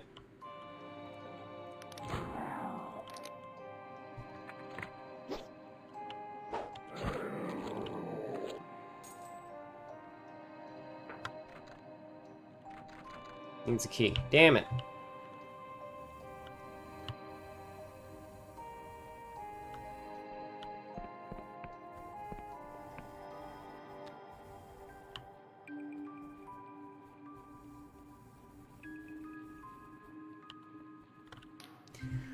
Metallic sigh issues from underneath their helmet.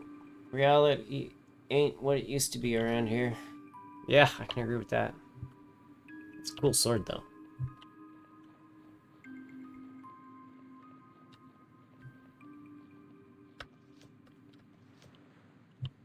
Ooh, oh my god.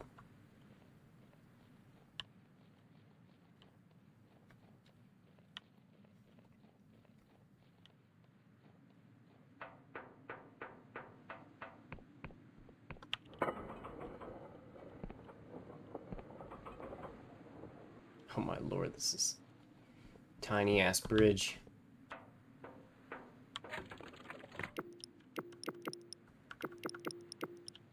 I wish there was something I could have to regenerate mana. It's the only thing I want.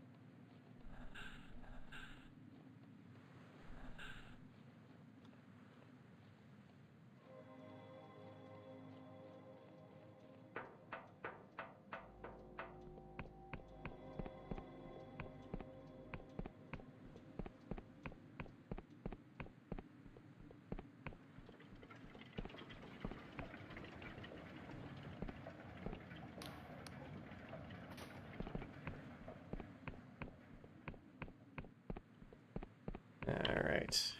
Let's find that person.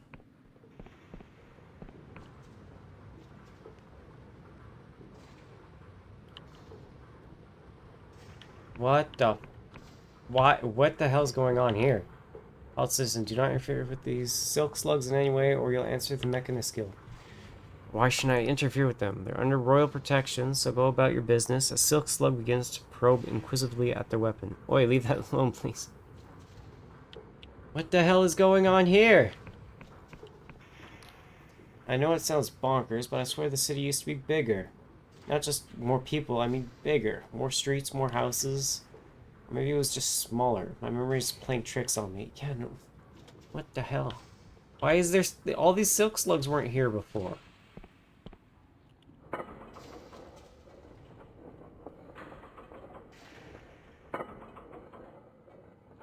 Nope. Where does this lead me?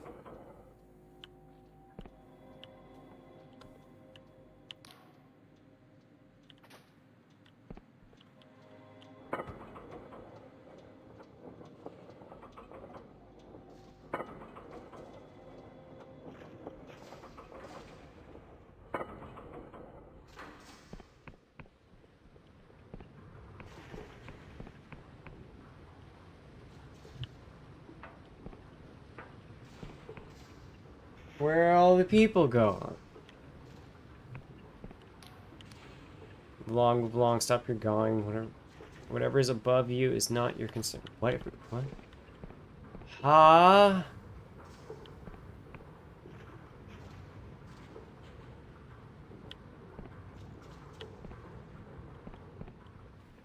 Okay, there's a lot wrong with this city.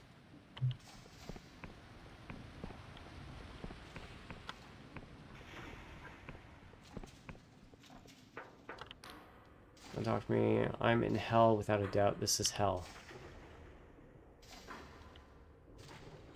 I thought we were in Ferropolis. They give you a withering look. I'm in Cipher hell, you swine. Charm hell. Invocation hell. Contagion hell. Transposition hell.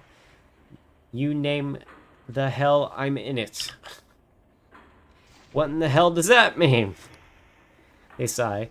My only surmise is that the last mechanist to work on this spell made a dread bargain with some foul power, my soul for their freedom. Now I'm stuck with this mess they left behind, and none of it makes sense.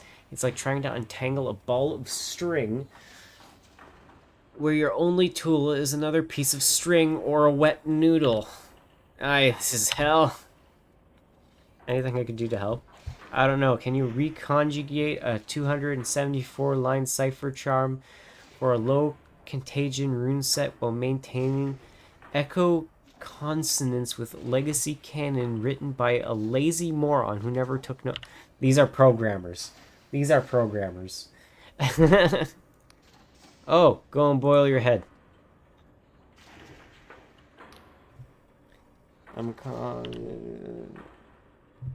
Report best of luck.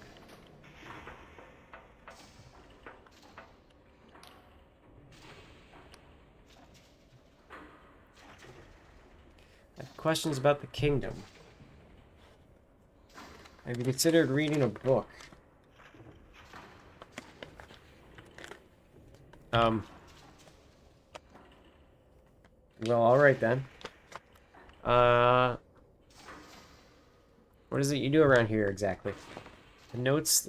Take notes this time. Will you remember it better? I am Sunil, the king's speaker, first among equals of the Mechanist Guild.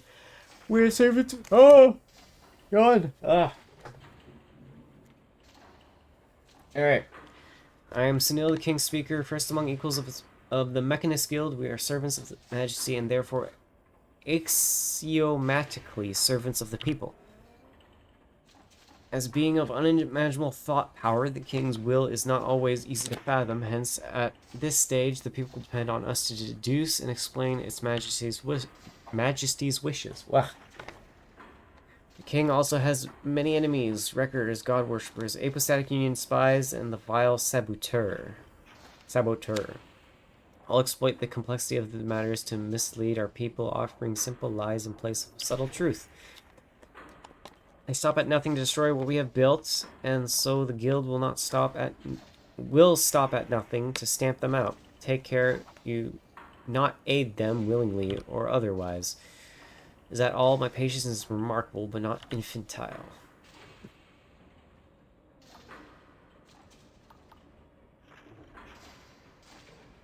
Why won't you end this later? That is a myth spread by Saboteur and other foreign agents. While some Regions are experiencing temporary shortages in specific items. All our measurements of overall supply are within acceptable bounds. The facts, if you care about such things, show that this majesty has been forced to undertake a controlled and temporary climactic realignment in order to offset the effects of previous sabotage and increase the long-term fertility of our soil. By the way, have you visited Hollowshire lately? How equitably would you say the famine is being dealt with by their nobles, their polymaths, or their inquisition? When goods are in shortage, our ruler apportions them rationally based on unshakable principles of fairness. It is the saboteur who disrupts this fair distribution by damaging the Majesty's functions and hoarding its gifts to profit on the black market. Is that all my questions? Blood Infinite. That's all my questions. You are clearly diluted.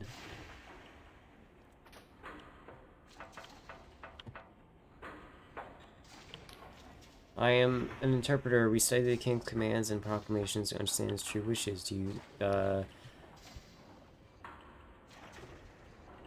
Actually, I had an audience. Wait, that was you? They grab a parchment and take notes. What did its majesty say? Don't leave out any details. What may seem irrelevant to you is mystical to us. It told me to perform a sacramental duty, whatever that is. Sacramental duty? Huh, that's new. Or maybe it's a legacy component from one of the old political tracks that we consulted to build the thing. Was there no further detail? Only a bunch of weird symbols. Of course, you really need a cranial moderator to even read most of its output. Even then, its majesty can still be a little, well, cryptic. What is a cranial moderator?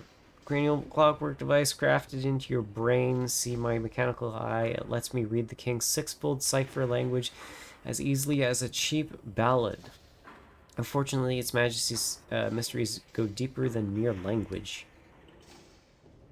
Where would I get one? Well, you could take the guild entrance exams, score in the top 6, pass a political audit, undergo 3 years of training, and swear a magically binding loyalty oath. Otherwise, I'm not sure.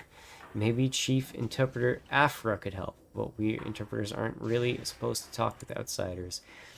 You need something more? No.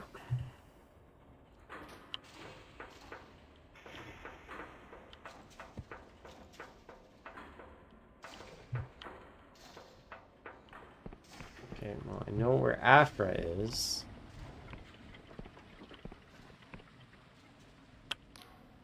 Afra's mechanical arm gives you a fluid salutation. How goes your task?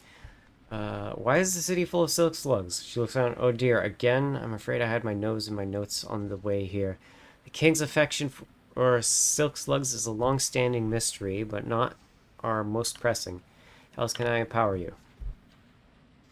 I found the king's message in the graveyard. Really? She reads the transcript excitedly. Let's see. Could it? No, wait. Oh. She beams up at you. Stars aflame. So I wasn't imagining it. This confirms my analysis. The king is speaking to us, and we must show that we've heard. How did you know? How did you know that weird tune? She looks embarrassed. Oh, well, it was just a guess. The king outputs so much information every day, and I just look for patterns. But I mustn't bore you. Truly, I'm interested. I get the sense there was some spark of inspiration. Oh, well, to tell the truth, I had a dream about it. I saw myself walking in a graveyard following that tune and then finding... Now listen, I don't want to think some sort of crazed mystic. I spent so long buried in royal output logs, I sometimes fall asleep in the parchment. I think the dream was only my mind's way of pointing out the pattern I missed. Anyway, back to the matter at hand. The king speaks a dialect, a cipher language known as the sixfold cipher. It's tremendously difficult for human brains to parse. So for your audience, you'll need a cranial moderator installed into your skull. Into my what? Don't worry, it's quite safe. All new mechanists receive one when we pass our exams. There's only one cranial engineer still alive who is qualified to install them. Luckily, she has a soft spot for me. Speak to Morozov in the mountains north of Ferropolis. Tell her I sent you, mention the Sardowski problem, and she'll fix you up. Any questions? You know what? I'm gonna crack this open real quick here. Give me a second, guys. I want candy.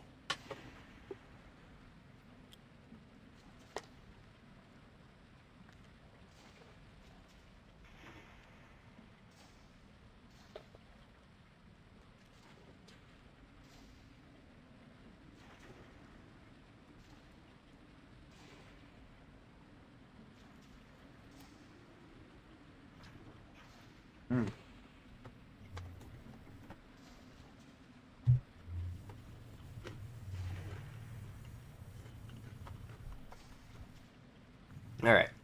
I have some concerns about this skull machine. What's so alarming? You could hesitate to enhance... Would you hesitate to enhance your eyes with spectacles or replace a rotten tooth with gold? You must understand the royal language opens many doors here. Most people would give their left hands to speak it. Any further questions? Alright. So I gotta head to the mountains to the north.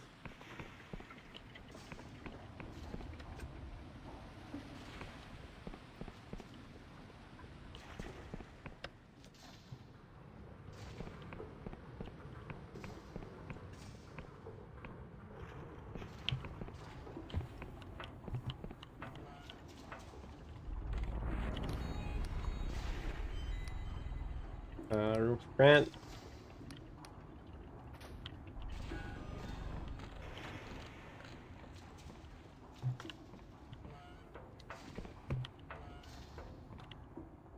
Sleep until morning.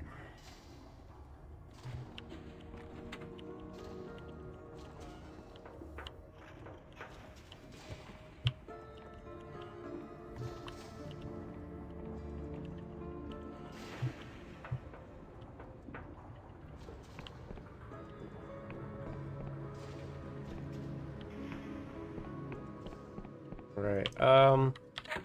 The mountains to the north. There it is, Mazrov's tower. I need to go there. Oh, I was the person that didn't want to talk.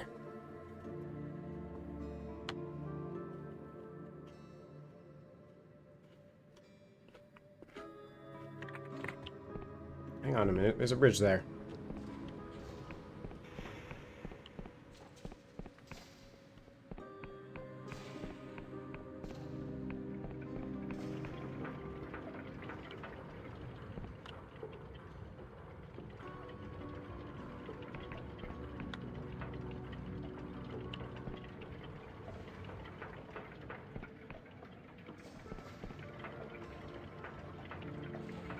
You know what, while I'm here, let's talk to that guy that is missing their child.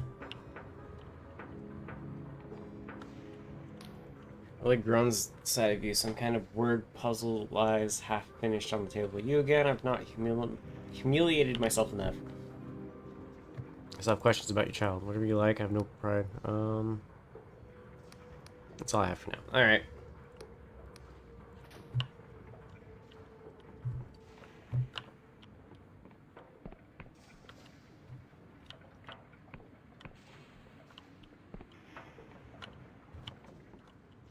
And you. These two citizens are poring over a pile of papers. No, I think the part's only for if you've been evacuated. Wait, but it says we should already have a case number? Lost in bureaucracy.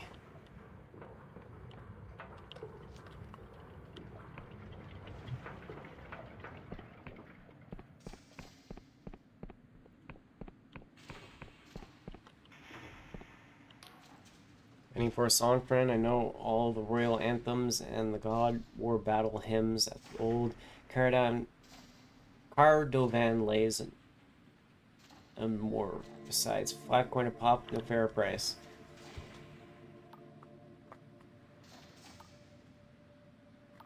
Not now, thank you.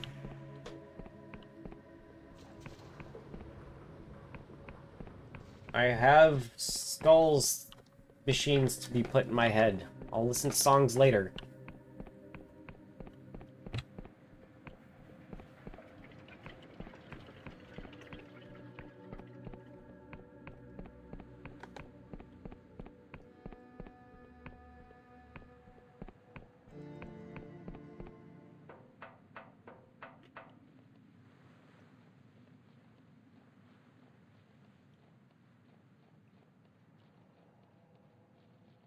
I gotta go up there.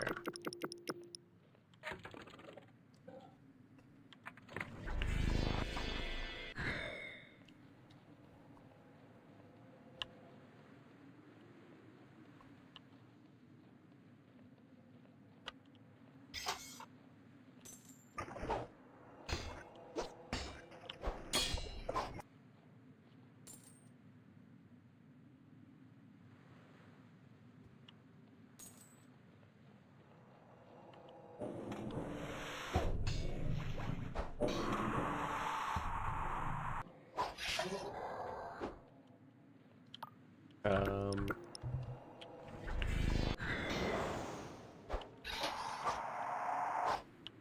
There we go.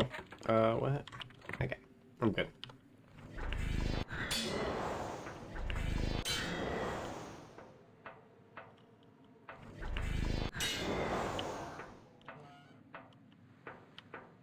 Not surprising me this time.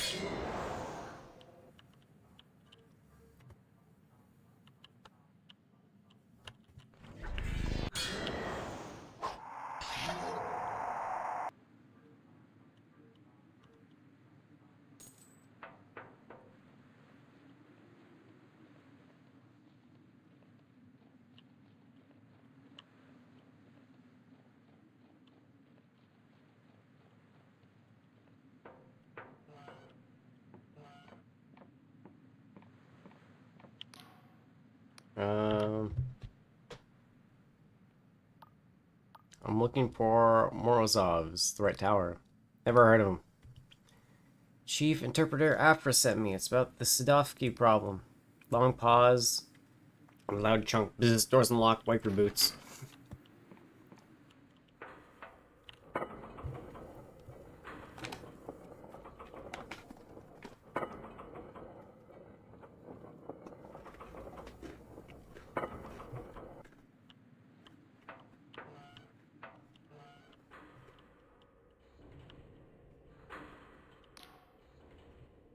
Stout Asian machinist looks surprised to see you. What? How'd you get inside?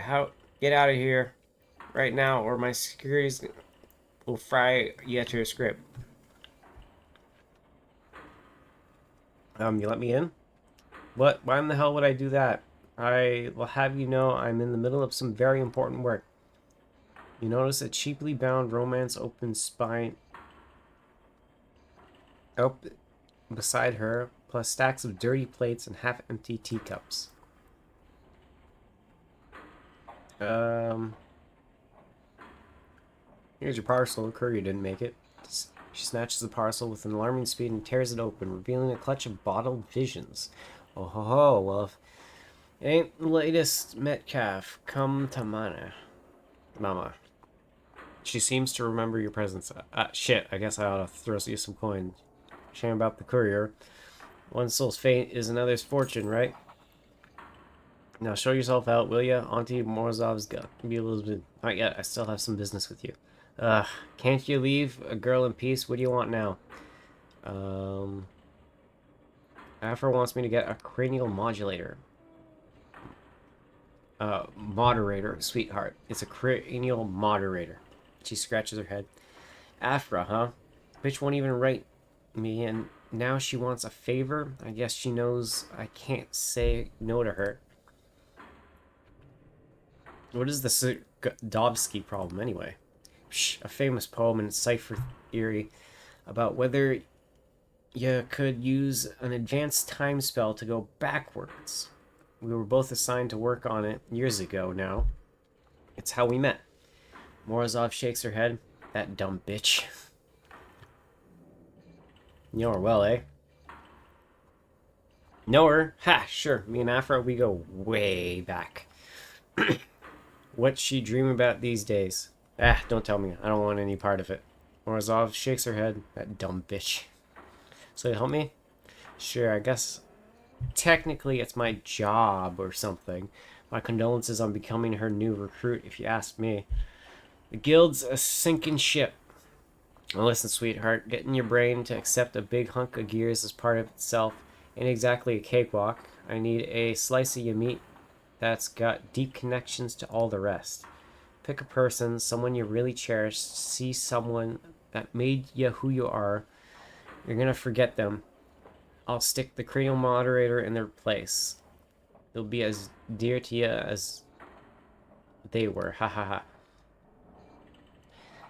Don't tell me about them. I don't care. Just think of them. Say your goddesses goodbyes, eh?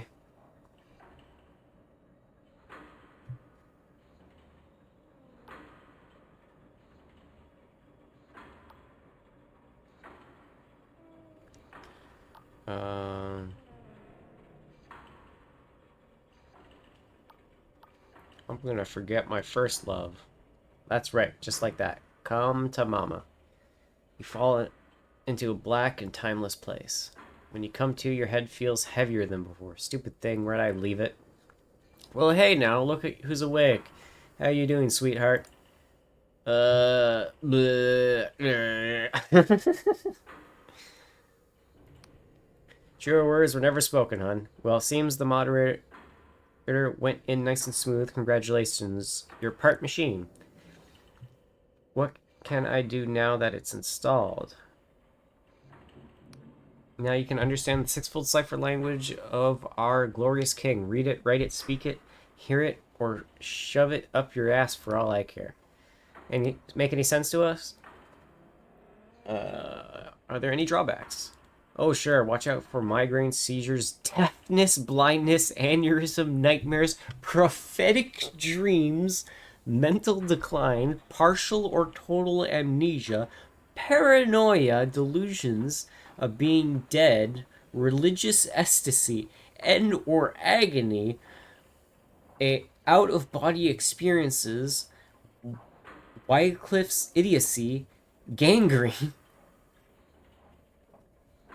Whoa! You want to come back for a check-in every few years. Some of those metals are a little toxic. Worst of all, whenever someone has a problem with the king's magic, they'll ask you to fix it. Ugh, I should have farmed silk slugs. All makes sense to you? Thanks, I guess we're done here. Don't mention it, darling. No, really, don't. In fact, leave my tower and don't speak to me again. Nothing personal, but I got a hot date with the cheese wheel I've been saving. Is there anything else to this? I'll leave you to your work. Oh, well. A lock to pick, eh?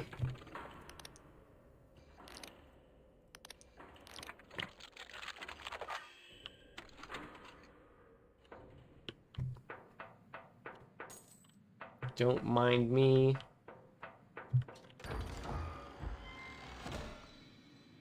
Terrifying bottled vision.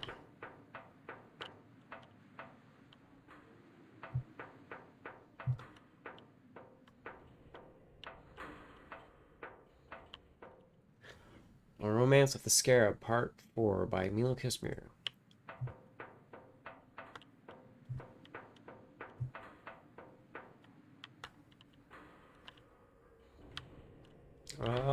I've pretty much been everywhere in here and looted everything I could, so bye-bye! Oh, not quite. Okay, now bye-bye!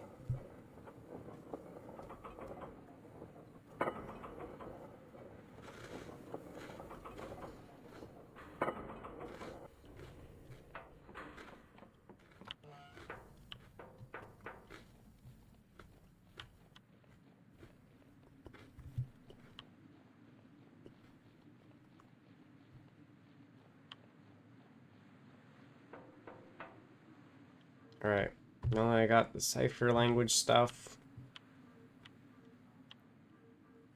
let's go for...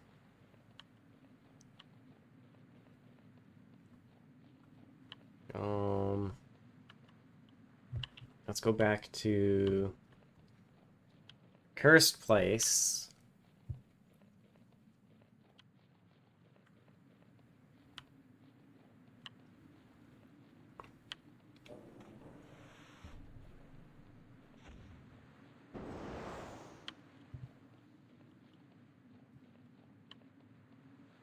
Am I going the right way? No, I'm going the wrong way. I'm gonna go this way.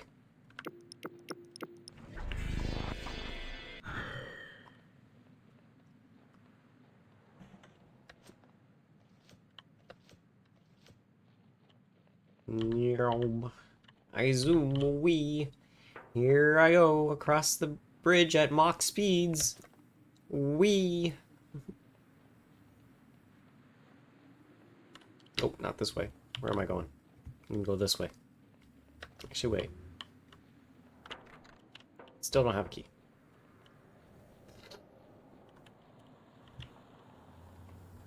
So in that case, I need to go that way.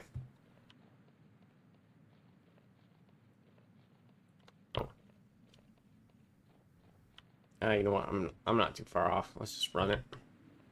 I don't need to mock speed it.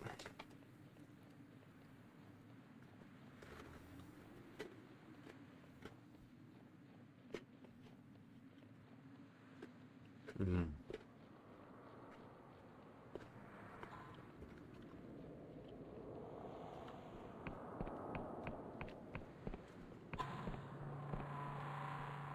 Alright, now I can understand these fools. You feel the clock grind in your skull grind into furious motion as it translates the corrupted one's speech.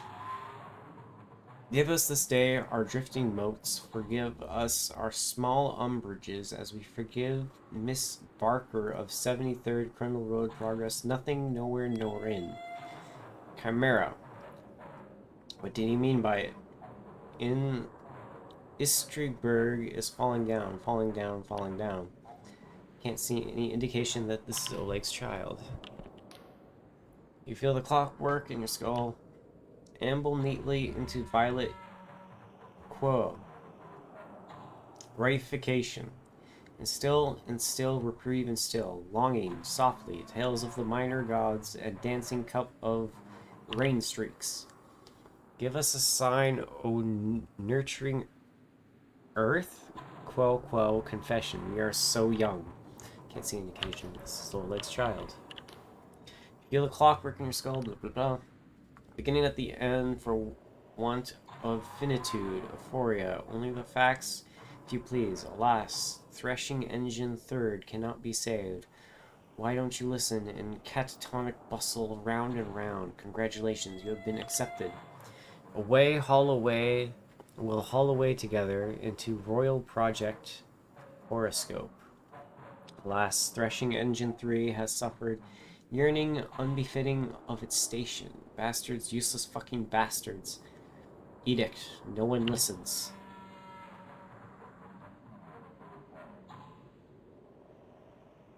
Your father sent me, I'm here to help. Stares at the locket as if hypnotized. Ah. The corrupted one becomes visibly agitated in his movement speech. Stop slouching, water trickling gently through the park. Please listen. Alas. Fault in status check. Unlatch receipt. He loves you, dearie, even if he doesn't show it. Alas, cannot exist. Subject. Thy petition is hereby granted. Please listen. Entreaty. We're sorry to inform.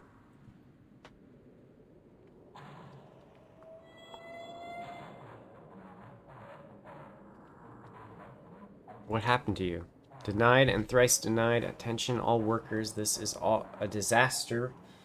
Warning. I kept meaning to write before only. Petition. Soil when hang thyself. Unlatch receipt. Alas, in accordance with Project Horoscope. Parameters, please listen. Dear Pa, I am writing to tell you, clean each crystal head thrice daily until record of fault. Please help us, we are lost, and enclose this locket, which I hope shall always remind you. Please listen. Edict. All prior common names are hereby annulled and shall be as dust. Come on, we have to go. Sincerely, your loving daughter, Afra Mishkin.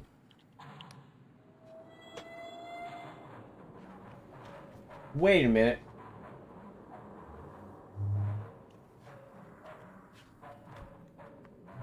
Did you say Afra as in chief interpreter Afra? It is not clear whether she can understand you. Attention, please evacuate immediately for your own. So we'll no more go roving. Please help us. Alas, cannot exist. Afra, there's no time. Unlatch receipt.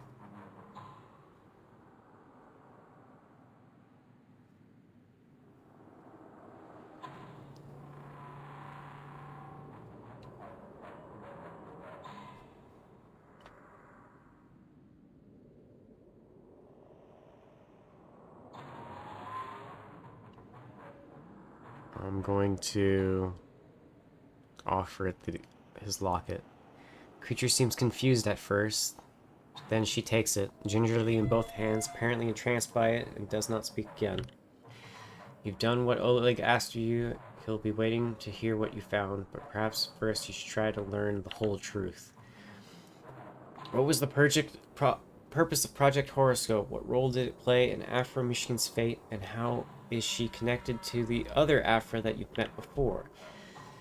Only one can answer these questions is the man whose name was stamped all over the horoscope files, Samil Khan, the King Speaker. Yeah, that's what I thought.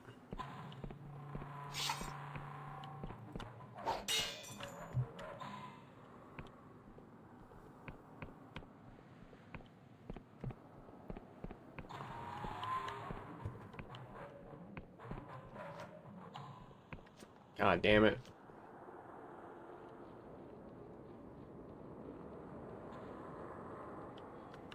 You know what? I could probably just teleport back. No, wrong button.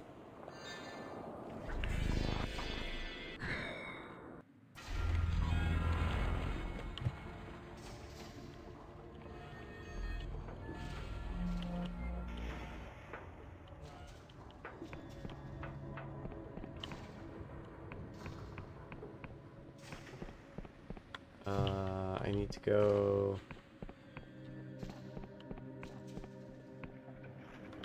not this way. Go on that big clock tower looking thing.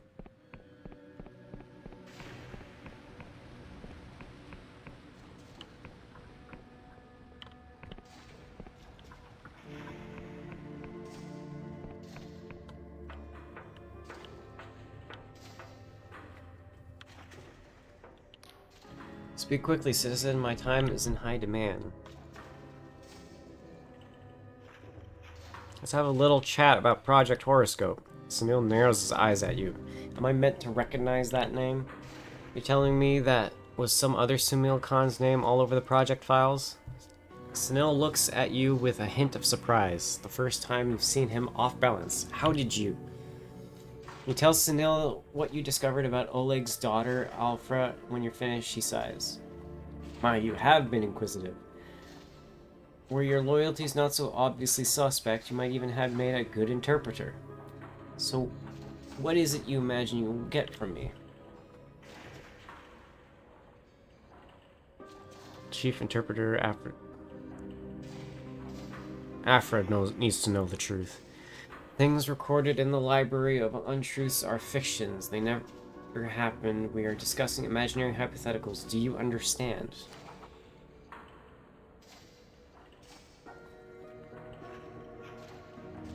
Sure, this is all only a fairy tale. Oddly, Samil smiles. In a certain land, in a certain kingdom, very far away from here, yes, quite so. In a certain land, there was a king with magical powers. One day, the king's retainers asked if he could use his magic to transform people into their best selves. The king agreed, but first ordered a test. The king's retainers would scour the land to find 6 people who between them embodied all the variation in character and in temperament. The king would then multiply each candidate 6-fold, changing every copy in a different way. Original candidates would remain unchanged to see what happened when the king did nothing, and to keep the test pure. The king would take all 36 subjects, forget they were ever a part of it.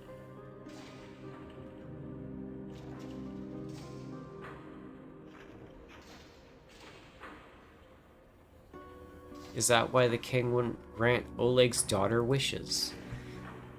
There is no Oleg in this tale, but yes, the fictional king we are discussing could not allow the original 6 subjects to be magically altered in any way, lest the experiment become tainted. The 6th candidate, Afra, was wild and disobedient, showing little promise, yet it was one of their copies, the 6th in fact, who proved wisest of all. So the king was satisfied and began using his magic to create many more good and faithful subjects.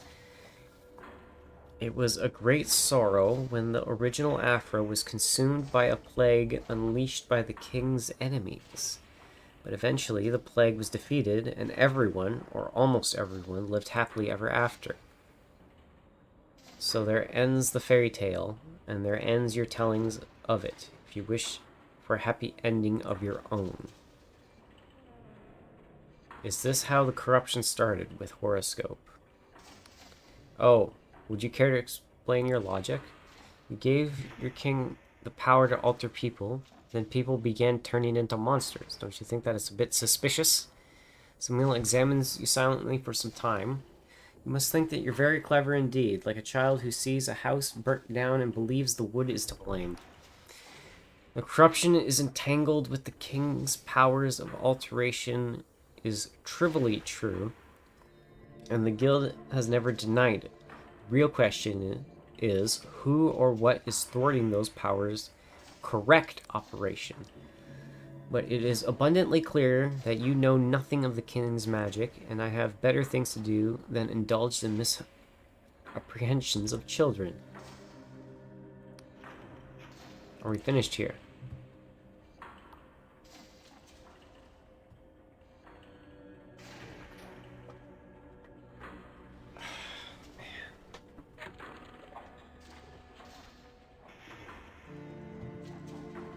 Learn of the fate of Lug's Mason daughter Afra, who was consumed by corruption after taking part in a secret experiment called Project Horoscope. When confronted, Speaker Sunil admitted that Horoscope was an early test of Clockwork King's power to magically alter people, and perhaps at the root of the corruption. All that's left is to return to Oleg's house in the northeast islet of Ferropolis.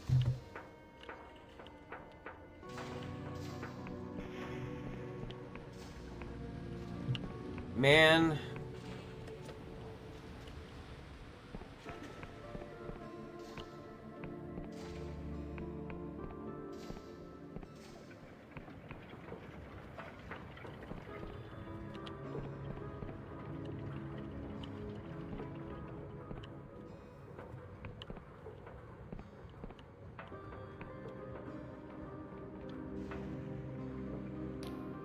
Find Oleg absorbed in some kind of word puzzle. He is sober. You again.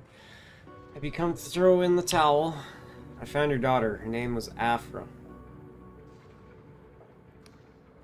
Oleg stares at you for a long time without visible emotion. You're trying to scam me. You just picked that out of some book you read. She'd be 36 this year. She worked on a farm in Isla. She wanted to come home to Ferropolis. The king denied her.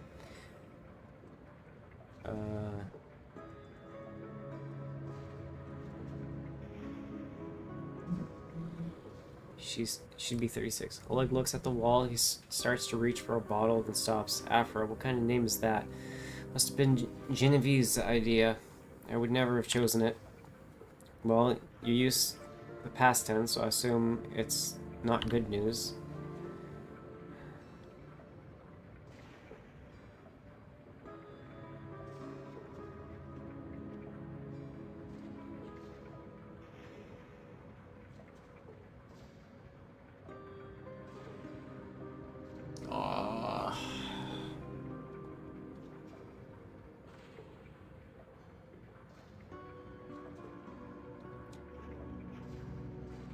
Actually, it's complicated.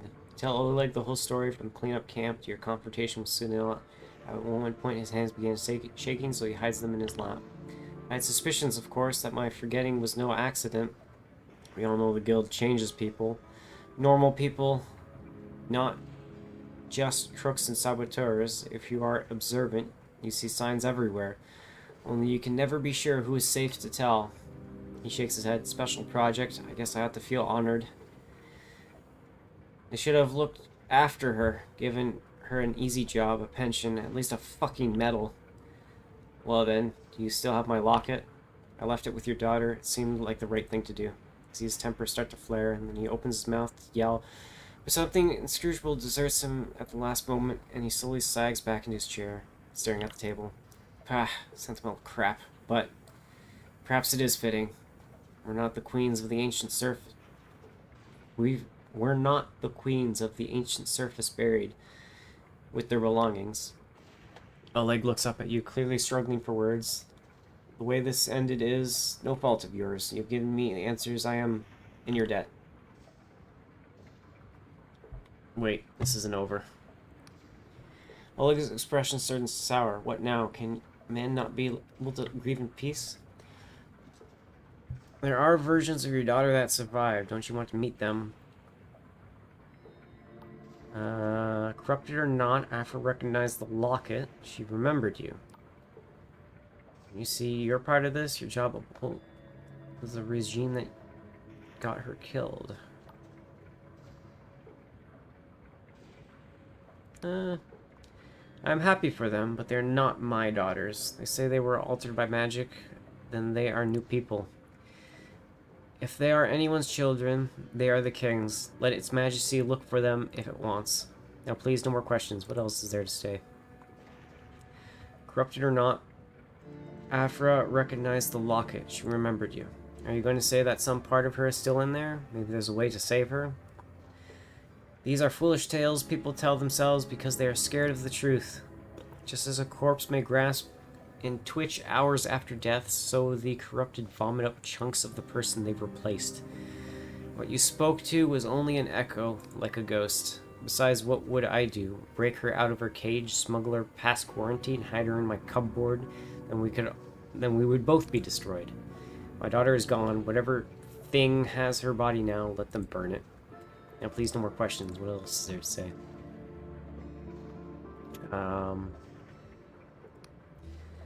He eyes you venomously. What exactly are you saying? This is my fault? What kind of question is that for a grieving father?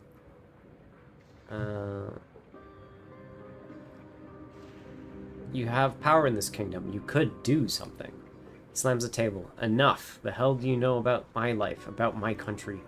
You think you can just knock on the king's door and ask nicely? You think they can't find someone else who wants my job, my house?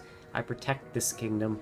It's outsiders like you sneaking in and out, smugglers, mercenaries, saboteurs, spies, that force the king to make such heavy hand. If everyone followed the law, none of this would have happened. Now, please, no more questions. What else is there to say? Alright. Debt like this can never be made square, but let me at least give you a down payment. This key was kindly donated by a smuggler we picked up in a polite and civil conversation.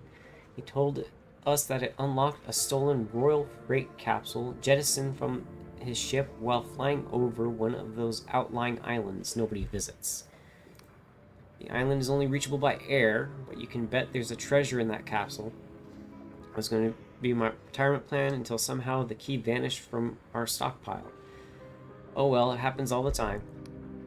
And now I must ask one more favor, not for me, but for my daughter. Take this candle to the missing persons notice board after the dark, light it, and let that be an end.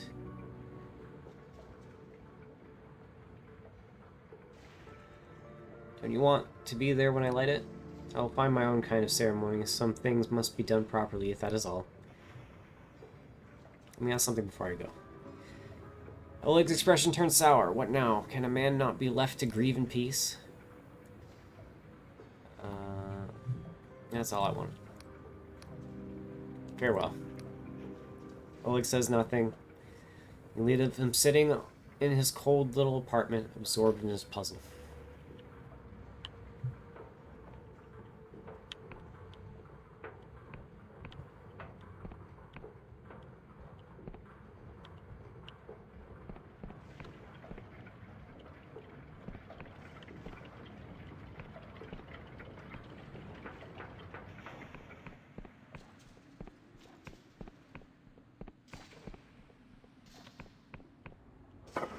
Alright, I got the brain. Oh, no, wrong elevator.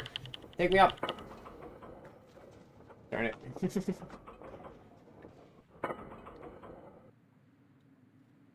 Alright, well, I'll go up then, and I guess you know what, I'm gonna see if I can't decipher that text that the king tried to tell me.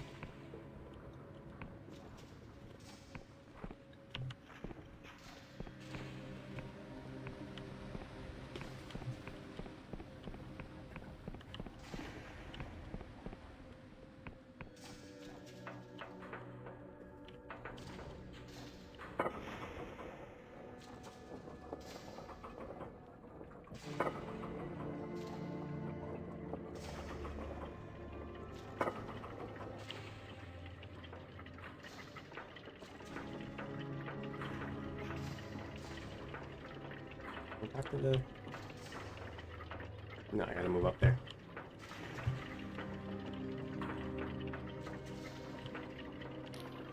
Subject, thine audience is concluded and thou art dismissed, therefore edict vacate immediately this hollow chamber and begin thy task on pain of annihilation. Dang it!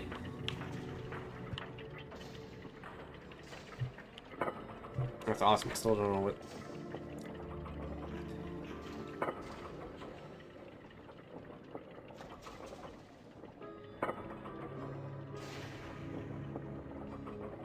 Menace of the King, safe passage.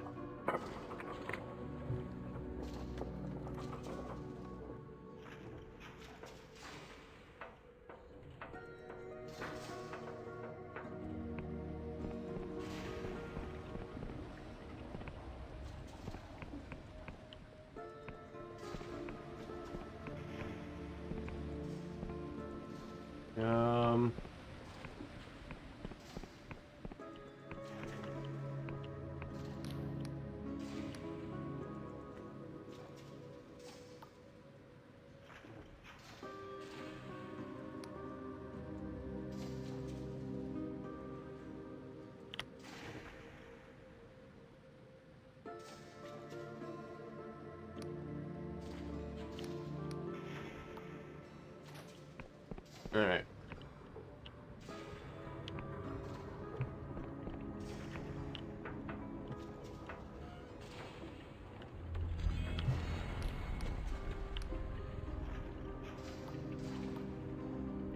Print.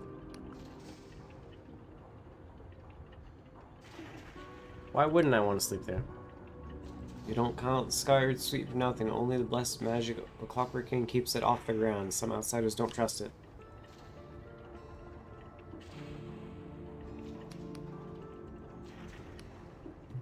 Okay.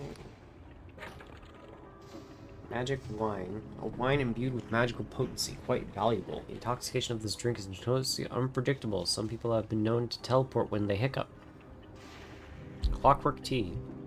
The tea is brewed to the taste of the Clockwork Kingdom's denizens, stewed until it's the exact color of rust and laced with just a dash of bottled visions. Drunk hot, it loosens the tongue, frees the mind, and raises charm for a little while.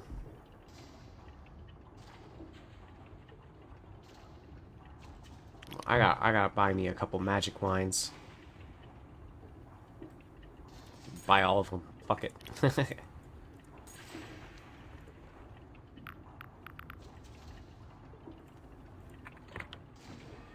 And then... where would I go to get me that house?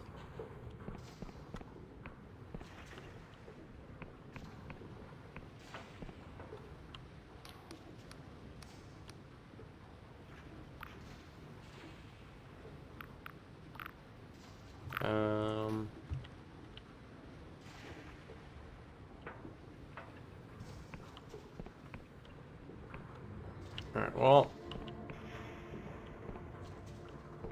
guess I'll go in here. Rest until night.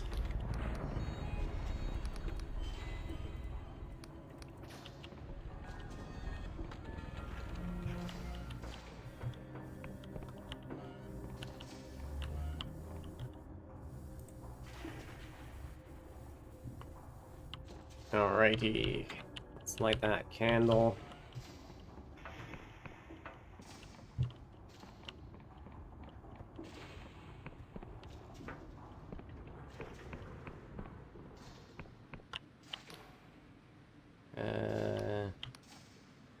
Light a candle for Oleg's daughter. You place Oleg's candle among the others and light the wick. A soft green glow suffices the leaves of paper, each one marking a life and a name. Think about Oleg's daughter, all her sisters, and all the people for whom there will never be any candles. And you think about the faces you saw on your way here. What have they lost, and won't they let themselves mourn? Whose absence do they feel without even knowing it? How many are pretending not to see the abyss for fear of being dragged into? How many think it would never happen to them? Behind you, someone begins to sing, croaking and hesitant at first. No words, just a mournful, kneeing tune. Something like an elegy, something like a howl. A prayer and a promise, a hymn for the missing.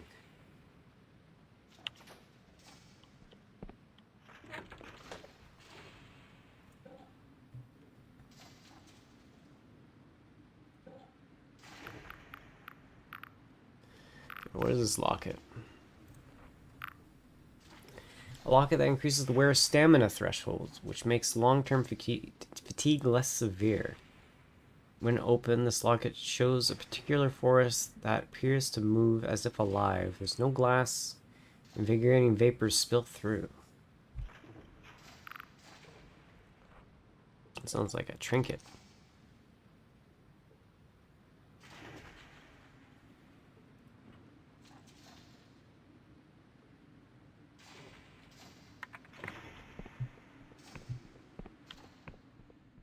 Alright, now on to...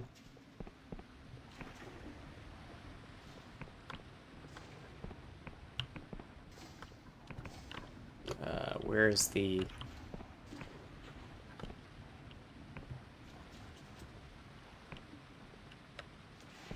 Oh yeah, it's over there. Parkour.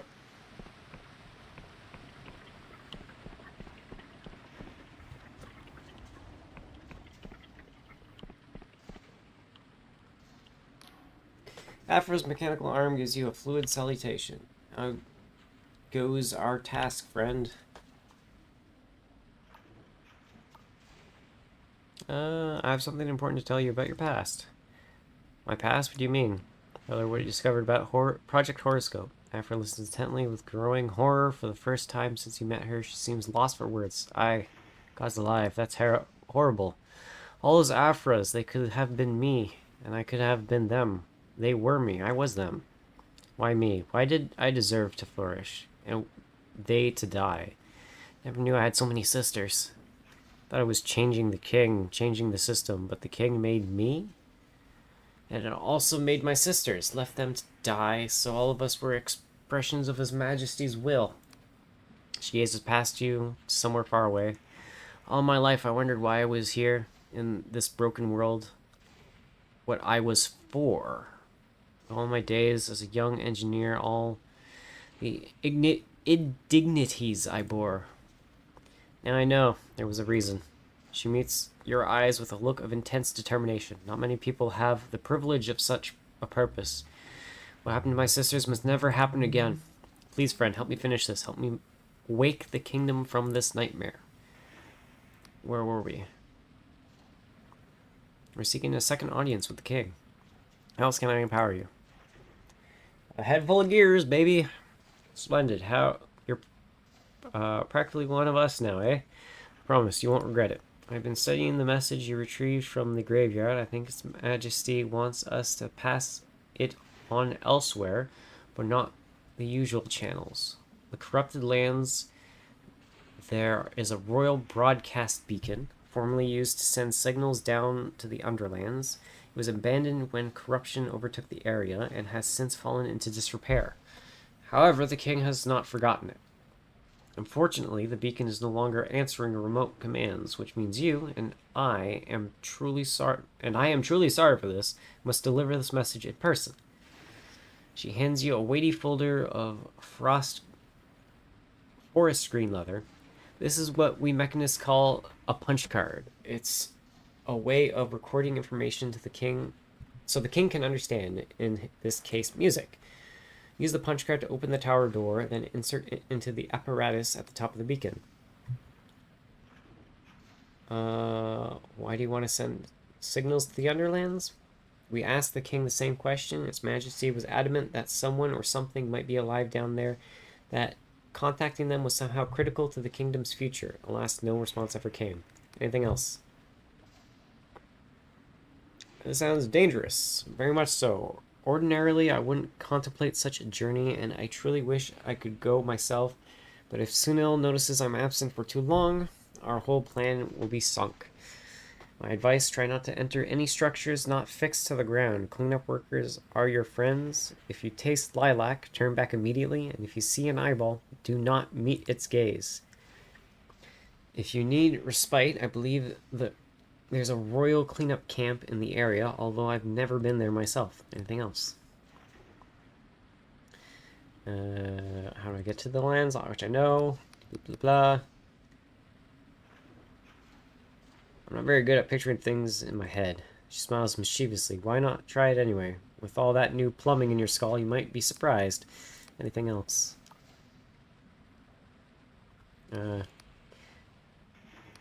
Have a king conjure the access code directly to your cranial moderator. Just picture me in your mind's eye with as much detail as I can. It'll come to you. If you say so. I'll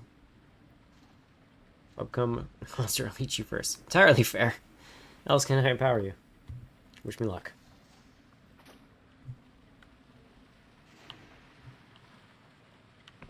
You know what? Let's talk to these people. Maybe I can get the boat from them. Aircraft to serve high harbors. Unfortunately, only those bearing a writ of permission from Riova may purchase a vessel. I'm terribly sorry. Where do I get that?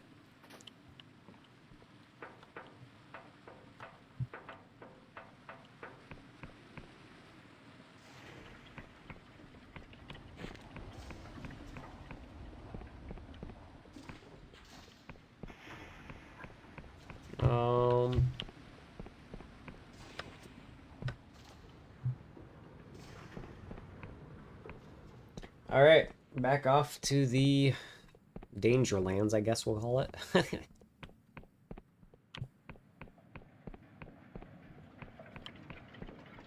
Let's do this tower thing. I think I'm going to call it for a night.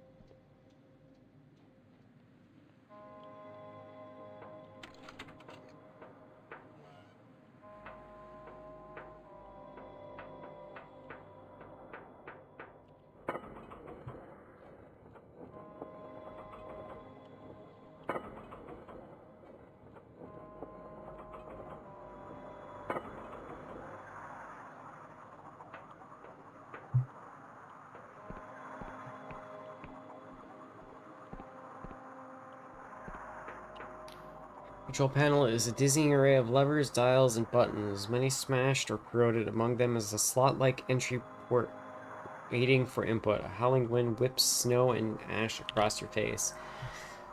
Insert the punch card with the king's message. The card jams in the slot, but you give it a good shove. For a moment, nothing happens.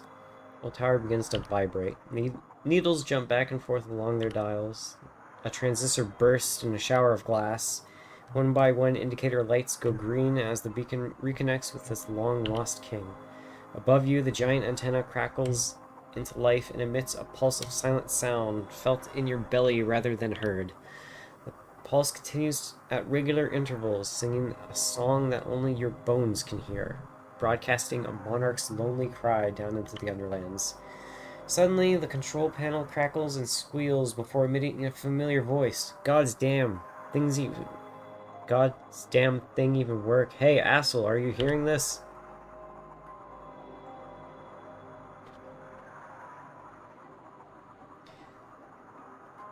Mikal, is that you? Misha? No, this is ancient mummified queen of the Underlands. Here to tell you that you have a stupid nose, pinhead, nincompoop, fucking Listen, we don't have long with this device, so pay attention. Misha has some friends who have been watching you through the king's eyes. They know all about the chief interpreter Afra and her big plan, enough to cannot be trusted. Go down to Inferopolis and find a market trader called Riza. Ask them the 7th letter. This Do this before you Acro's punch card. Understand?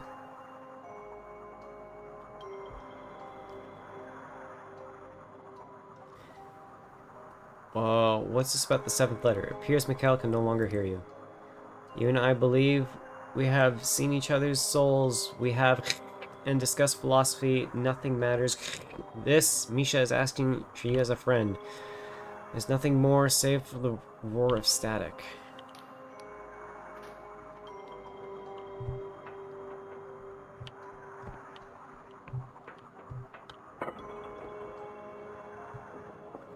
Oh man, and the mystery continues.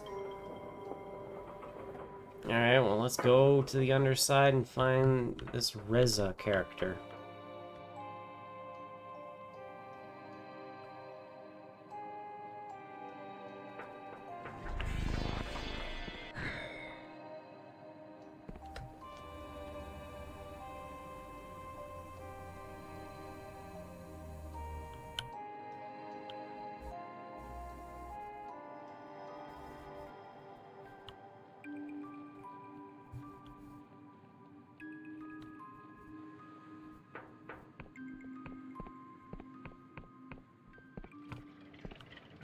You know what? I'm gonna ask around, see if I can buy a house.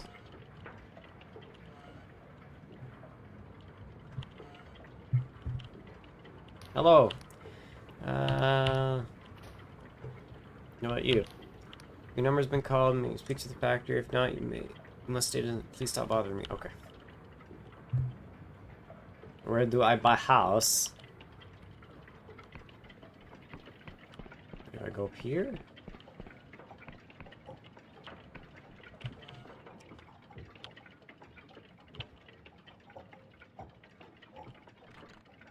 Shut tight.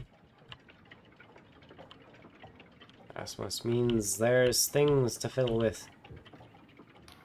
This guard is carefully rolling himself a pungent cigarette. They do not look up. I ain't on duty for another hour, so sawed off, or I'll arrest you for aggravated pestering.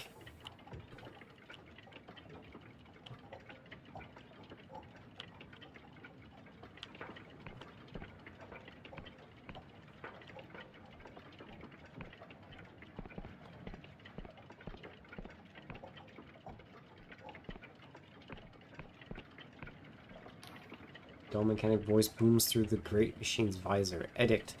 Halt and beshrive thyself, citizen, for thou standest before a servant of the Clockwork King. How does one beshrive oneself? Pondering. Alas, thy query exceeds the remit of this incarnation. Petitions to its majesty may be submitted at the Mechanarium. Appraisal, thou art a vagabond of unknown loyalty, therefore edict trespass not against the king's peace, for thou art watched and thrice watched. All hail its majesty, Mechanics Rex, the Clockwork King.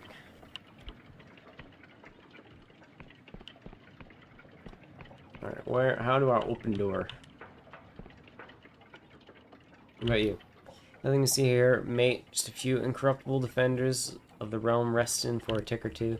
Something about you catches the Scar's attention. They examine you, then lean closer at a lower to their voice. You look like a daredevil sort. Sellsword, am I wrong? Explorer, maybe? Plenty of spare equipment and the Royal Militia military stuff, and we ain't been paid for 3 weeks running. 50 coin would get you into that armory over there. How about it? Come across treasures of all my levels. Me owing you a favor would be far more valuable.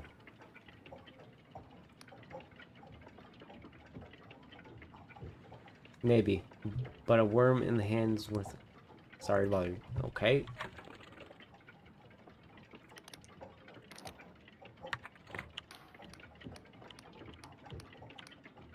Charm. Guard grins. Now I get it. You're an entrepreneur. Very well. It's a deal. Just remember our bargain. Very well.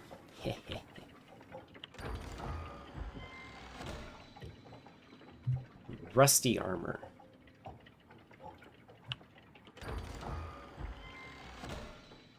And a fine ore.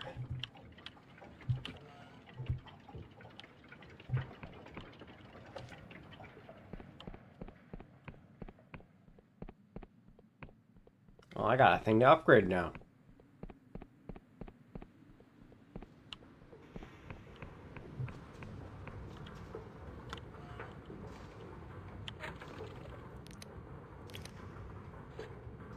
Outlaw armor. Studded suit of armor. Outlaws in the Skyrealms will often enhance their equipment with crude studs and spikes so that even their bodies can serve as brutal weapons.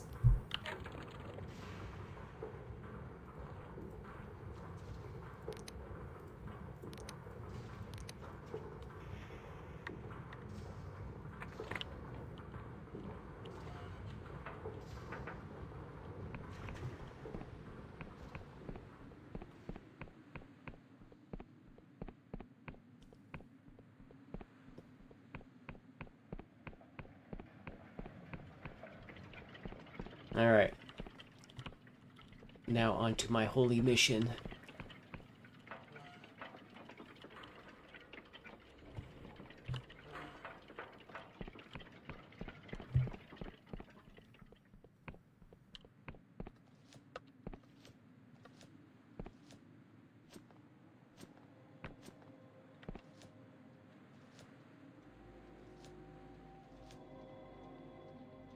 Alright,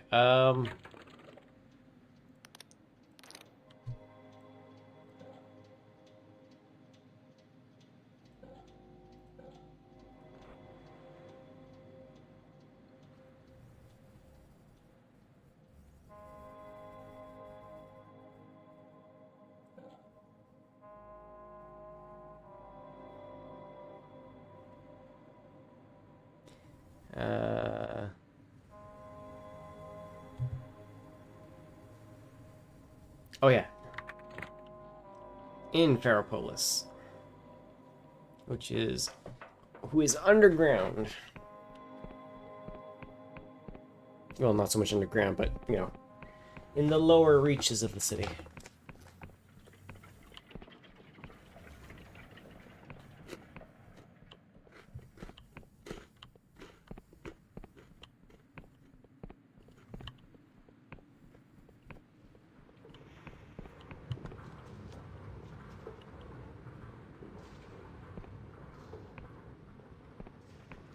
Oh, everyone's already in bed.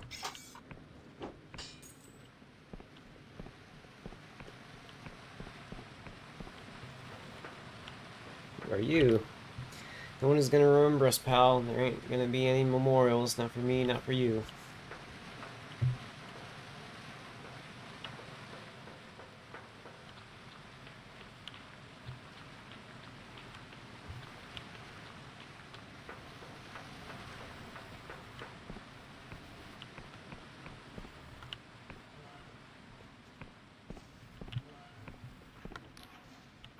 The mirror is sealed. Alright.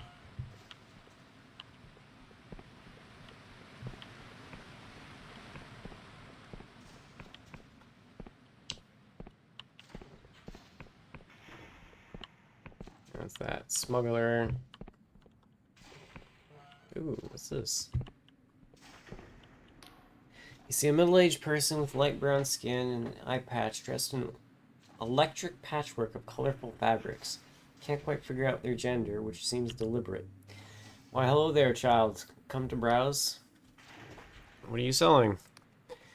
Why, charms and trinkets to attract the favor of the Clockwork King, or ward off its majesty's displeasure. Look here.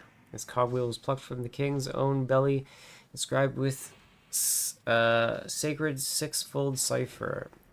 Worn around your neck, it will grant you fortune at summoning stations. Or this incense, burn it while you write a petition to the king, and it shall speed your quest. Well, child, do you see anything that interests you? Who are you? My name is Reza, child, fortune teller, trinket vendor, and listener on many grapevines. For a price, I can sell you talismans of luck and protection, or perhaps even give a little advice about your problems.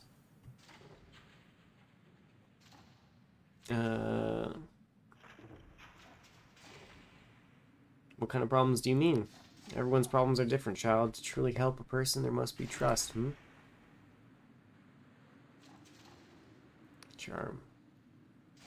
They examine you, then their expression softens. I'm sorry, child. I can only imagine. This is not a good place for travelers, is it? Everyone must deal with the king now and then. In my long life, I'm lucky to have learned little of its majesty's ways, so I help people with their problems best I can. Nothing illegal, just advice. I can coach you to file an appeal that the guild will treat as high priority. Diagnose misfiring magic in your building's heating engine. Interpret a royal proclamation you can't make sense of. Perhaps even point you towards a friendly machinist. I never cheat, no. I only help people find the path where everyone ends up happy. You see, child, I too, in my own way, am a servant of the king. Actually, I had a confusing encounter with the king just recently. Listen to your tale. Oh, my child, quite the ordeal. Show me your hand. Reza traces her bony finger gently along the lines of your palm, humming a hypnotic tune and swinging a cipher inscribed vacuum tube back and forth on a sprocket chain. The king has sensed that a terrible destiny stalks behind you, matching your step. You chase a strange star. Your quarry seeks to exhume the grave of history and rewrite the music of time. Perhaps His Majesty believes you have a role to play here in the kingdom too. They release your hand, smiling kindly. Or perhaps it is a mistake. The king doesn't make them, you know. Well, child, do you see anything else? I'm looking for the 7th letter. The gaudy trader squints at you, then glances left and right to check nobody's listening, and then beckon you closer. Who told you to come here? Were you followed? Misha sends his greetings. Good. They appraise you with their remaining eye. So you are one of who's helping Afra. I see she's got your head stuffed with clockwork, like a good little machinist. Tell me, did she explain what the cranial moderator does? She said it would let me speak with the 6-fold cipher. Mazarov mentioned a few side effects, migraine, seizures. I'm sure. So then nobody warned you how the cranial moderator warps your thinking, smooths out any irrational notions, makes you look at the world like a machinist, seeing everything as a puzzle you can solve. The biggest changes will take a few years, but mark my words, they will come. That is why I got rid of mine. You used to be a machinist too? Yes, for many years. I even wrote some of the cipher magic that lets the king alter people. So I speak with authority when I say that countless lives depend on how you on you defying Afra's plan. Alright, I'm listening. Don't misunderstand me. Afra is a sweet girl. We were very close once. She absolutely believes she is doing the right thing. Sadly for us all, she is wrong. Look around you, child. See how we're all in the mercy of this infernal machine, which not even the machinists can control. Can you honestly say that what we need is more Clockwork King? However brilliant Afra's spell may be, it cannot fix the problems with the king, because the king is the problem. What's your alternative? Reza flashes a crooked grin and hands you something heavy, wrapped in colorful rags. I am glad you asked. It's a different kind of spell. Instead, in place of Afra's, it will trigger a runaway fault cascade that gradually but irrevocably shuts down the king with minimum destruction. Wait, you're the saboteur.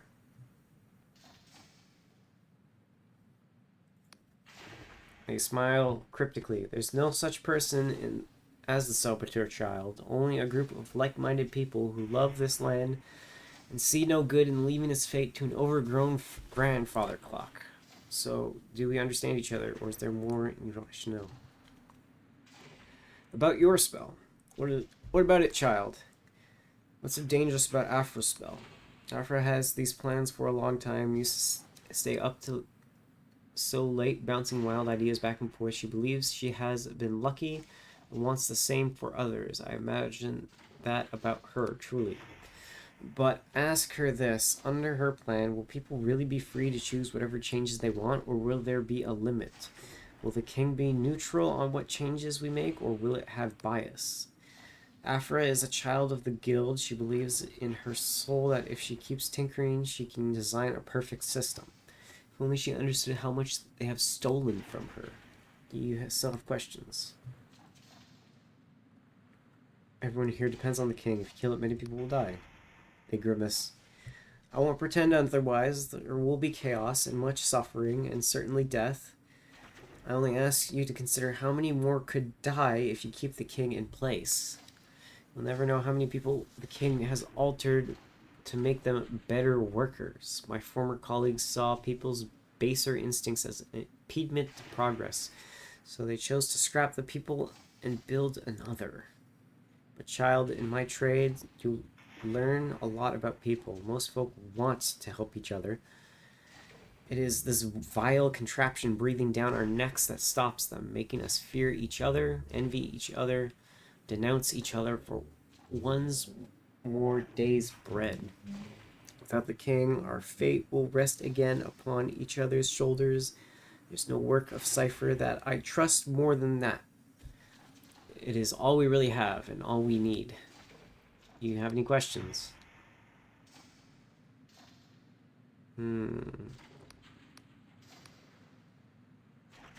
But you and your cause. I will tell you whatever I can without endangering my comrades. You say you're the reason for the king's problems. Reza snorts. Hogwash, child. I know what the king is made of. I could recite every syllable of its cipher nucleus by heart. Although, to do so would be most unwise. Do we sabotage the king when we believe it will do good? Certainly. Do we divert royal goods to distribute fairly in our communities? Yes, sometimes. But are we the root of the king's madness? Don't make me laugh. We could toil for decades and cause fewer faults than the king itself generates before breakfast. Only a truly stupid machinist could believe that we are anything more than excuse for their failures. You still have questions? You are a machinist too. What makes you better than Afro? Reza grins crookedly. Now you are asking the right questions. Yes, I can set my share of blame for the mess that the kingdom is in. Luckily, I do not work alone. Although the spell was drafted by my hands, it is the work of many minds, most of my comrades, whom you will never meet. Are ordinary folk. I pledge my magic to serve them, not the other way around. Do you know why I was chosen to give this punch card? Because I'm the most expendable. The machinists already know very well who I am. Do you still have questions? Why did you leave? She sighs deeply. Child, did you ever hear that old fairy tale about the boy who got a splinter of a mirror in his eye that made him cold and cruel, seeking only the worst in things? The king wields unimaginable power, far too much for any one being. In my youth, I thought that this made the guild more important, that we had a duty to use such power wisely. When you make so many life or death decisions every day, when you see people's darkest secrets piled up in stacks every morning in the royal archives like so many freshly cut logs, you're numb to it. You forget what the stakes are. I did not like what I saw reflected in my colleagues' eyes or in my own. You still have questions?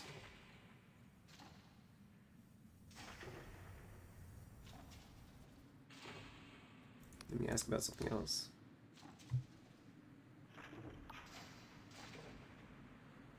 I got it. What's in it? Snorts. A reward, child. By the time you enter that audience chamber, I will be gone. Either dead or in hiding. Perhaps the guild has told you about the sacks of gold we get from Apostatic Union. I've never seen a penny of it. And neither have my comrades. Any resources that we do possess will be needed in the days ahead. We must do this because it's right, or not at all. So do we understand each other, or is there more you'd like to know?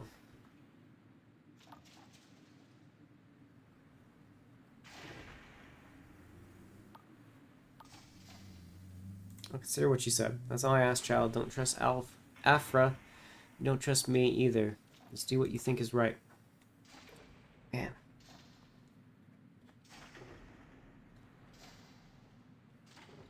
I think I'm going to call it here. Gives me some time to think about things, because... Man... That's a lot of things to think about.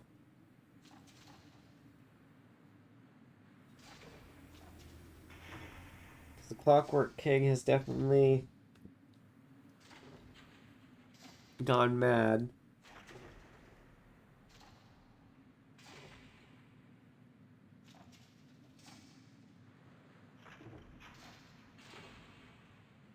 Giving a mad thing more power isn't gonna fix it.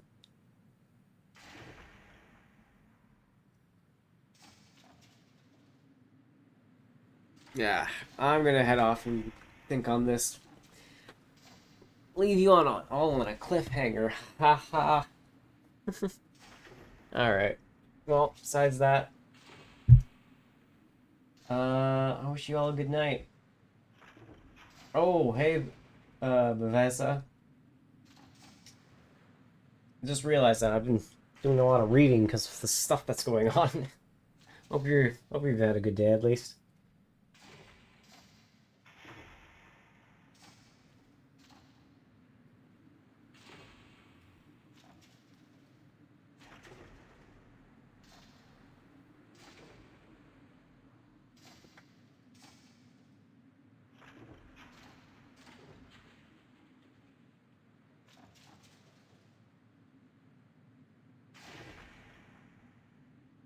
Yeah, either way, I think I'm gonna head off.